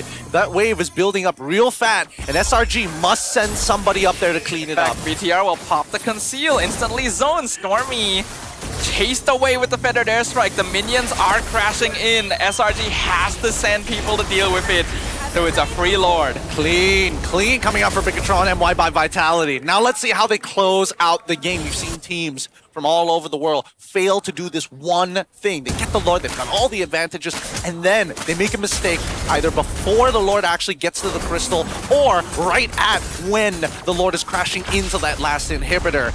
If SRG can make that miracle play, which they might be able to, considering that Clint opted not to go for T2 boots, instead full-on damage, full items the whole way through. It's the only choice that Innocent has, basically. He has to be the one to try and close this out. No point going for boots if he can't kill them first anyway. Lord will be pushing up top. BTR already setting up the waves to sink, and SRG doesn't have the best wave clear. This is going to be a tough one. It is. Because every way that Slanger Red Giants could potentially punish BTRM, it's not easy. If they go on Jameis, he already has the immortality. He has Revitalize as well, so he doesn't mind. All the minion waves go through. Feather Dare Strike already forcing Stormy and Innocent back to heal, but Chibi in a bad spot gets eaten by the Detonas. Curse of Blood completely whiffed, but the crystal is open. The Lord is on top of it. They're gonna target down Destructive Chiku. Gets lifted into the base, but the rest of his team is still there to finish the job. The Giants have taken a loss from the red robots. Beautiful plays coming out from BTRM's side. They're coming up hella clean right now, and I have no arguments with their play. They understood. They still have the Lord on their side. Even if we lose our marksman, we've got enough boys to punch through the very end. Great decisions from start to finish from BTRM. Have no need to take any risks there. They know that SRG doesn't have damage to deal with the Lord. Just focus on the crystal. And they've got their eyes set on the prize. A total snowball and utter domination from Bigatron Malaysia as they sweep the early game and never let go of the raids. They just got to keep on adding to the gas as much as they can, but it's tough. I feel like this is planned from start to finish, from battle spells all the way down to the item builds as well. They had all the counters necessary to close out this game, and that's what you need to see in a meta like right now, where every moment of the game is planned out so that you understand, hey, now we can start with this item. You have more options in the middle of the fight. It definitely felt like even from the draft itself, there was already a better idea from BTR of what they wanted to do here. Well, it felt like SRG was just like putting things together. Well, I think they were trying to be flexible, but if it wasn't because of Jameis willing to take the sacrifice and said, you know what, I'm sick on Camilla, I will make it work, knowing that Barats is on the opposite side, he has done a phenomenal job. And not to mention that he's allowed to throw these Cursed Bloods at people for fun. He doesn't mind whiffing it, but as long as it's targeted around 2 to 3 people and forces them to disperse, he has done his job well. Yeah, I really don't like the Rafaela roam here. Only one frontline in an early game-centric meta is super risky, and then you don't even have particularly strong mid lane wave clear to help your side lanes leave lane early and participate. All of that comes to a heel here. James on the Carmilla, showing why teams are looking at this hero and playing it to its maximum effect. Now, let's go a little bit deeper into what actually happened in this game, starting off with the item builds, right? Because unfortunately for Innocent, he had to kind of go out of his way to get some pretty expensive items. Berserker's Fury being easily #1 when it comes to that department. He even opted to give up on things like a BOD. He didn't opt to go for a Malefic Gun at any point. I think he was trying to go for it at the very end there, but unfortunately, it's just not enough with how much force is coming out from the side of BTRM. They made sure, hey, GR Boy, you just gotta survive. Go straight for the Dom Ice. Make sure that he has partially completed items for the Radiant Armor, but doesn't need to commit to it, because honestly, Yums and Stormy were just not doing enough to really make him feel nervous. Yeah, we've already talked about how like Marcel Zusin as a duo lane is hard to deal with as like later in the game because there's not enough damage. It's kind of a similar situation here, right? The Rafaela doesn't even offer as much scouting that a Marcel is able to do as well. So I don't know if SRG was planning to go Raf Roam, or like you predicted, maybe they were forced into it because heroes were stolen from them, but I'm not a fan. Well, I'm not the biggest fan in the world either, but like considering that this is what they ended up with in the draft, we'll talk a little bit about what exactly could have been changed alternating between red side and blue side. But since this was the final picks, I think that unfortunately you kind of just have to like create those small advantages for that first turtle. And unfortunately for SRG, they couldn't find it in the mid or even in the EXP. A lot of it just came down to like how you actually utilize your jungler, and in this case is calling to actually help out in the mid in case Hirara shows up. Now, when we look at the goal graph, right, it is a very small incline as we see building up into the early phase before first turtle. As soon as that first turtle came through, it is just total control. Complete and utter total control. Cracking open mid-tier 1 past 5 minutes is already pretty impressive, but from that point onwards, you can only go up. There is no wrong move for BTRM. It's just a slow and steady rise. This is exactly what you want your gold graph to look like.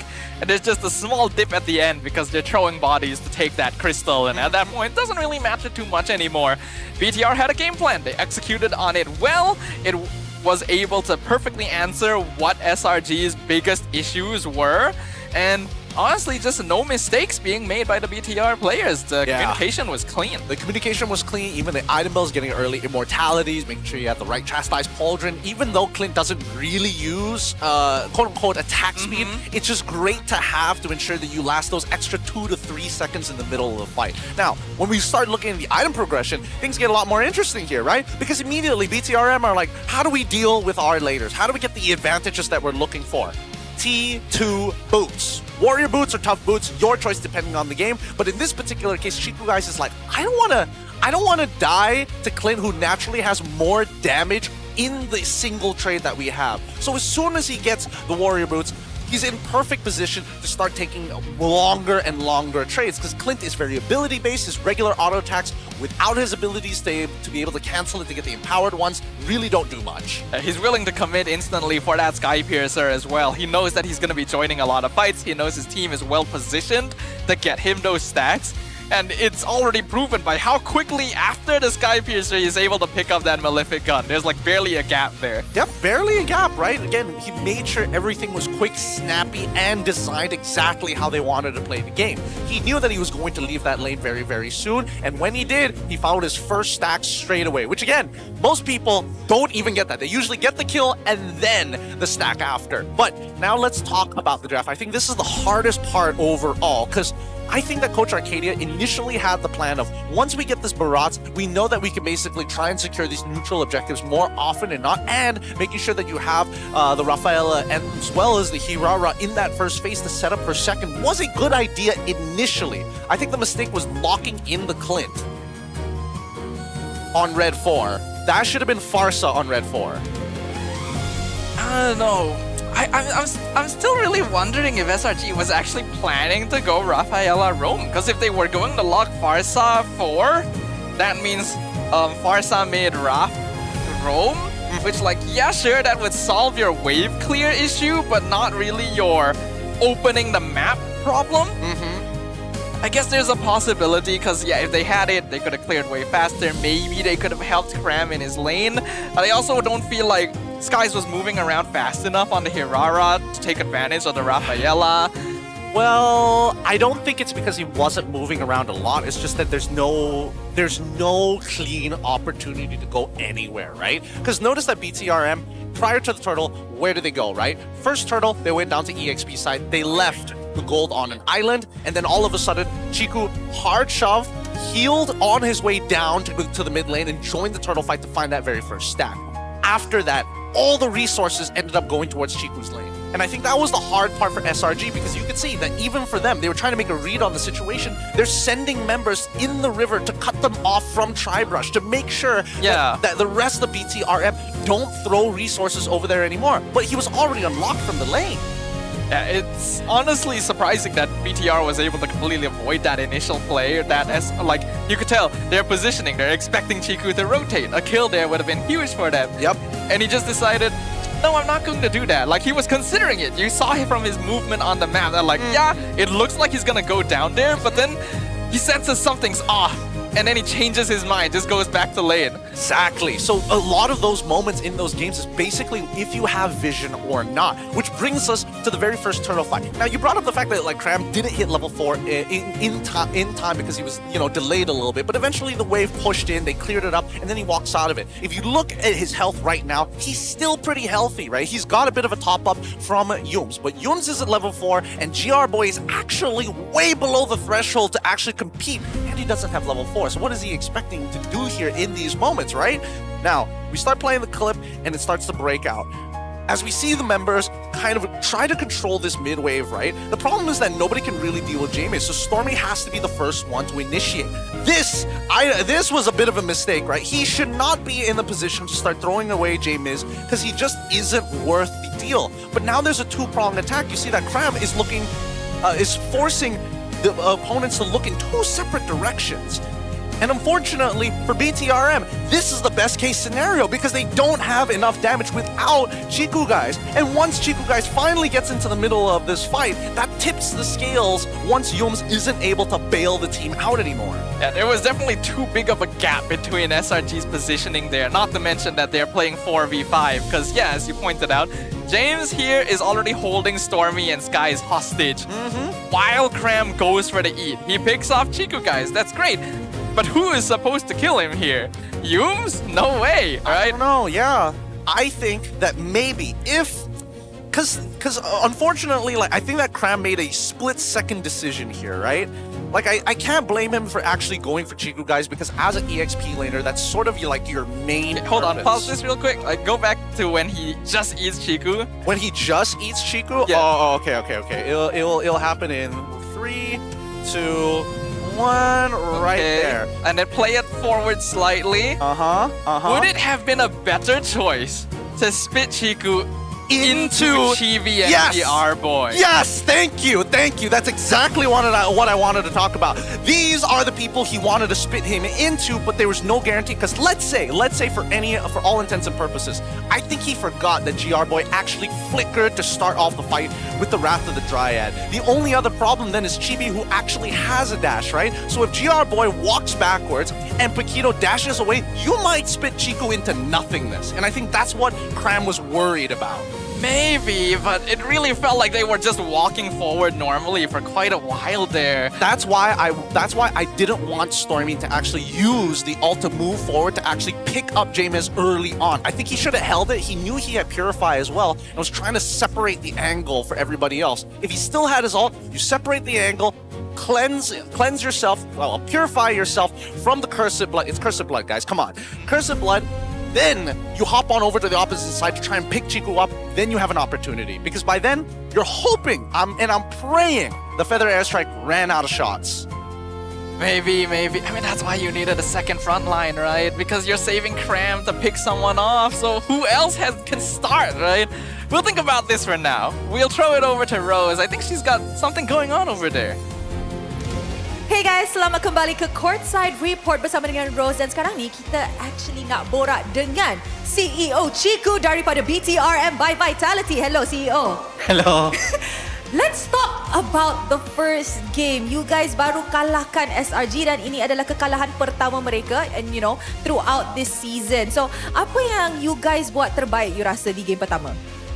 Saya rasa kita orang just gunakan dorang punya habit sebagai kita orang punya extra step lah untuk kalahkan dorang. Ya, sebab kita orang ada review game dorang juga and dorang keep doing the same thing lah. So kita orang try to gunakan benda tu sebagai untuk win lah. I see. So maksud tu BTRM dapat capitalize dengan mistake-mistake yang keluarkan daripada SRG side lah, betul? Yeah. And of course dekat BTRM by Vitality pun untuk musim ini kita perasan ada dua muka baru iaitu James dan juga GR Boy kan. Mungkin you boleh ceritakan dekat audience sikit lah tentang mereka. What's their personality like? Apa attitude mereka masing-masing behind the scenes? Kalau personality dua-dua player ni masuk air juga. Lagi-lagi si James sebab dia dari Filipina tapi dia boleh cakap bahasa. So kadang-kadang kalau dia macam dia nak cakap satu benda macam I think what macam kelakar untuk kita orang sebab dia berusaha untuk cakap bahasa dia tak nak pakai bahasa Inggeris. I see. So dia cuba untuk fasikan bahasa Melayu dia. So walaupun kadang-kadang stuck, kadang-kadang lagging. Betul, dia stuck. Agak lama stuck tu sebenarnya. Agak lama. Tapi dia dapat point lah. Ya. Lepas tu bila dia cakap dalam Melayu pun kelakar. Sama macam Nets ke? Lebih kurang. Oi, ni kita kena interview di pentas. And of course, dengan kehadiran dua muka baru di dalam BTRM, overall personality dalam team sekarang dah makin tenang ke? Makin kelakar ke? Sebab last season sangat-sangat serius. Saya rasa season ni more enjoy and kita tahu lah apa yang kita nak kena buat. Sebab bagi saya, even kita orang sekarang tengah mendahului, kita orang kena chill sebab benda ni pernah berlaku dekat season lepas kat playoff bila kita orang dah leading. So untuk kali ni kita orang kena main macam biasa je, menang atau kalah tak kisah. Janji yang pentingnya result dekat playoff nanti lah, bukan yang kat regular. Betul tu, tenang itu penting untuk dapat kemenangan. Terima kasih CEO Chiku.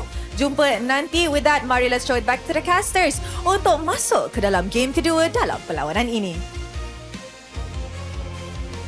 Thank you so much, Rose. There you have it, the words from the CEO, Chiku Guys himself. It's not about the regular season. Last season, we had issues because we started to get a lead and got in our heads. Now they know it's all about the playoffs. He's got to do what other CEOs do and give a TED Talk, man. Like, we need a Chiku TED Talk. Imagine the information he could share. I don't know. It feels like the information he shared would be so simple to most people that it would just go over their heads. That's what I feel. A lot of Feeks fans out here coming in droves to show their support to their favorite streamer, or should I say re-streamer, if he's checking out the stream right now. No! Stay on, sir! Wait! No laptop! He's got the poster! Well, that's an insane poster. Yeah! wait! He changed so many faces, and then there's like ScarJo there. And then there's Itachi on the side in 2D. Excellent, excellent. That was great flavor, But we did have a conversation with our very own gold laner, specifically from Innocent, sticking to what works. We're not picking heroes like Ixia or Hanabi in the gold lane because they're quite risky. You also can't pick those heroes in the early stages of the draft. But with a safer hero like Clint, I don't really care when my hero gets picked as long as our plan still works. We're going to keep doing what we do.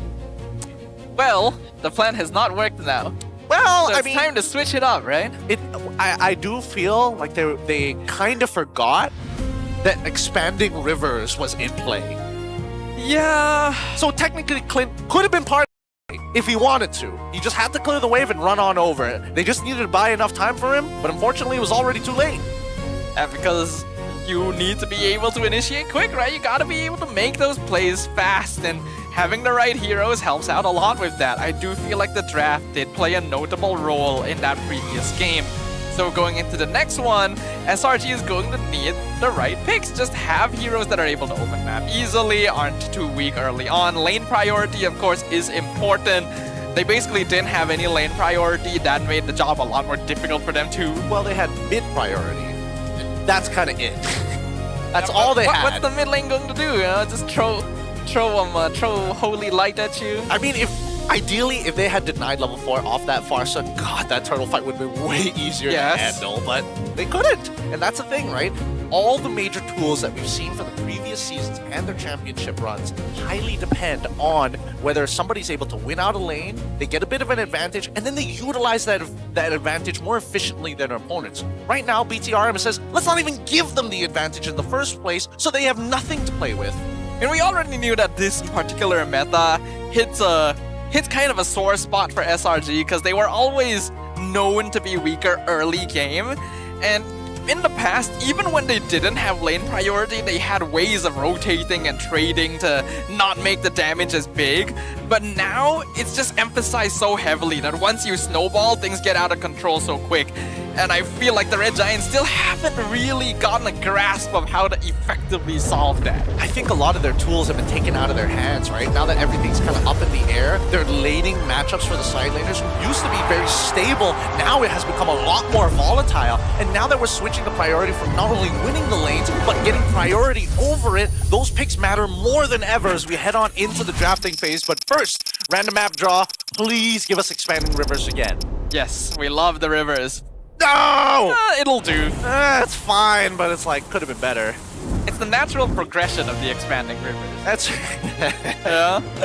When are we gonna... So, bro, the water floods the jungle. And then the grass grows. And then the grass grows, and then the grass eats away to create the broken walls. Yeah. And then Clouds is just there somewhere. Yeah, that's when they gave up. That's when they're like, I don't know where this story is going, man. The cycles in the Land of Dawn is strange. We don't question it that much. But since it is going to be dangerous grass, honestly, in dangerous grass, the only thing that's beneficial is like Hellcurt, Hilda. Yeah, and even nowadays, people don't really do that anymore. So I feel like you're still going to want to prioritize the same sort of heroes, right? The Bellarics, the Makitos. The Atlas was banned previously. I doubt he's going to get let through because I think a lot of teams have realized like this guy is a bit too strong. Which is, again, I'm hoping that the second half of the draft is going to be better for Coach Arcadia. Okay, that's the big issue. They had a Valentina. They could have had Valentina. They banned it themselves. So they already knew for a fact, hey, we want to make sure that we're going to get this Farsa, and we don't think our opponent is going to make a hard read, and Kenji is like, I'm already in your heads. Yeah, but you know what, Gideon?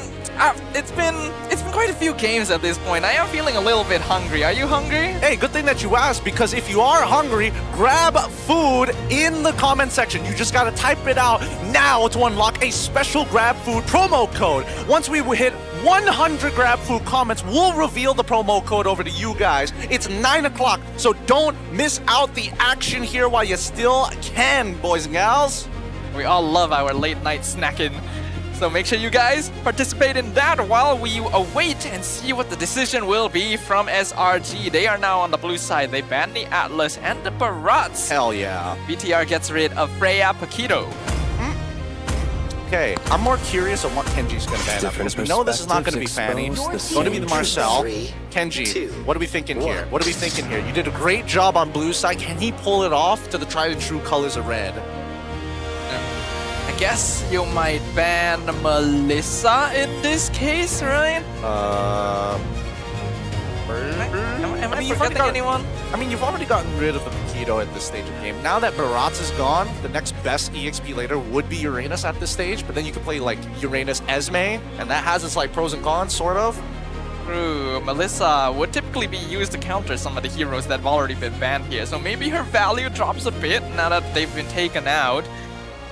SRG on the blue side means that Fanny is also a possibility, but teams haven't really been first picking Fanny anymore. Melissa does get banned though, so that increases the Fanny possibility of it. I mean, they're not going to pick Fanny straight away, unless they're telling us, guys, I need you to die for us. I need you to just take it up the butt for like 8 to possibly 12 minutes. To offer your heart. You need to cut out your kidneys and donate them. That's how bad it's become. It's organ transfer and organ market selling at this stage. That's how bad if he goes for that first pick Fanny. And I think that, unfortunately for BTRM, with the way that they're playing right now, it then becomes a true test of mechanics if it's going to be first pick.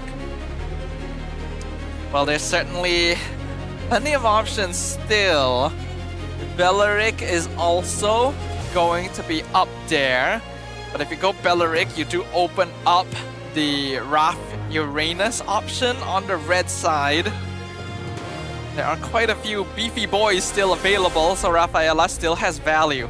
I mean, we'll see. We'll see whether Rafa is going to find her mark. Because keep in mind, I'm surprised that Novario wasn't picked up in the previous matchup as well. Whoa! Wow! Man's got the full lineup of SRG all in one card!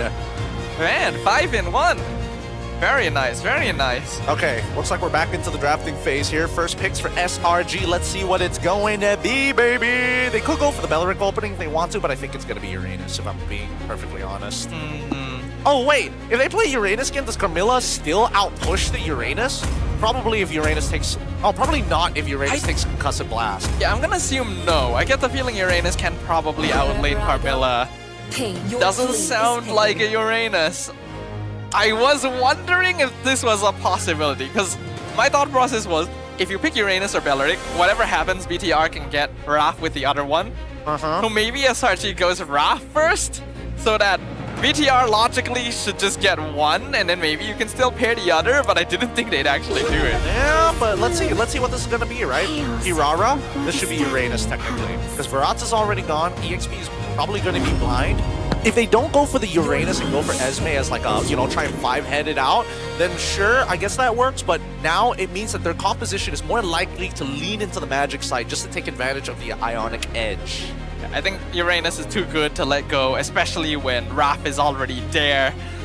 So just grab it for yourself. At least you will still be able to match the healing potential somewhat, because this hero is busted right now.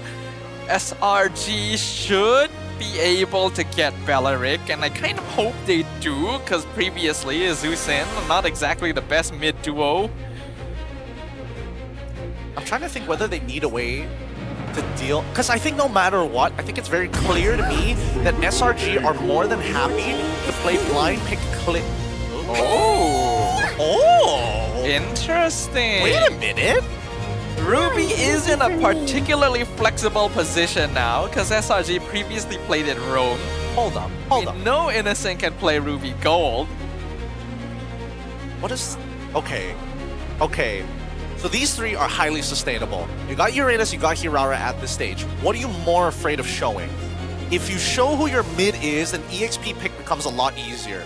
They probably want to pick support here. I agree. I think you go for your roamer. It's like blood. Your team is banning. Carmel, okay, that's a flex that's the pick. roamer. That's a bit of a flex pick, I'm not gonna lie. I don't think so, right? Uranus is definitely Because EXP. what happens if Ruby goes into gold? What, you're gonna put Carmilla gold? You're probably gonna throw like Uranus or like Carmel. One or the other, it really doesn't matter which. As long as you're there to kind of match the potential. So I want to see whether or not Yish and Shin, the traditional scalers in the jungle, if they get banned out, that might give us a better idea of what's going on here. Potentially. We know that assassin scalers are a little less likely at this point, because if you go Ling, then Bellaric will just counter you. So as you mentioned, YSS is the best option if either team is still looking for that double fighter possibility. So they're not going to go double fighter. All right, fair enough, fair enough. With the ban and Fanny, that should be indicator enough that their mid lane as well as their gold laner are either going to be highly mobile or have a very small health-based hero. What does that leave us with then? The draft is progressing in a pretty interesting way for now, I can say for sure. BTR is most likely still looking for mid and gold, so it's just a question of which SRG thinks is more concerning. Z's Farsa was very effective previously, but they're not as vulnerable to it this time. Yeah. They banned the Valentina first. I like this, because I think what they're afraid of is that if they have Valentina still available and they go for like a different sided ban, you know, the traditional, oh, last game we saw the Farsa, we might get rid of the Farsa and stuff like that, then it kind of puts them in a position where they don't have kind of anything to work with, or at the very least Valentina shows up in Kenji's hands, even if they do decide to kind of pivot at the very last second to steal some pretty big ults, right? Like, they've already got 3 major ults, one clearly better than the rest, but there's still utility in the other 2.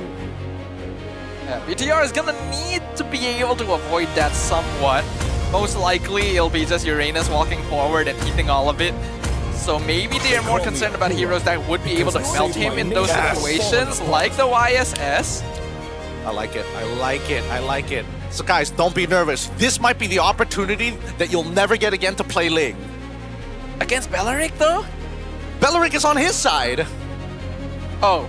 He's got all the space in the world. I'm not even joking about this. Like, I think this could lean into Ling very quickly if SRG wants to really commit to the double fighters and if they don't have a good gold lane matchup. Age is seriously catching up with me, yeah. Hey, it happens. I did not realize. Well, I don't know what I'm thinking at this point, but yeah, the Ling, it would be on the same side as Bellaric, and yeah, we haven't seen Skies play Ling in a long time, even when Ling was popular. So if we see a Eudora ban here, oh no, they're going for the Novaria. I thought they wanted the Novaria. All right, fine, whatever. If they're banning Novaria, then it's probably not Ling then. It's Eudora here, right? No, Eudora, man, there's so many things that could go wrong, right? Because if you play Eudora in the mid lane, there's still the like, do you take Flicker? Do you take Purify here? Because no matter what, that Ruby is most likely going to catch you. Most mid laners are going to have a difficult time against Ruby regardless. Eudora is one of the safer options, but then Rafaela can out-utility you in the mid-game. We've already seen that interaction multiple times. Sicilian, maybe? Sicilian with like a Purify? No, but like, it depends, right? What if you go like Matilda? And then just wait until the very end for the mid lane, or Matilda No, like mid? Matilda mid. Oh, I don't know about that one. Or like, I don't know. Because she doesn't really help you until she gets the Flask of Oasis. So she like, and plus you don't have access to the support. That's a Eve. Okay. First time being picked this season. That's so smart of Kenji. That's so smart of Kenji. It's rehashing the problem of, hey, SRG, you playing double fighter, or you gonna pick Claude here? If you pick Claude, no matter what, we get Brody or Clint on the opposite side, and it's over. They are prioritizing the CEO, but not really giving up on the rest of their lanes either. This is a very complete lineup. Dang, Eve is one of the few mages that doesn't get pulled by Ruby either. She can stand in the Wrath of Dryad and still be fine once she has her ult out. Not to mention that Eve is one of the few heroes that can consistently keep up with Rafa. She's obviously going to get harassed, that's no problem, but Rafa leaving the lane or trying to bring friends along, the soft season, the slowdowns coming in from Eve, all add up into this play. Now we get the Leomord alongside with the Clint this time. They've got a composition designed for one thing and one thing only, to run down their opponents and create space for Clint. It's not a terrible idea, but you're gonna have to get through a Carmilla and Eve combination to get there, and that's not gonna be easy. I feel like BTR could go into the Brody again here, and it would still be pretty alright. Otherwise, if they're feeling confident, could be an Ixia angle. I think Ixia angle is probably the best. And the only reason is because if you go for the Brody, do you go into the Clint? Do you play Purify? Or once again, you got to think about like taking the Flicker. And I think either way, putting yourself in that close vicinity, I think I would much rather the Ixia for safety reasons. Or, you know, you could pull out the cat. Why? Oh, again, I answered my own question in the first 2 picks of red side. It's cause they already have Shred. God damn it, I forgot about that. It is still a pretty strong goal laner, even though we don't see as much Harif nowadays. Can win lane if played properly against the Clint. Does well when you have zone control, like the real world manipulation, but could be risky since you're gonna have to avoid the Ruby and Leomord. I'm curious to see what the emblem set is going to be. This is a very technical draft. One of the few technical drafts I actually have to crack my head over. Well done to Kenji, and as well as Coach Arcadia. Love you guys. Hope to see you guys battle it out again, assuming this is not a 2-0. But we'll find out as we head on into the land of Dawn. MPL MY now trying to up the standard. So do you think that if SRG were to lose here, that Coach Arcadia would have to give back the coach title? Yeah, he just goes back to Arcadia at that point. Arcadia now? It was because of the lower third. That's why they got my name wrong, man. My name isn't Coach Arcadia, it's just Coach Arcadia. So he's very okay with just giving it back. Yeah. That doesn't mean too much to him. He should be fine, but level 1 right now, not exactly the easiest for BTRM, which is totally fine. It looks like Stormy hitting level 2 very early on, as expected. But here's the big problem, and wait, Prime is doing way more damage per auto attack. Right after this redeem code, I need to see the emblems. Something's up! Ruby just hits really fudging hard. No, that one was... Okay, that was, to be fair, first skill, that's fine. But the auto attack is doing like way more than it probably should. You think he has Master Assassin? I think he might, but it wouldn't make sense, right? Does that mean that he just has abnormally high base damage? I guess. I don't know, because I know Ruby's skill 1 does a lot of damage. Yeah, it's just normal. It's standard build, I think. Oh wait, why does James... okay. Tenacity for James. I would have thought that... Actually, it doesn't really matter at the end of the day. You out-sustain no matter what. Kill spree on both sides. Impure Rage for both mid lanes. Concussive Blast is both want to contest for it. And then there's Quantum Charge and Impure Rage coming down to the gold lane. Fairly standard, I would say, overall, when it comes down to the emblems here. I think EXP lane is still going to be fairly even. I think James is just weaker at level 1 since Uranus doesn't actually have the highest base HP overall. He will still win out just in trading. Gold lane should also be somewhat even. So both teams should have an equal measure towards that first turtle. I think the big difference right now is that Slanger Red Giants have a lot more forceful playmaking capabilities, right? They can flicker I'm Offended, they can flicker Holy Battle. Oh, okay, whoa. GB actually making a quick gank over into the mid lane here to try and set up for something a little bit more, but it doesn't stop Zay from hitting level 4 on time. That does mean Chibi has been poked down just a little bit though. Gonna make it hard to contest against Skies, who's full HP. They go in Holy Baptism, find GR Boy, and they hook Z as well. He's got a flicker out, and they're just not gonna let him go.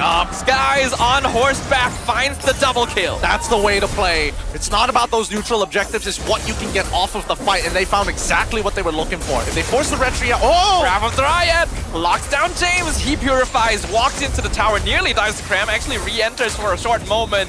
But I don't think BTR wants to continue this. Not bad, not bad. At the end of the day, it's going to be a big win for SRG. Not only did they find 2 kills, they also stole away the purple buff, and now Sakai's is in a position where he is going to be a full level ahead of GB. That's how he's been winning these games with the Leomord. It allows him to up that tempo. The taunt goes in. GR Boy gets hooked once again. RWM into the Curse of Blood. It's the first. Cram the damage output is too high, and Sky's nearly dead as well. Oh White my Crystal, God. 1 HP. Leomord escapes, but this is BTR's turtle. Yep, saved by Stormy. That heal was so big.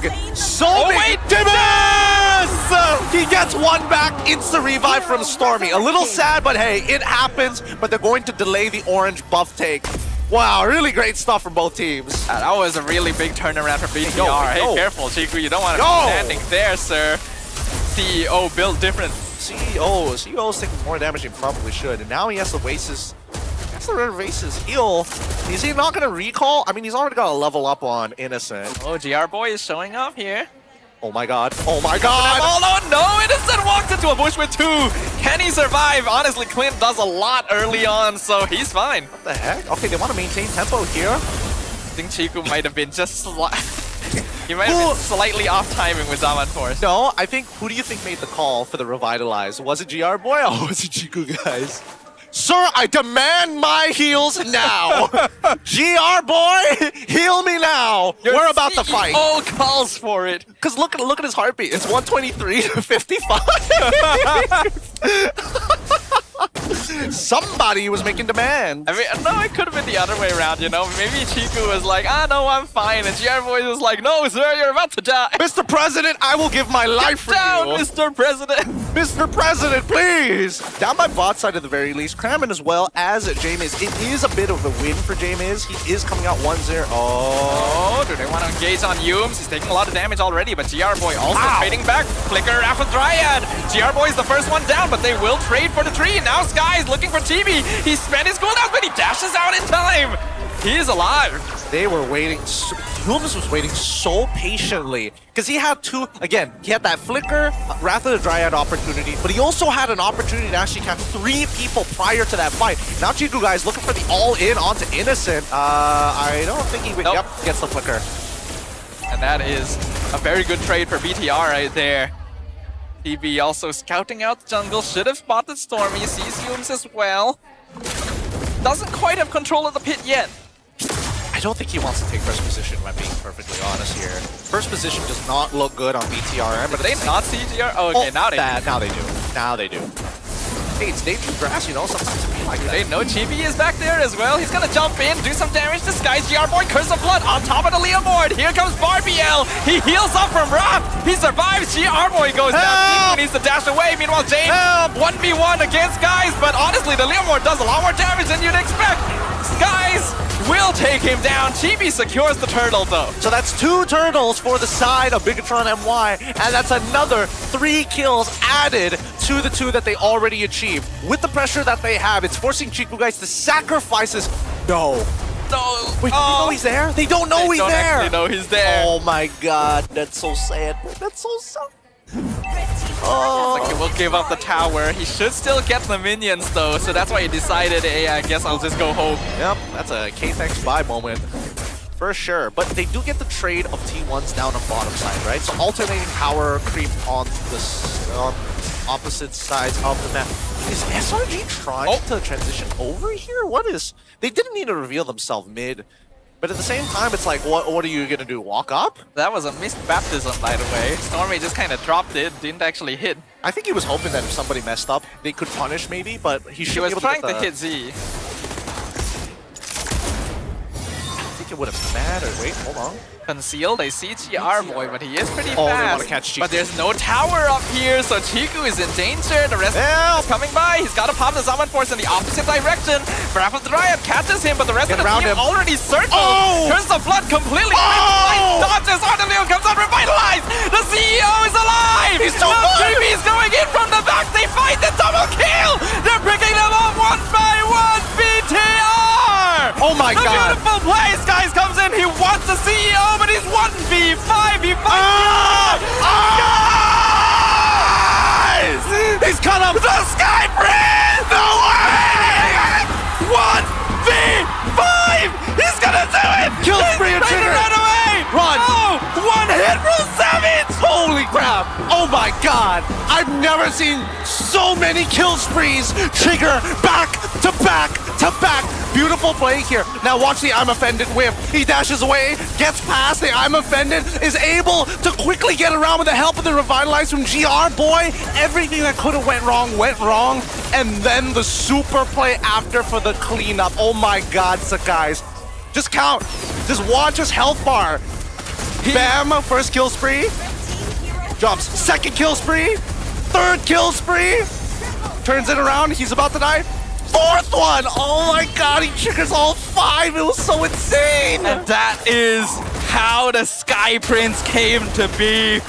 A 1v5 maniac, nearly a savage. We have not seen that sort of thing in a long time. Oh, that was so refreshing. Look at his damage, 42,000 overall. Like it couldn't have been better. BTRM are looking at themselves and like, god damn it. After all the work we put in, after everything the CEO has done for us, this is how we repay him. Still 3.8k behind. I'm gonna tell you right now, anyone else competing for gameplay of the season, you can go home. That's it right there. I am Offended, gonna lock them down. RWI am cancelled. Skies goes in. Executes 1Z is gone. Godlike streak. He's gonna look for GR Boy as well. That's a double kill. The Leomord is out of control. This is hard. This is hard to deal with right now. With the extra sustain, the slows, the stuns, and not to mention a strong anchor in Innocent. With so many engage and disengage tools, it's becoming harder for BTRM to set up. Oh, what? They got the stun! I didn't even... How? He just exploded. He just didn't react in time. He got stunned, actually. He couldn't get the falling maple down. What? Oh my goodness. Oh my goodness. If things could not get worse. Wait, was it the trapping recoil? Oh, it could have been. I actually have no idea, because for a moment I was like, did he get hit by baptism? But I don't feel like I saw a baptism. Exactly. Could have been the recoil. Now I'm Offended on James. Meanwhile, Skies is in the back line. James cannot survive. The damage is too much. The Maniac inflicting both physical and emotional damage to BTR as they find themselves toppled under the weight of the Giants, who are stampeding their way into the base. There's not a lot of minions, so BTR should hold for now, but the question is, for how long? Oh my goodness, this entire composition just has unlimited heals. It's just the guys in Innocent who are just doing whatever they want. Everybody else has to play their game. RWM to clear the minion wave. They do a stun. Skies! Guys, you've gone too far! He gets taken out under the crystal, and GR Boy tanks all the damage, survives through the Revitalize. Salmon first comes out, flicker around with the Dryad on 4! Yumes with the turnaround! Locks down Chibi, picks off the Hirara. Gonna be a 4v4, but I don't think SRG can go any further. Where's all this damage coming from? Does Innocent have that type of range on him right now? I know we're already getting the third. Well, he might, actually. You know what? I take it back. He does have the Malefic Gun. He does have the range, and he's got a Berserker's Fury to start cutting through the armor with the help of the crits and converting just a percentage of it into true damage, on top of the fact that he has an Endless Battle that gives true damage. And Chiku doesn't have his Holy Crystal yet, so his damage spike is not quite out. That's so funny. Out of everything that has happened, Chiku doesn't have the Holy Crystal. You would have imagined that they would have hit 3 items by now. I mean, he probably would have if not for the Skies Maniac. That's also true. The Skies didn't become a one-man army. But then, like, you would have imagined that the shutdown would have given him, like, a fat chunk of gold, right? Ah, it's sad, but no matter what, the 5k lead on the side of SRG might just be too much to handle, and that's just enough tempo for SRG to squeeze value. That's gonna be a lord for the Giants. This game gonna go down in history here. That play, individually responsible for a total turnaround in the Land of Dawn. I can't believe it. I can't believe it. I thought he was dead faux show. Faux Any show. sane person would not have chosen to fight. Like, I get trying to clean up. Even I was expecting at best a 2-for-1 trade, despite like your whole team dying, but at least you got 2 back, right? As long as you get Chiku, guys, that's the most ideal, which he did eventually find, but everything after that, that was a bonus. Well, here's the Conceal, here's the Lord, only 1 tower left standing, and I doubt they'll be standing for longer. The R-Boy will pull the Lord away. Cram trying to CC. The final inhibitor will fall. The minion wave just spawned, so BTR has some leeway. They missed the Holy Baptism. Wrath of the Dryad only on GR Boy. They've got nothing. If that's all they find, that's actually worth it for BTR. James still buying time. The Lord will collide with the Crystal. They need to take down the Lord. Cram flickers forward. to die. TV. The Lord still on the Crystal. SRG, they have the opening. They'll find it. We are going to a game number 3. Woo! Equalized by SRG. They clap back quickly with their response. Oh my goodness, what a play. What a game. What a performance. And what a way to shut down the naysayers. I think we all can agree that for a long time, Skies has been receiving heat on behalf of SRG. And in one fell swoop, he shows why he is capable of standing shoulder to shoulder with the Giants. Yep, and immediately you see the turn of face from BTRM. They lost so much confidence after that fight. Man, that must have hurt the ego for sure, because technically they could have outplayed it, right? They could have all separated into different sectors just to make sure he doesn't get the full spell vamp, and even giving him multiple kill sprees in the middle of that fight. I mean, on paper, that was supposed to be the breakthrough fight for Bigatron. They had perfectly surrounded them. Chiku had survived everything. They took out 4 members of SRG. He outplayed everything as well. Yes. Oh, that hurts so bad. That was the winning play. The rest of the game would have been a cakewalk for them. But Skies showed up and said no. Yep. For those who think that, like, oh man, they're replacing him for Uni. No. They're both really good. They're the reason why we have 2 top junglers in the same team for a reason. But let's go back to the next stage. Who are you guessing? Guess who? It's Skies is the most valuable player here in game number 2. I really don't think anyone else is winning gameplay of the season anymore. I don't know if it's for the season, but I definitely think for the week, hands for down. The week, easy, dude. Easy.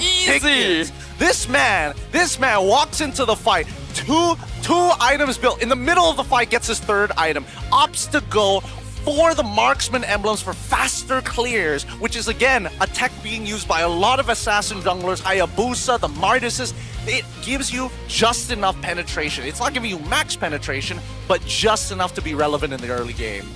Man, you say it's gonna be hard to say if it's like gameplay of the season, but for me, I don't feel like I've seen that in years, man. Like, this is not a seasonal thing. This is a era-defining play from Skies. I'm still shaking from what I witnessed. I'm pretty shook as well. I'm not gonna lie, I'm pretty shook because my god, like how the margins of how close Skies should have died in a lot of scenarios. Being saved by the Flask of the Oasis, being saved by the Holy Healing for Stormy in the first 2 interactions of the game, to eventually needing nothing at all to clean up a fight is rather insane. And I think the most upsetting part here, and I think the biggest mistake that we've seen, unfortunately, is the delay in the Dom Ice at the very end. Because look at the progression, right? Because GR Boy decided to go, hey, I want to get a Chastised Pauldron because I want to get into the face of Innocent, alongside with getting the Anti-Cuirass to be able to tank the damage, he doesn't have enough space to build a Dom Ice in the first 2 items. So Jameis had to be the one who rushed it. And unfortunately, he didn't get it out in time. An extra bit of anti-heal, honestly, would have made a big difference there.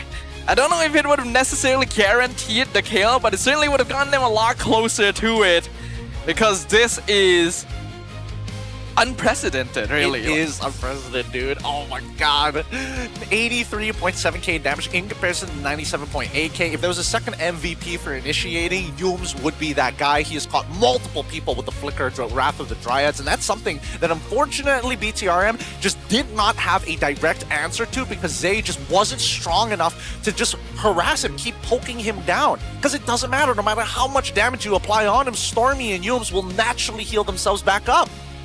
We did like the idea of the Eve. It's hard to say if Harif really was the right subsequent for that, because he always has to put himself at risk, and because of that, the DPS potential is not quite as high, despite the zone control that his team can offer. Here though, we can see Sky's rich guy carry, you know, give him all the awards. Yeah, might as well throw in Best Wingman and Sandbag while you're at it. You know, they didn't need those anyways. J-Miz and Yums, they're like, yeah, we earn this all the time. Give it us, guys.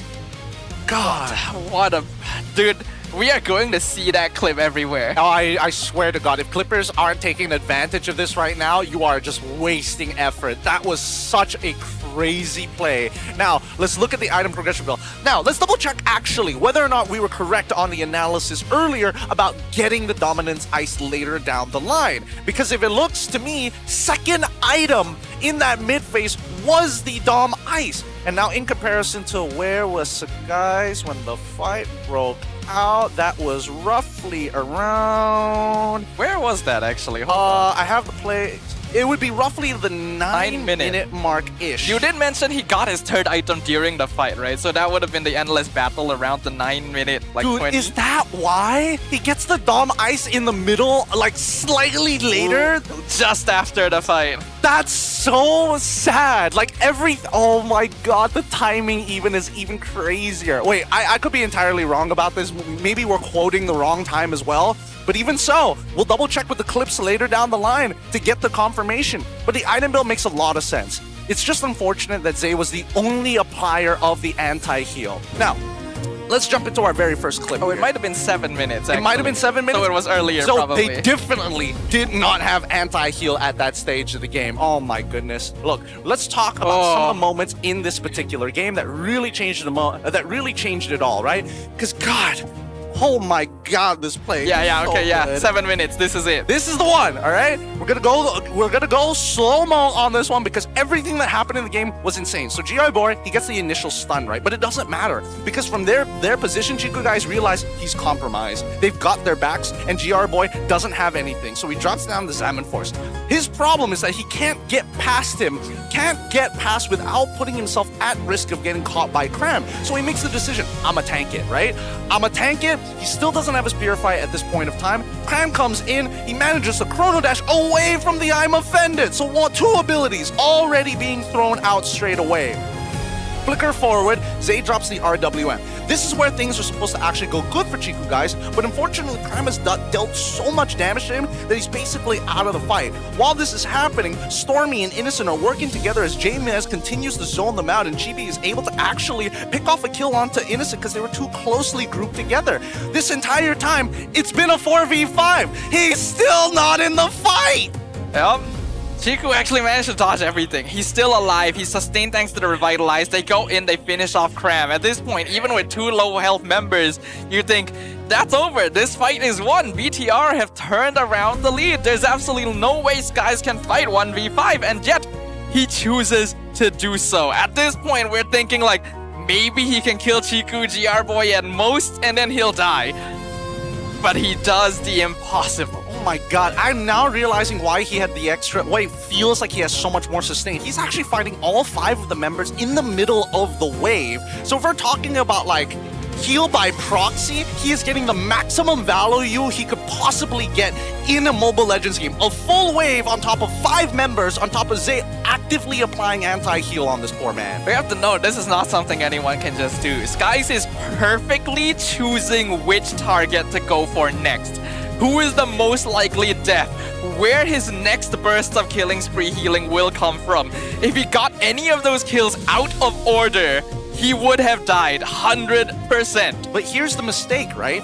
I think they disrespected him a little too much. All the low members were in the back. They jump past him. They're like, oh no, what are we going to do about this? We got to do something. Chibi reacts a little slow to the situation, but still, you're expecting a minimum 1-for-1 trade. Their mistake was here when they all grouped up together. Zay, he's trying to stay out of this fight for as long as possible, and not to mention that the damage that was being applied specifically from Hirara, once you drop the Kaison, is that the name of it? The Kaisen, right? Yeah. There's the second delay that actually comes up. He puts it in the wrong direction, and that's when you see Leomore turn the opposite way, so the second half of it doesn't even come through. So technically, they're like slight miscalculations in the middle of that fight. I have to note, like when he killed Chibi as well, he actually got that last hit right before the iframe. Yeah, right before the Fallen Maple as well. Yeah, like if Chibi had iframe there, he might have survived long enough to get a bit more damage out, but that's just fate at work. It is fate at work. And from that point onwards,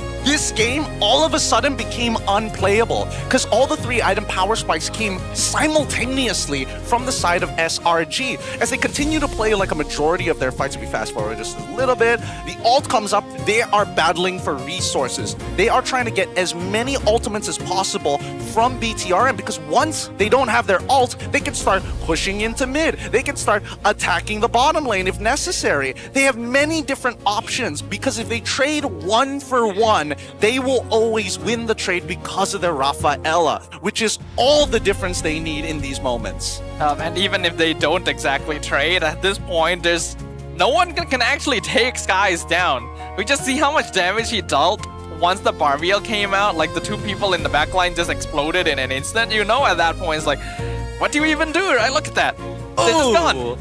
Just gone. I mean, Cram explodes at the very least, but then after that, it's immediately taking Zay out. Yeah, you're absolutely right. And I think the person who was supposed to take him down was Chiku, guys, but he couldn't get the Holy Crystal in time as well. So it's just like all the little things adding up that came into one momentous push from SRG to close out the game. Man, the Giants making a splash here. We've already had 1 Savage previously from Innocent, now Skies. He didn't get a Savage, but I'd argue this is way more impressive than any regular Savage we have seen. Yeah, I'm even tempted to go back to watch that clip one more time. I won't blame you, dude. Oh, it's too good. It's too good. Now, that's just the end of the analysis. Come down to Game 3. It is adjustments that need to be made. Because again, I think it's a very small moment in the game that BTRM, if they're like, dude, if we just won that fight, we just killed some guys there, we would naturally, gradually hit Harith to hit his 3 items, and then the game becomes like, I wouldn't say even more advantageous for BTR. Yeah, like I mentioned already, that was supposed to be the turnaround moment. That is the big fight you win that instantly snowballs the game to your advantage. And as long as you don't make a mistake, you win off of that. Skies stopped that himself. Dude, that is actually insane. Can't believe it. That is like just... Dude! I can't believe it. I really can't. Everything that could have gone wrong for BTRM went wrong. But luckily he didn't actually get the Savage at the end of the day. It was still a Maniac, which is very impressive, but the Savage would have been like cherry on top. Dude, if he got a Savage, that is actually Hall of Fame play. Hall of Fame play? Next to the Coach Gimme Roger pick and the Moskov of M6? Yeah. M7? No, M6. Innocence had too many, you know? He's got too many, you know? You need to start adding the rest of the SRG. Time to give someone else a chance. Oh man, I mean, Highlight Maker Yums, he also had a pretty sick play in MSC as well, you know, 2024. Ultimate show, quote unquote, the ultimate show play.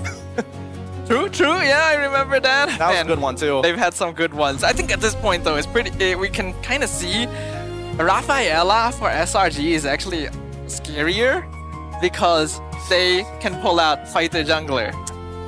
I mean, technically Chibi can play Fighter He can, Jungler. But can he do that?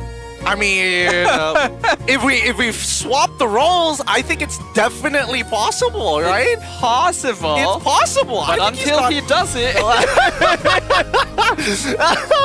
I think, admittedly, it is going to be a little bit hard, especially with Rafaela. I wouldn't necessarily agree that, like, because Stormy is on Rafaela, it is scarier on SRG side. I think that they've got some interesting combinations with it. So again, keep in mind, the Leomord, pretty good combination with it for SRG. It's pretty unique to them. Haven't really seen too many other teams actually do that. We've seen Leomord, not necessarily in combination with Rafa. I mean, healers are always good with any sort of fighter. As a fighter player myself, I think we can all agree with that. For now, though, we need a break. We seriously need some time after that one. When we come back, we'll find out who wins in Game 3.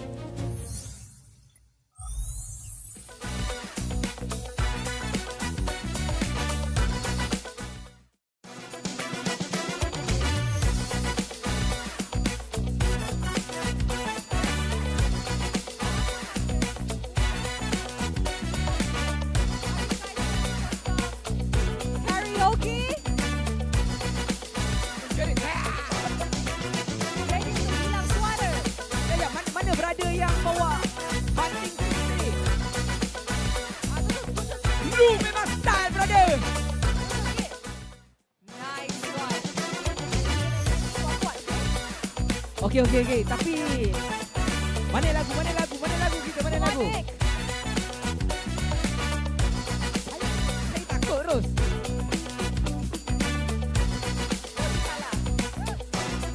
Alright, siapa tahu lagu ni? Alright. Let's go.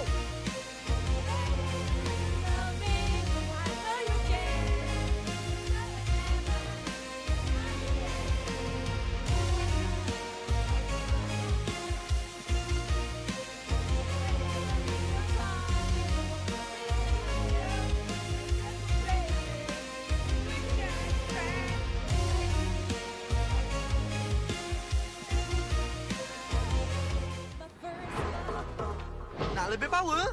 Jom.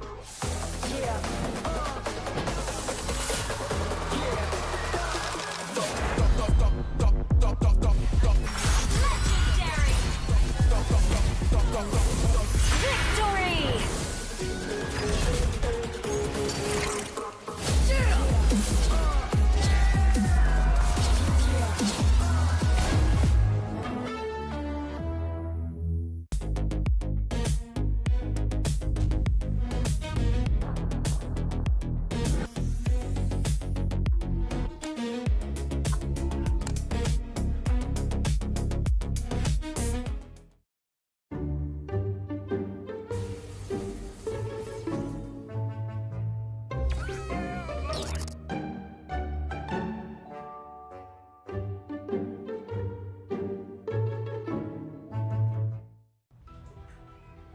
Mulakan dunia digital anda di sini.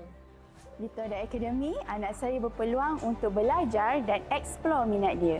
Akademi kami mencorak masa depan industri game. Di Toda Academy, saya boleh eksplor banyak ilmu baru. Akademi kami melahirkan juara e-sport masa harapan.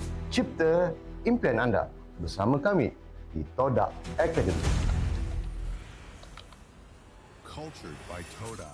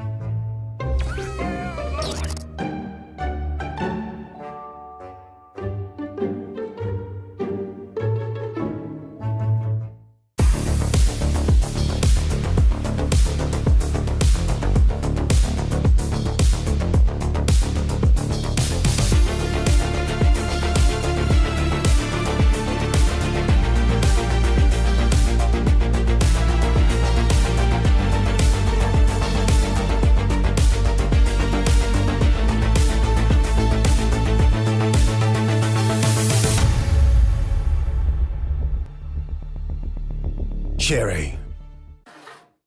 Exotic vibe like power on wangi tune tiada lawan aura boom boom boom boom boom beraksi dengan penuh keyakinan.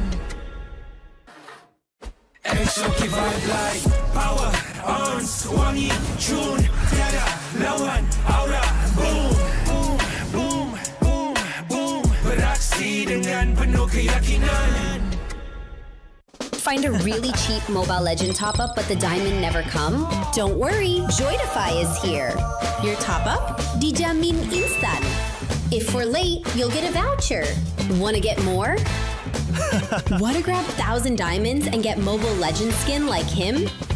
Log in on Joydify now and get a chance to try Joydify MPL Lucky Spin. What are you waiting for?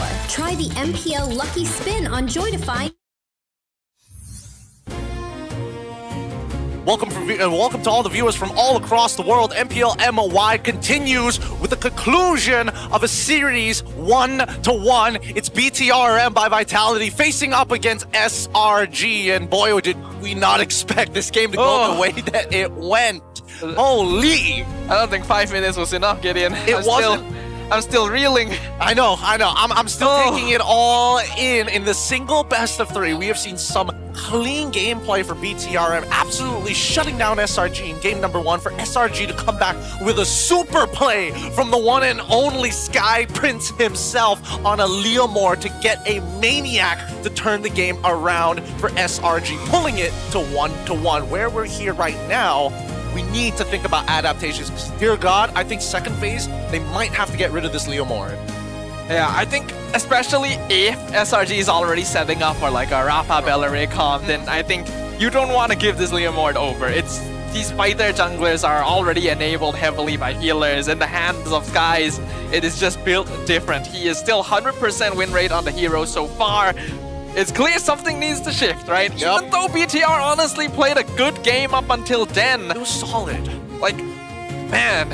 It's depressing because of how well they were playing up until that very point. Like, all the mistakes that they avoided to make happened in one moment, and it really blew the wind out of their sail, which is sad to say the least, but it doesn't mean that they can't come back. Because again, game 1 was a very good example of how to completely shut down a team like SRG, but it all comes through the draft, and there will be points in the game where you have to contest your opponents. I just think that BTRM, they came in with a very clean plan, and I think if it went exactly the way they were hoping for in game number 2, we wouldn't be having this game 3. Yeah, it could have been a clean sweep. It really could have been just a little bit of something. If it went differently, BTRM would have won that game. That's how close it was. That's how impactful that play from Skies became. And now we get to see the series go the full way. Anything can happen now, really. Yep. I can't stop thinking about it, man. I'm trying to figure out, is Chico guys really analyzing the game where he's looking back at that like 5v1 and was just like, how? What do you mean? It's not even really a mistake from BTRM. They responded to that fight perfectly. It was Skies. It's all that man alone. No. That is untrue. You think so? Yeah, it's all the abilities needed to hit. The fact that some people were whiffing abilities in the middle of one man? Like, let's be real here. Some of them got cancelled out admittedly, but you can still wait out the distance. Perhaps so, perhaps so. Well, no point crying about spilt milk right now for BTRM. They're gonna have to move forward if they want to clinch victory. Remember, both these teams still so far undefeated this season. Who will be able to hold on to that title and be the only remaining win streak in Season 18? We shall find out as Badang brings us into the arena and gets us ready for the draft in game number 3. Here's the drafting phase, but first, our random map draw. Please give us something good. Broken walls or something. Broken walls, expanding rivers. Ah, not that one! There it is. The clouds emerge. There's nowhere for the evil to hide. Yes! God bless you, Kenji! Yes! Oh my God! We need her gone.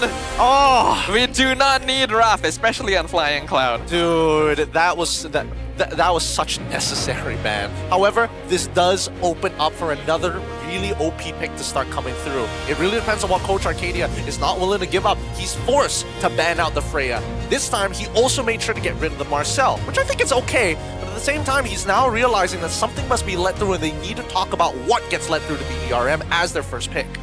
There's a lot of decisions to be made here, but at the very least, Raph Bellaric no longer has to be a big concern. Now things like the Paquito, like the Melissa, still going to be in the pool, so Paquito will be the first one removed for now. Also, Freya is still open. Somebody has to ban this. Or maybe that's Coach Arcadia's plan.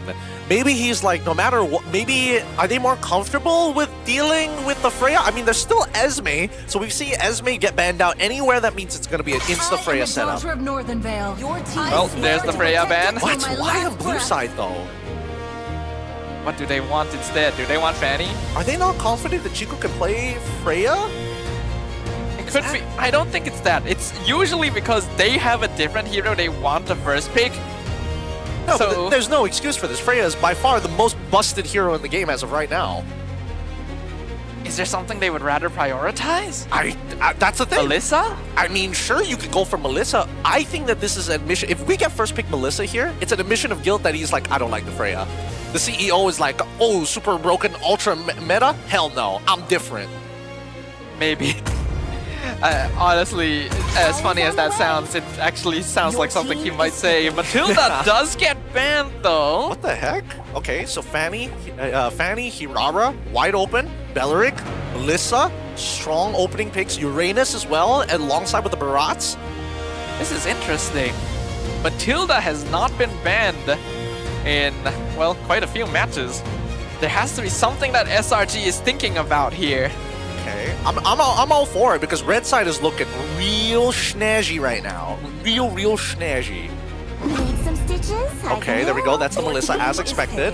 Let's see what Coach Arcadia is going to do. Because Coach Genji on the opposite side is more than happy to take this Melissa. Considering Chico's previous performance, why not? Kiro is already banned. Fanny is open.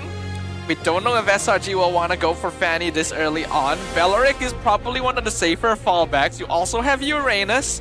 You just can't pair them with Rafaela anymore.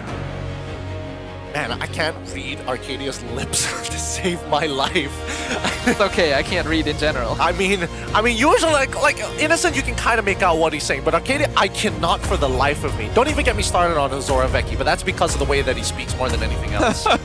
He speaks very like, he speaks like a true gamer, dude. Okay, I don't know what that means. But... have a conversation with him. Have a conversation, you'll know straight away. Alright. He really simplifies everything he says. Hirara Moskov. Alright. SRG setting up for the Innocent Moskov gameplay. Yeah, because what's Chibi gonna do? Lock in Fanny? I believe. I don't think he's going to. Probably not. But you can believe anyway. I guess at this point, jungle is probably Nolan, right? You could go Nolan, but then the problem is that Moskov is already on the opposite side, so you could lean into the Leo mode if you wanted to. But you know what? They're not going to touch it. They're going to leave it up to SRG to target Bandit because they're getting the Novaria and the Uranus who work very, very well together. Yeah, so far, the drafts are pretty solid. SRG definitely doing a little bit differently with the Moskov this early on, but considering it is Innocent, it makes sense as well. They want to secure their chances here. A third pick, gonna be an important one. I wonder if we might get to see a Selena. We could see a Selena. That wouldn't be too bad of an idea. Honestly, I think that if they just want priority, sure, that's one way of doing it. But they do need somebody to actually block the shots from Novaria if they want to maintain tempo, right? Like, everybody thinks about the early stages of the game, but eventually Novaria can start, like, double waving for fun. You know, just out of the blue. Like, she clears one wave and semi-clears the next. And it looks like it's going to be Ruby as an answer to this Uranus. Interesting. Ruby seems to be a comfortable pocket pick for SRG. Again, it is a very flexible hero, so picking it early on, they can still kind of switch things around, decide where they want it to go into both side lanes, really. And Yums has already played at Rome once this season. So they're gonna lean towards that for now as we enter the second ban phase. Yeah, I don't think Leomord is worth banning. What else can Chibi play at this stage of the game? Guinevere? Oh wait, what if they just go...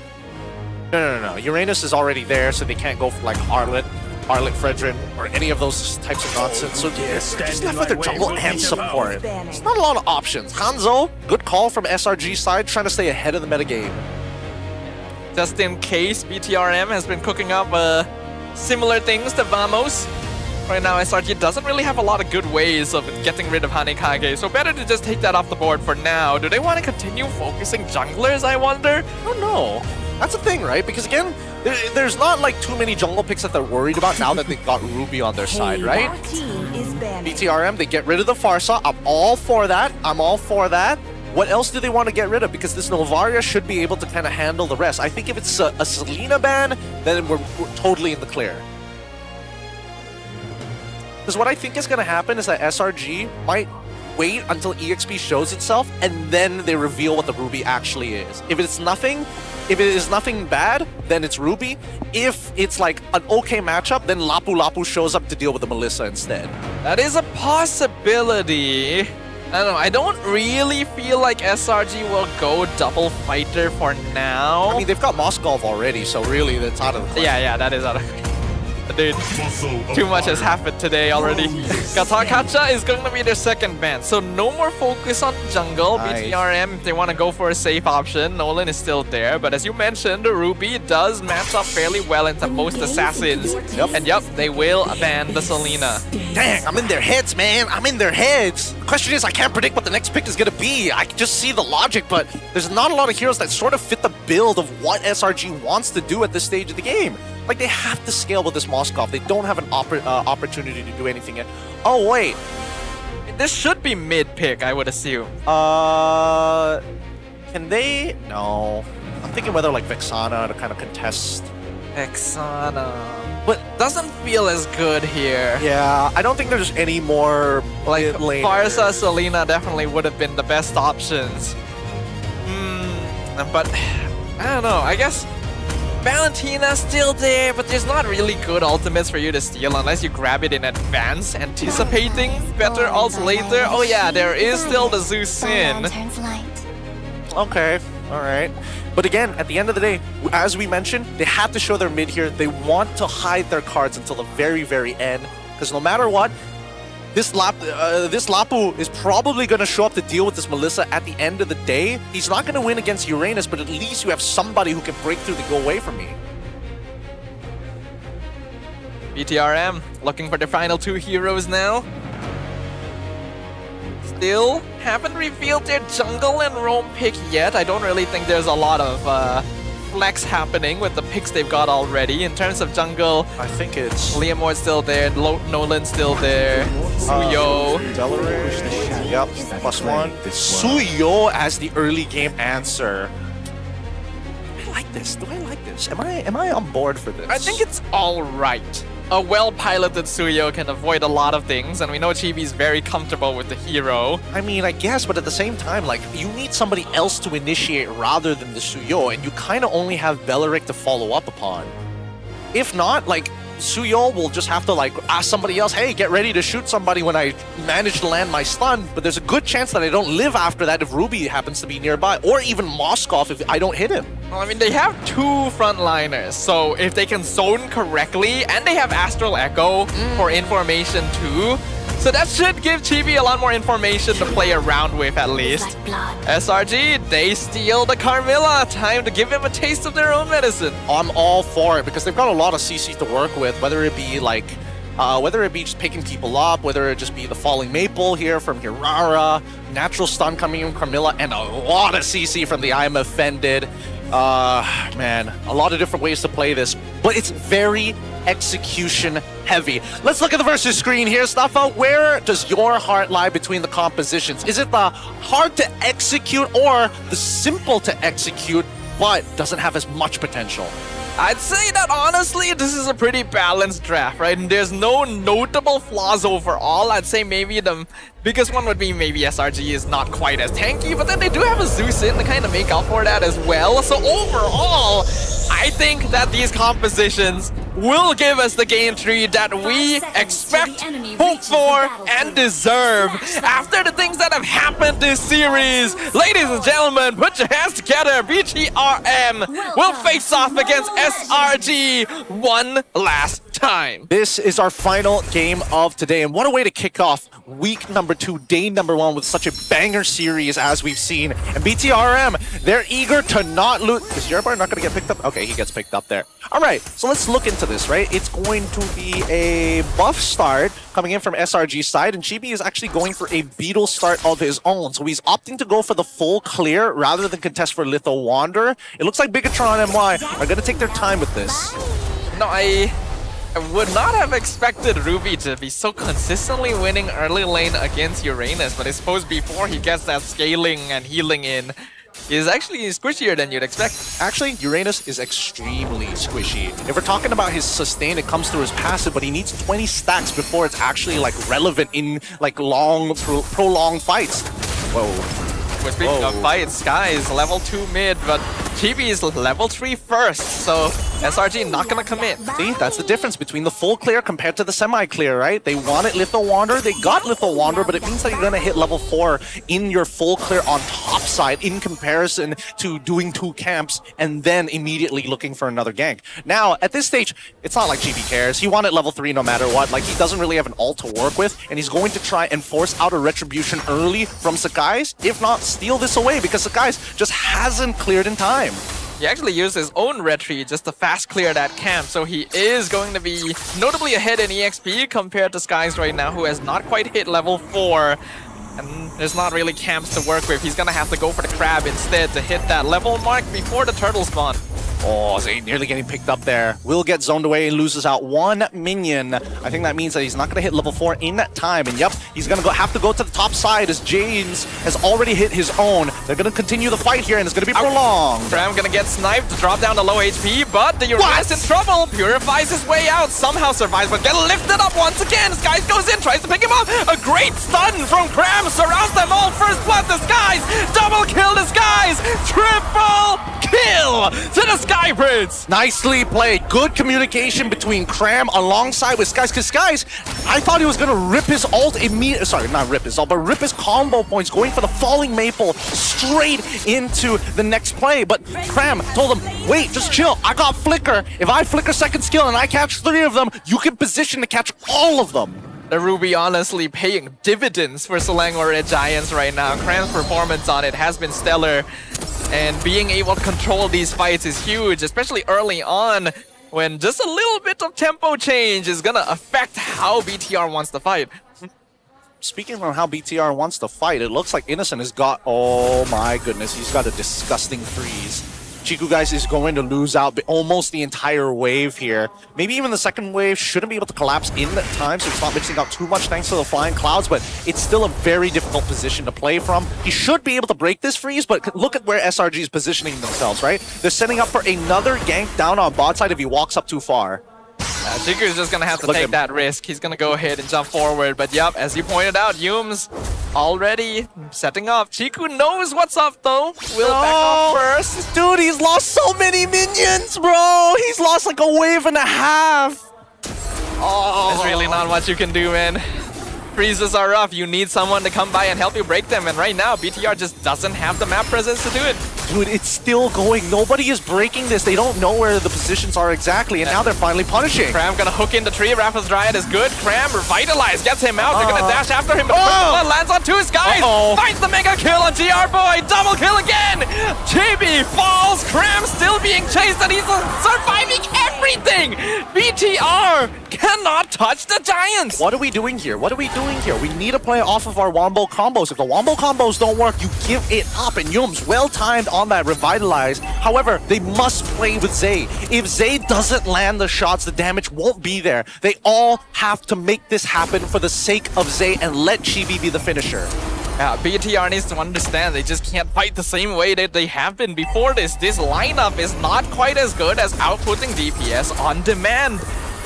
Z needs to land those shots. Without it, there's no way they're getting these kills. That's the thing. GR Boy has had some really great engages, but if Zay doesn't have the items, neither does he have the damage to actually hurt these members, it becomes way harder. But he's clearing the waves. He needs the time. He just doesn't have the presence and pressure to keep them back. Right? Not like Zushin. Oh, I'm just gonna hold my lantern over you compared to I have to wait like 2 to 3 seconds if I oh wait, hold on. Damn offended, pulls in James, the 1v3 inside the bush. He gets lifted up as well. He just can't go anywhere. Can't breathe. Not even for a second here. James, he's already 0-3. He's out of this game already. It's too late for him. And without him, BTR are gonna have a much harder time. His job here is the zone. GR Boy literally being chased down in his own jungle. And they're not stopping. He has to use the Wrath of Dryad just to run away. Yep. Again, this is a really difficult position to play from. SRG have won not only the first interaction. Oh, that was a little funny. Was that an auto attack? What? Wait, who's auto attack? I think it was Moscow. Moscow's not even there. I think Innocent was recalling. Okay. Yeah. That's funny. That looked really weird. You know what's even more funny? Chibi being chased down right now. I mean, there's no way you can run away from Kirara. killing spree now for Stormy. Does he have Sky Piercer? Turn around. He probably only got it. I don't know how many stacks he's got. He definitely has that one. We'll check it in just a little bit, but for the time being, I think Bigatron need to play defensively. Oh no, you should always be aiming for the waves. Yeah, just aim for the wave. You gotta aim for the wave. They have to block the shots. Clear the minions. Yep, there we go. Yeah, still now, even the cannon minions are starting to spawn in the mid lane. It's going to become a little bit harder to clean the wave efficiently. The CEO being hunted down is able to drop muddles though. Astral Echo helps, keeps SRG away for now. Net worth lead still 4.5k.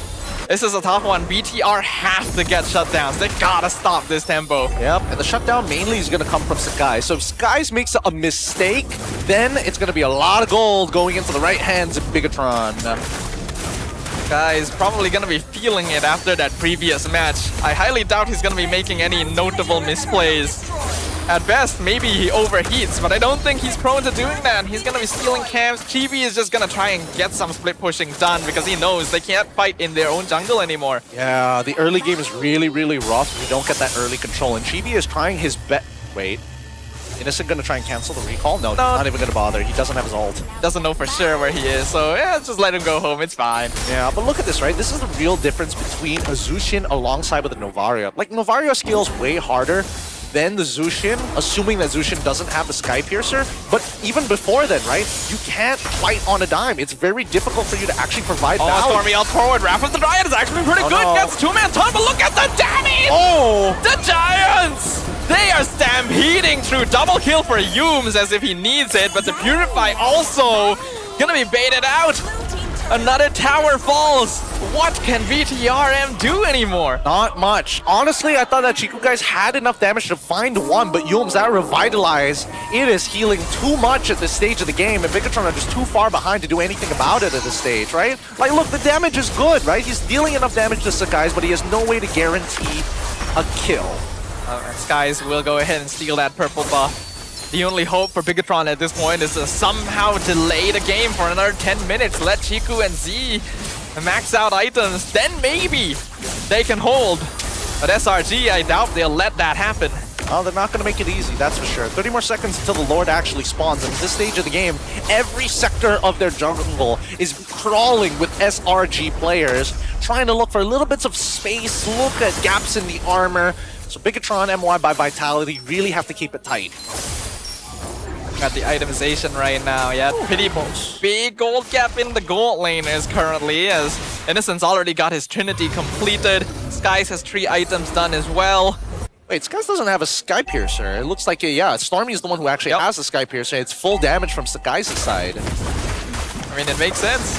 Stormy already having a very notable presence in team fights. Zusin will naturally be able to get those stacks easier. Looks like the snipe is a bit early, so Skies will get that Lord. Yeah, the worst part is that now he's like past a certain, he's past the level 11 threshold, and he's got the right items as well. His combo points come back in 3 seconds. That's just, unfortunately, a window that Bigatron have to somehow take advantage of. And they don't have the burst. Unfortunately, Chibi's too far behind. Zay doesn't have the items yet. Even at max distance, maybe he'll get some damage, but not enough to really make the play. Okay. All right, Conceal coming through. GR Boy. GR Boy, he wants Innocent. Astral Echo just clips him at the edge, but he's too far already. They were hopeful for that one. Admittedly, very, very hopeful. But hey, they gotta hold on to hope, whatever they can at this point. This is worth dying for? Ouch! Wow! Surprising amount of damage onto Innocent. Okay, he will be able to heal back up from some of the green camps, and GB just slowly chipping away at the Lord at this point, as you see that Slango Red Giants are not only using the waves, and they don't mind sacrificing the first wave if necessary. Oh! TV doesn't have his cooldowns. He dashes out. Oh my goodness, the projectile speed of that stupid stun coming in from Carmilla is just slow. Oh my god, Z got stunned inside the wall. He had to flicker out. Almost died there. Innocent getting a bit of revenge for that previous snipe, but the scaling's just too much at this stage. Aye, Oda, Jamin. Stormy just needed... If he had his ult, he probably would have committed to get a free Sky Piercer stack, because he still has Purify, so he can just get out in case of the Wrath of Dryad. Even so, this is a slow and painful process. My butt has been clenched so many times in a row, Gideon. Oh, beautiful flicker hook. That's a dead tree, GR boy. Nothing you can do about that one. It happened so fast you couldn't even register it. Chiku used his ult as well. He thought Skies would dive deeper, but that's just a bait. That was such a clean combo from Cram, and no way to react to that because it was still in the force swing animation, so it just looks like he's just doing skill 1. Oh my god! Wow! Skewered through the tower, and now they'll lift up James. They'll pull him back. They won't let him go home, and he is home. Where did Chibi even go? The red giant. Oh, the Spear of Destruction connects. I wouldn't even be surprised if he decided to go for that, but at this point, SRG knows this is the end game. This is victory on their screen. Only 1 minion, so it'll take a little longer to do so, but it's a 5v2. Rapid Dryer comes out. Boy, gets the shutdown. Just a little consolation prize. But I think SRG are happy with that. Just a nice little taunt at the very end here. Cram will be able to heal up to full because honestly, he's got more than enough to stay healthy. He did use the I'm offended though, so he probably needs to back away at this point in time. Very sad for Sakai. Gets clipped by the Ancient Seed at the very end. Gets punished for it underneath the tower. But giving up his shutdown to GR Boy also isn't too bad of a thing here. Oh, not at all. Like, dying there is like a nothing burger for Megatron. You know, it's like, well, it sucks because we don't even get like much of the goal. Like, the rest of his team gets a little bit of goal, but not as much as if it was given to Chiku, guys. Mind you, that's their one and only kill the entire game. Oh, you're right. It's 1 in 15 right now. I wasn't paying attention to the kill KDAs score. on BTR are so sad. It is a very difficult position to come back from. I don't necessarily, like, their wave clear isn't the greatest. They can only clear 1 wave at a time, and eventually once they have the Lord empowered minions, they can't one-shot the wave anymore. This is gonna be tough. 13 minutes in. This is the timing that SRG ended the previous game, and it looks like they're on track to follow it up. BTR, they have some wave clear, but I don't think it's enough. Does Chiku guys not want to walk up to... Nah, he's not even going to walk up to get like the extra bit of gold. He's not even interested. He wants to just deny complete information from his team to sit underneath Crystal. BTR has the whole 3 waves and a Lord, and without GR Boy, by the way, because he just disappeared. Curse of Blood does whiff. The Lord's being pulled away by James. He'll survive for now. Wind of Nature also used maybe a little bit early. The Lord is being controlled, but they'll go straight in, and Stormy finds the unstoppable streak. Chiku guys falls, and with that, the final hopes of BTR flicker away as the Red Giants trample them underfoot and secure victory in the series, maintaining their position as the only team with an undefeated streak. As per usual, nothing too surprising here for SRG, especially if you're just tuning in. But God, you gotta check out game 1 and 2 just to kind of set the stage for why SRG are so adamant on giving nothing back over to BTRM here in game number 3.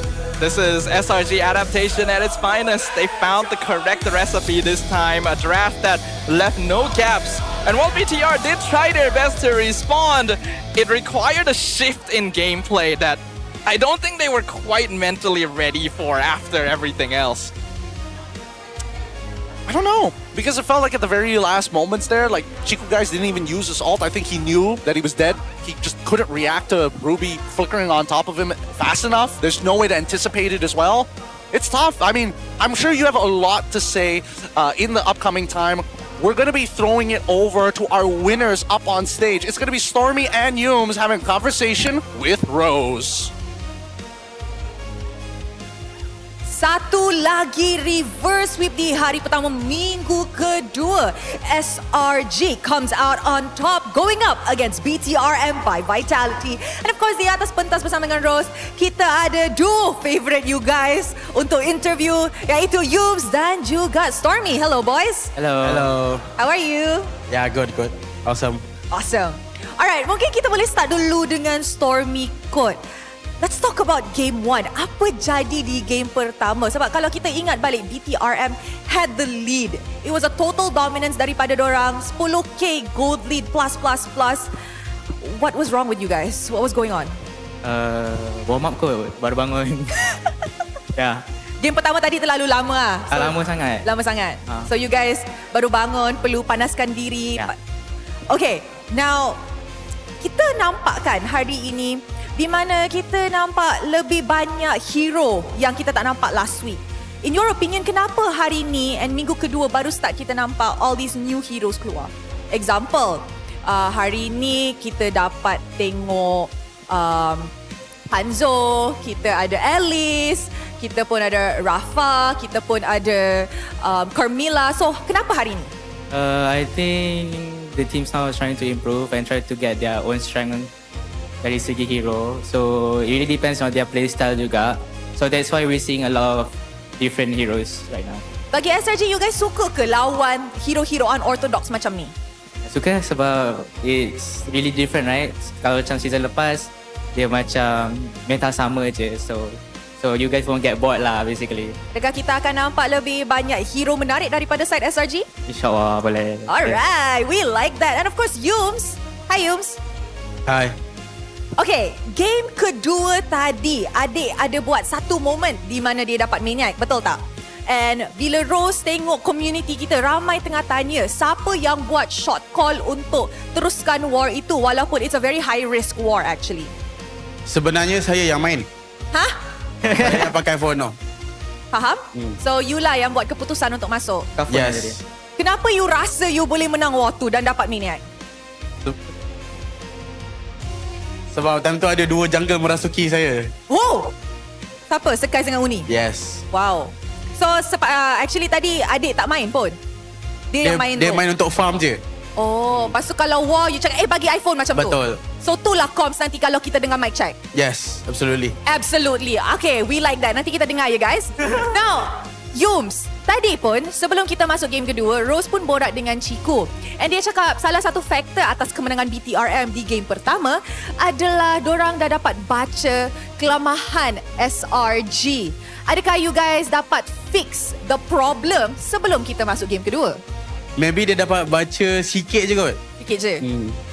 Biasa lah Ciku kan, dia selalu buat kerja setengah jalan kan. So, you rasa sebenarnya ada lagi problem lah tapi dia just tak dapat tangkap the full thing? Betul. Oh, okay. Okay, menarik. Ciku, kena buat kerja keras sikit lah untuk dapat tangkap CEO kan? CEO. Okay guys, kita pun sudah nampak perlawanan reverse sweep. Tapi hanya seorang yang boleh menjadi MVP. I nak tanya audience dulu, korang rasa siapa yang sepatutnya layak dapat MVP untuk perlawanan ini? Alright, you rasa guys? Mari kita tengok MVP perlawanan ini in 3, 2, 1. MVP jatuh kepada Jeng. Wey, Sekais. Tak, padahal dua phone yang last tu saya main. Oh, memang you je yang main semua? Betul. So dia tak main? Sepatutnya dia tak main lah. Sepatutnya dia tak main. So kalau kita tanya dia, mungkin dia akan cerita ke yang you main tadi? Maybe dia akan cerita. Maybe dia akan cerita. Sebab kat screen pun saya selalu dia yang bagi saya phone. Oh, serius? Adik, kenapa Yums cakap yang maniac tu tadi dia yang dapat, bukan awak? Claimers lah. Okay, so, ramai orang nak tahu apa kom sebenarnya masa you masuk game kedua tu dengan Leomord dapat maniac. What was going through your mind? Apa yang koms tengah berlaku? During that situation? Yes. Tadi tu dia macam, ingat tak yang macam innocent punya yang dia on lebih kurang macam tu lah kot. Dia macam boleh masuk ke tak tim dia cakap tak payah dah rata. Dia cakap tak payah? Santai. Kau relax abang buat kerja. Wow. Abang adik. Alright, kita boleh nampak hasil waktu tadi. And of course, adik mungkin tadi Yums cakap problems not fully solved yet, tapi you rasa cukup masa ke untuk solve semua masalah dalam SRG sebelum menentang dengan Team Flash this Sunday? InsyaAllah kita dapat solve benda tu lah before next match. Okay, I rasa semua fan akan tunggu untuk perlawanan itu. Any words kepada fans-fans SRG yang datang hari ini dan sokong you guys? Untuk fans, thank you so much yang datang hari ini. Saya harap korang enjoy dengan match hari ini. Buat 3 game kan. So thank you so much. Jumpa korang Ahad ni. Yep. Alright, terima kasih dan tahniah sekali lagi kepada SRG. And with that, mari let's show it back to the casters to break down apa yang terjadi dalam perlawanan reverse sweep ini. Terima kasih banyak. Tapi itulah, ini kena tukar lah. Bukan Sky, sepatutnya Yums. Sebab Yums yang mainkan kan game Quill dengan game ketiga. Dia kata dia yang mainkan dua-dua apa? Dua-dua fight. Tangan kiri main roam, tangan kanan main jungle. Betul, sebab tu dia bunuh diri aku rasa, Pel. Dia macam, dia ni melebih pula. Okay, aku kena taunt, mati dekat turret. He had to die first. Right? You can't play two phones at once. You have to die first, then you take over the other phone. In case you guys didn't know, we do have a special guest here. Tapi sekarang kita akan tengok item dekat sini where Pull, dia punya problem is that game ni one-sided lah. By the way, you guys can see Starfire there. Starfire say hi. Hello. Yeah, Caster English. Caster English. Kau nak cakap English? Dah tiba masa. Dah tiba. Tukar jawatan. Saya menjadi analis Melayu dari baik. Betul. Jadi kenapa SRG lawan BTRM one-sidednya punya dah doi? Skill issue. Skill issue. Okay. Yang mati satu tu pun cuma Sky je tu. Itu pun dia throw lah. Dia throw nak Yums. Ya. Dia throw dekat bawah tu. So dia bagi aku tak ada apa effect pun. Aku rasa antara yang kita kena bincangkan pun Sky biasa awal daripada Stormy je lah. Dia rasa macam tak perlu nak buat apa nama? Glowing wand, because like killing them is much faster, right? I mean, there's no Rafaela, right? So you don't really need anti-heal as much in this sort of situation. It's just that I feel like BTR probably lost a little bit of mental after game 2, right? Because who wouldn't after what happened? They were still trying to play the game the same way they did before, but the draft is different, right? It's not as bursty. They need to take their time with the Astral Echo, then kind of bait them out with the sniping, because they don't have enough burst damage otherwise. They just kept running into them though, and SRG definitely improved. They were controlling the river, they were rotating correctly, and they were catching them off, which threw BTR's tempo off as well. And then after the first triple kill, it's like, if you give an assassin triple kill in the first fight of the game, it's kind of over. Pun nak balas ke? Yes, sir. Yes. Tak, bagi aku faham apa yang Starfire cuba cakap. Ya. Di mana like Yums, he said all of that. Ya, dia punya snowball lebih bila kau bagi dekat Hirara, aku rasa memang agak membuatkan Hirara tu lebih kuat. Lagi satu aku rasa untuk item build, mungkin adakah patut jual Sky Piercer untuk CB sebab totally kalah all the fight. Sebab aku masih ingat dia dapat Sky Piercer tu masa dia 0-2-0. And aku rasa memang first fight yang dekat Crab tu, SRG terus took over the game. Sebab yelah bila dah ada Sky Piercer, and then Sky Piercer punya damage kalau ada 3-4 stack memang kosong, macam mana cakap, susah nak lawan. Sekarang kita tengok item progression. Untuk kita tengok bila diorang siapkan semua item ni, and kita tengok quite early on, around 4 minit diorang macam dapatkan Sky Piercer. So itu dalam turtle kedua. Tapi kalau kita tengok dekat sini, Chibi siapkan Sky Piercer di mana Hirara yang digunakan oleh Yums dah ada Hunter Strike on the way ke War Axe. Bagi aku agak jurang perbezaan yang sangat jauh. Hunter Strike lagi mahal daripada Sky Piercer. What do you feel about Cram's itemization, by the way? You are the Ruby connoisseur. And I gotta say, like, Cram has been performing really well. I think this is a good idea from Cram, because typically when you play Ruby, especially in EXP lane, you usually want to get some damage on the hero. Especially now, since she does so much damage base, you may as well just get at least a War Axe. But Cram went for dominance straight and then took a while to get to the Queen's Wings, because his job here is not to do damage, it's to stay in the fight and be annoying.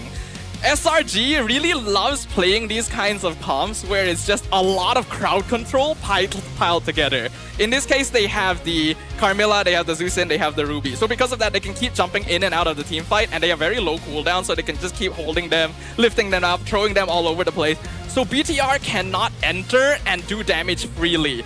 You saw GR Boy just being hunted every single time. He's a Beleric. He can't even run in his own jungle, right? That's already a very bad sign. And it's because Cram was tanky enough to survive. If you looked at a lot of the earlier fights, he could just keep going in and out. And everyone kept trying to dive him at low HP. He would not be at low HP if he went for damage. He would be dead.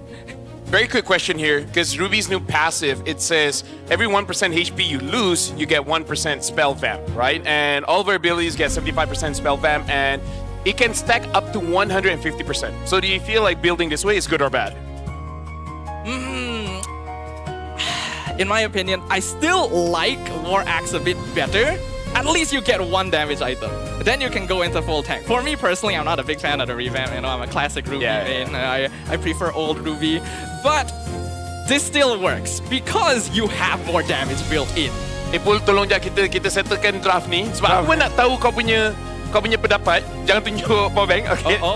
Alright. Okay. Alright. Okay, untuk draft daripada pasukan SRG sendiri, Ruby ni dah dapat counter 2 hero dalam satu masa di mana pemilihan Ruby boleh counter Suyu dengan Uranus. Di mana bagi aku yang membuatkan lagi Suyu susah main, dia bukan berlawan dengan Juxin saja, dia berlawan dengan Ruby juga. So Chibi tak boleh nak bergerak sangat. Kalaulah masuk late game fight, masa aku Camila punya ultimate tu terkena dekat Chibi ke dekat 2 tanky hero di depan, aku rasa susah untuk pemain sebab terlampau banyak sisi untuk belah kanan dan Hirara ni just finish. Itu bagi pendapat aku. Tapi untuk menjawab soalan Sedafa yang mana opinion dia nak Ruby at least build item damage, at least satu bagi aku tak perlu disebabkan dia punya main character dekat sini adalah Innocent sendiri dengan Hirara. So kalau Ruby main mungkin boleh diculik, tapi disebabkan Ruby tak main, so setup tu boleh. Tapi soalan dekat sini, rasa macam Ruby dah akan naik popularity ke? Because sekarang ni antara pick yang kuat adalah Baras dan juga Uranus, tapi kita nampak Ruby boleh menang lawan dengan Uranus. And antara Ruby dengan Barat is Ruby lagi banyak crowd control. And crowd control dia cooldown pun lagi rendah daripada Barat. So pendapat Ibu, rasa macam kita akan nampak lagi banyak Ruby ke? Aku rasa untuk lawan Uranus ya. Cuma kalau untuk pick Ruby di awal mungkin Baras akan jadi counter pick yang hebat untuk Ruby. So aku rasa mungkin disebabkan Uranus dibawa masuk, macam aku cakap tadi, dia dapat pick advantage. Di mana pick Ruby dan tiba-tiba dia main Nolan ke, dia nak main you have an opinion ke, stuff. So how about your opinion? Let's try and practice a little bit of Malay here, right? Yes. Boleh. Cakap Melayu boleh. Pada pandangan saya, saya rasa Ruby tak semestinya menang lane berhadapan dengan Uranus juga. Only during level 1. Kerana dia ada high base damage sendiri. Tapi apabila Uranus ada lebih HP, ada lebih stacks, dia akan menang lane juga. Tapi Cram, the way that he plays, dia ada peluang untuk leave lane lebih cepat. He has higher wave clear, he's able to sustain, and he's able to participate in team fights. And that is what makes the big difference here. SRG adalah team yang boleh main Ruby kerana mereka ada extra flex role. Sekarang, orang akan kurang main Ruby Gold. Jadi, apabila lihat Ruby di pick akan menjadi EXP, tapi SRG adalah team satu yang boleh main Ruby Roam. Kerana sekarang Ruby Roam tak bagus juga. Not tanky enough, right? You are only really strong in terms of damage, but Yums is able to pull it off in the right comp. So they are comfortable picking it third because they can still flex it. And that is what makes the difference here. That's why other teams aren't really picking it out. It's not because it wins lane necessarily against Uranus. It's because it still has a good matchup and it is able to leave lane, it's able to participate. I see. So they can pick third. By the way, respect. Nice Malay. Thank nice you. Malaysia. Nice Malay. Thank you. And sekarang kita akan tengok gameplay of the day. It's Sakai's dengan dia punya Maniac. Could have been a savage. Tapi again, I feel like it's the right call. Jangan paksa sangat. Kalau mati nanti korang just malu je. Kita tengok dekat sini. BTR nampak macam diorang nak menang dah fight tu. Kita even nampak dia punya slow down. Bila Sakai's datang, still ada minion yang menyebabkan dia boleh spell vamp. Epul, what a beautiful play. Kalau kau tanya aku dekat sini, Chibi juga nice masuk. Bagi aku mungkin diorang tak expect damage daripada Leomon. Macam kalau perasaan Leomon masuk, okey, ramai-ramai rapat-rapat dan semua kena damage serentak, di mana life steal tu membuatkan Sky sustain dekat sini. Tapi kalau lawan aku rasa dekat Sky sebab damage-nya tinggi. So, sekarang kita akan tengok player of the day, Sakai daripada SRG. 18-4-19. This is the whole insane total game. And I'm very happy to see that the guy is looking good. Ini pun stuff tadi kita orang dah bincangkan. One of the good things about the current meta is, honestly, anything can be played. So, it becomes to the situation of, let's just say Hirara is meta, right? But you're better on something like a Leomord. It would actually be much better for you to avoid the meta and just choose your own thing, right? So I feel like it's that kind of you're not punished for picking heroes that you like. Yeah, I think in this case, it's a mix of comfort pick and also a hero that happens to work well with something else, which in this case is the Rafaela, right? Normally, you see Rafaela being picked with Uranus, Belleric, but any healer also works super well with any fighters. Fighter cores. So Leomord works there. But in this fight, the Raf was already dead. He didn't even benefit from that. Faktor yang besar dalam situasi ini adalah killing spree. And it was a perfect sequence also, because if he had killed the targets in any other order, he would have died. He perfectly identified which person he needed to go for next to get the next killing spree proc. And then BTR made a mistake of grouping together too much with the minions that allowed him to get a little bit of extra healing. And on top of that, we mentioned this during our analyst segment, he got a Queen's Wings. There was no anti-heal. Yeah, there was only one glowing one. Yeah, and then after the second kill, he got the Queen's Wings, instantly proc the Queen's Wings, makes it almost impossible to take him down. And now kita tengok standings di mana minggu kedua hari pertama, SRG is on top, 3-0. BTR following very closely sama dengan IG 2-1. And the rest of the teams, RQ and Flash, RQ we will see macam dorang nak bounce back for week 2. And Flash, they got unlucky. Cuma itulah, kalau lawan SRG pula, we'll see. So Flash kita tahu kuat je Flash. Tapi tak tahulah pun, dia macam ujung-ujung tu tapi ada kalau, je. Tapi kalau kau tanya aku, untuk Flash mungkin dia boleh prepare lebih sebab dia satu match je untuk minggu ni lawan dengan SRG. Mungkin dia akan lebih bagi saingan lah.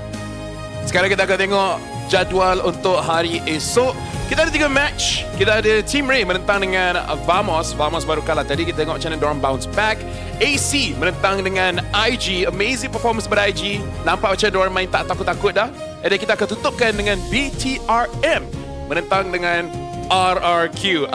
Thoughts, Stafa, on tomorrow's matches? I think the first 2 matches are going to be very interesting, because Vamos is a team that I think a lot of us were expecting to perform well, but they just lost to IG, who has quite a few rookies on their roster. So will they face the same issues against Team Ray, who is also trying some new stuff? And then IG looks to have improved a lot since last week compared to AC, who should on paper be a better team. They have more experienced players, and yet their gameplay didn't look as good. Will there be enough improvement in that regard? I think these 2 matches will really tell us like what is the current state of MPL. Pun rasa macam memang kita kena simpan doh coach Bam ni. Coach Bam ni nampak macam bagi player baru ke apa ke dia boleh build up. Dia macam aku ada cakap dengan dia, aku ada nampak bakat Atan ni, dan aku cakap dengan dia, Coach Bam tolong asal bakat Atan ni. Nampak yang macam dah nampak dah sikit-sikit Atan. For me, kalau lah Sky tak buat play tadi, aku rasa Atan adalah salah satu player of the day untuk hari ni. Agreed. Sekarang kita akan tengok Road to MA. Kita akan tengok di mana MAL punya team, because MAL diorang ada peluang nak pergi ke MA, tapi dia bukan a single punya road. Diorang ada banyak cabang juga, kerana MPL first 2 teams, senang cerita siapa pergi grand final akan terus qualify kepada MA main stage. Tapi untuk MAL champion boleh masuk kepada C Championship Tour, di mana itu adalah open qualifier group. Dekat situ MDL Philippines, MDL Indonesia dan semua tim lain akan bertanding. And then once you win, then kau akan first and second place pergi kepada main stage. Tempat ketiga keempat akan pergi ke wild card. It's going to be quite difficult. Ada lagi satu yang kat tengah-tengah tapi dia tak cukup. But it's okay. Kita akan discuss tu nanti. Sekarang kita tengok siapakah team MAL yang ada dekat sini. Invited team, kita ada Selangor Red Giants Academy, Team Ray X BTRM Esport. Diorang datang siap bawa van. Aku yang takut. Pixel Esport, Games My Kelantan, RF Esports, Borneo Arcanist Fusion Esport, Outcast dan juga On Point Esport. Dan qualifier team adalah Star Origin, DX Kings, HGX Origin dan juga Khan Esport. Khan Esport. Bayangkan kasusnya Khan Esport. I think you could just say Khan. Yeah, it could be Khan, it could be Khan, you know? You have to pronounce it correctly? I mean, they're not Arabic, so maybe they're not... Either way, kita ada kumpulan A dan juga kumpulan B dekat sini, dekat the first stage. Untuk kumpulan A, kita ada RF Esport, DX Kings, Khan Esports, On Point Esports, Pixel Esport dan juga Selangor Red Giants Academy. Untuk kumpulan B, Borneo Arcanist Fusion Esport, HGX Origins, Games My Kelantan, Outcast, Stark Origin dan juga Team Ray X BTRM Esport. Banyak juga aku cakap time segment ni. Korang nak masuk ke? Kalau aku rasa antara kumpulan A dengan kumpulan B ni, aku rasa tim yang patut dipandang satu Selangor Red Giant Academy. Mungkin diorang kena lahirkan apa ni, pelapis. Yes. Sebab banyak tim MPL tak ada. Yeah, but for now, satu benda yang kita kena remind kepada korang di mana you guys have to lock in, because in case you guys need the help, and some of you do, masanya untuk koleksi deodorant X Fine Fragrance baru. Kini dalam body spray dan juga roll-on punya form. Pilih, there's quite a few options, blue lavender, black vanilla ataupun aqua bergamot. So depend pada korang punya style, korang boleh try the new X Fine Fragrance, di mana this is a new fragrance, premium ciptaan pencipta wangian yang bertaraf dunia with a new technology. 2 kali melawan bau untuk kekal wangi dan segar selama 72 jam. Wow. Jadi lama tu, hantar kat sini, kita kerja lama. Yeah. Kita kerja hari ni memang lama. So we need that. Thank you very much, X. I think we definitely need that. It's been a long day. A lot has happened. Kita lagi satu shout out. Okay, make sure korang one more. join the Land of Dawn. Dekat sini korang boleh redeem the code kat bawah untuk korang dapat double EXP dan juga Battle Point card. So in case korang new players, ini antara cara untuk korang dapatkan like the emblems cepat, and korang boleh beli hero dengan cepat. Korang just claim, redeem. Ingat tak time kau perlukan Battle Point untuk beli hero? Ingat doh, zaman tu orang cakap struggle. Has been a long nak time. Nak spend kan. Oi, macam ni kalau beli ni nanti keluar hero baru ni. Time tu Magic Dust okay, best. But with that being said, thank you very much Stafa. Terima kasih banyak Epul. Kita akan pergi pada mic check. That's it for today. Tapi untuk hari esok kita ada 3 match lagi. So make sure we see you guys tomorrow on more MPL action. Stone bang.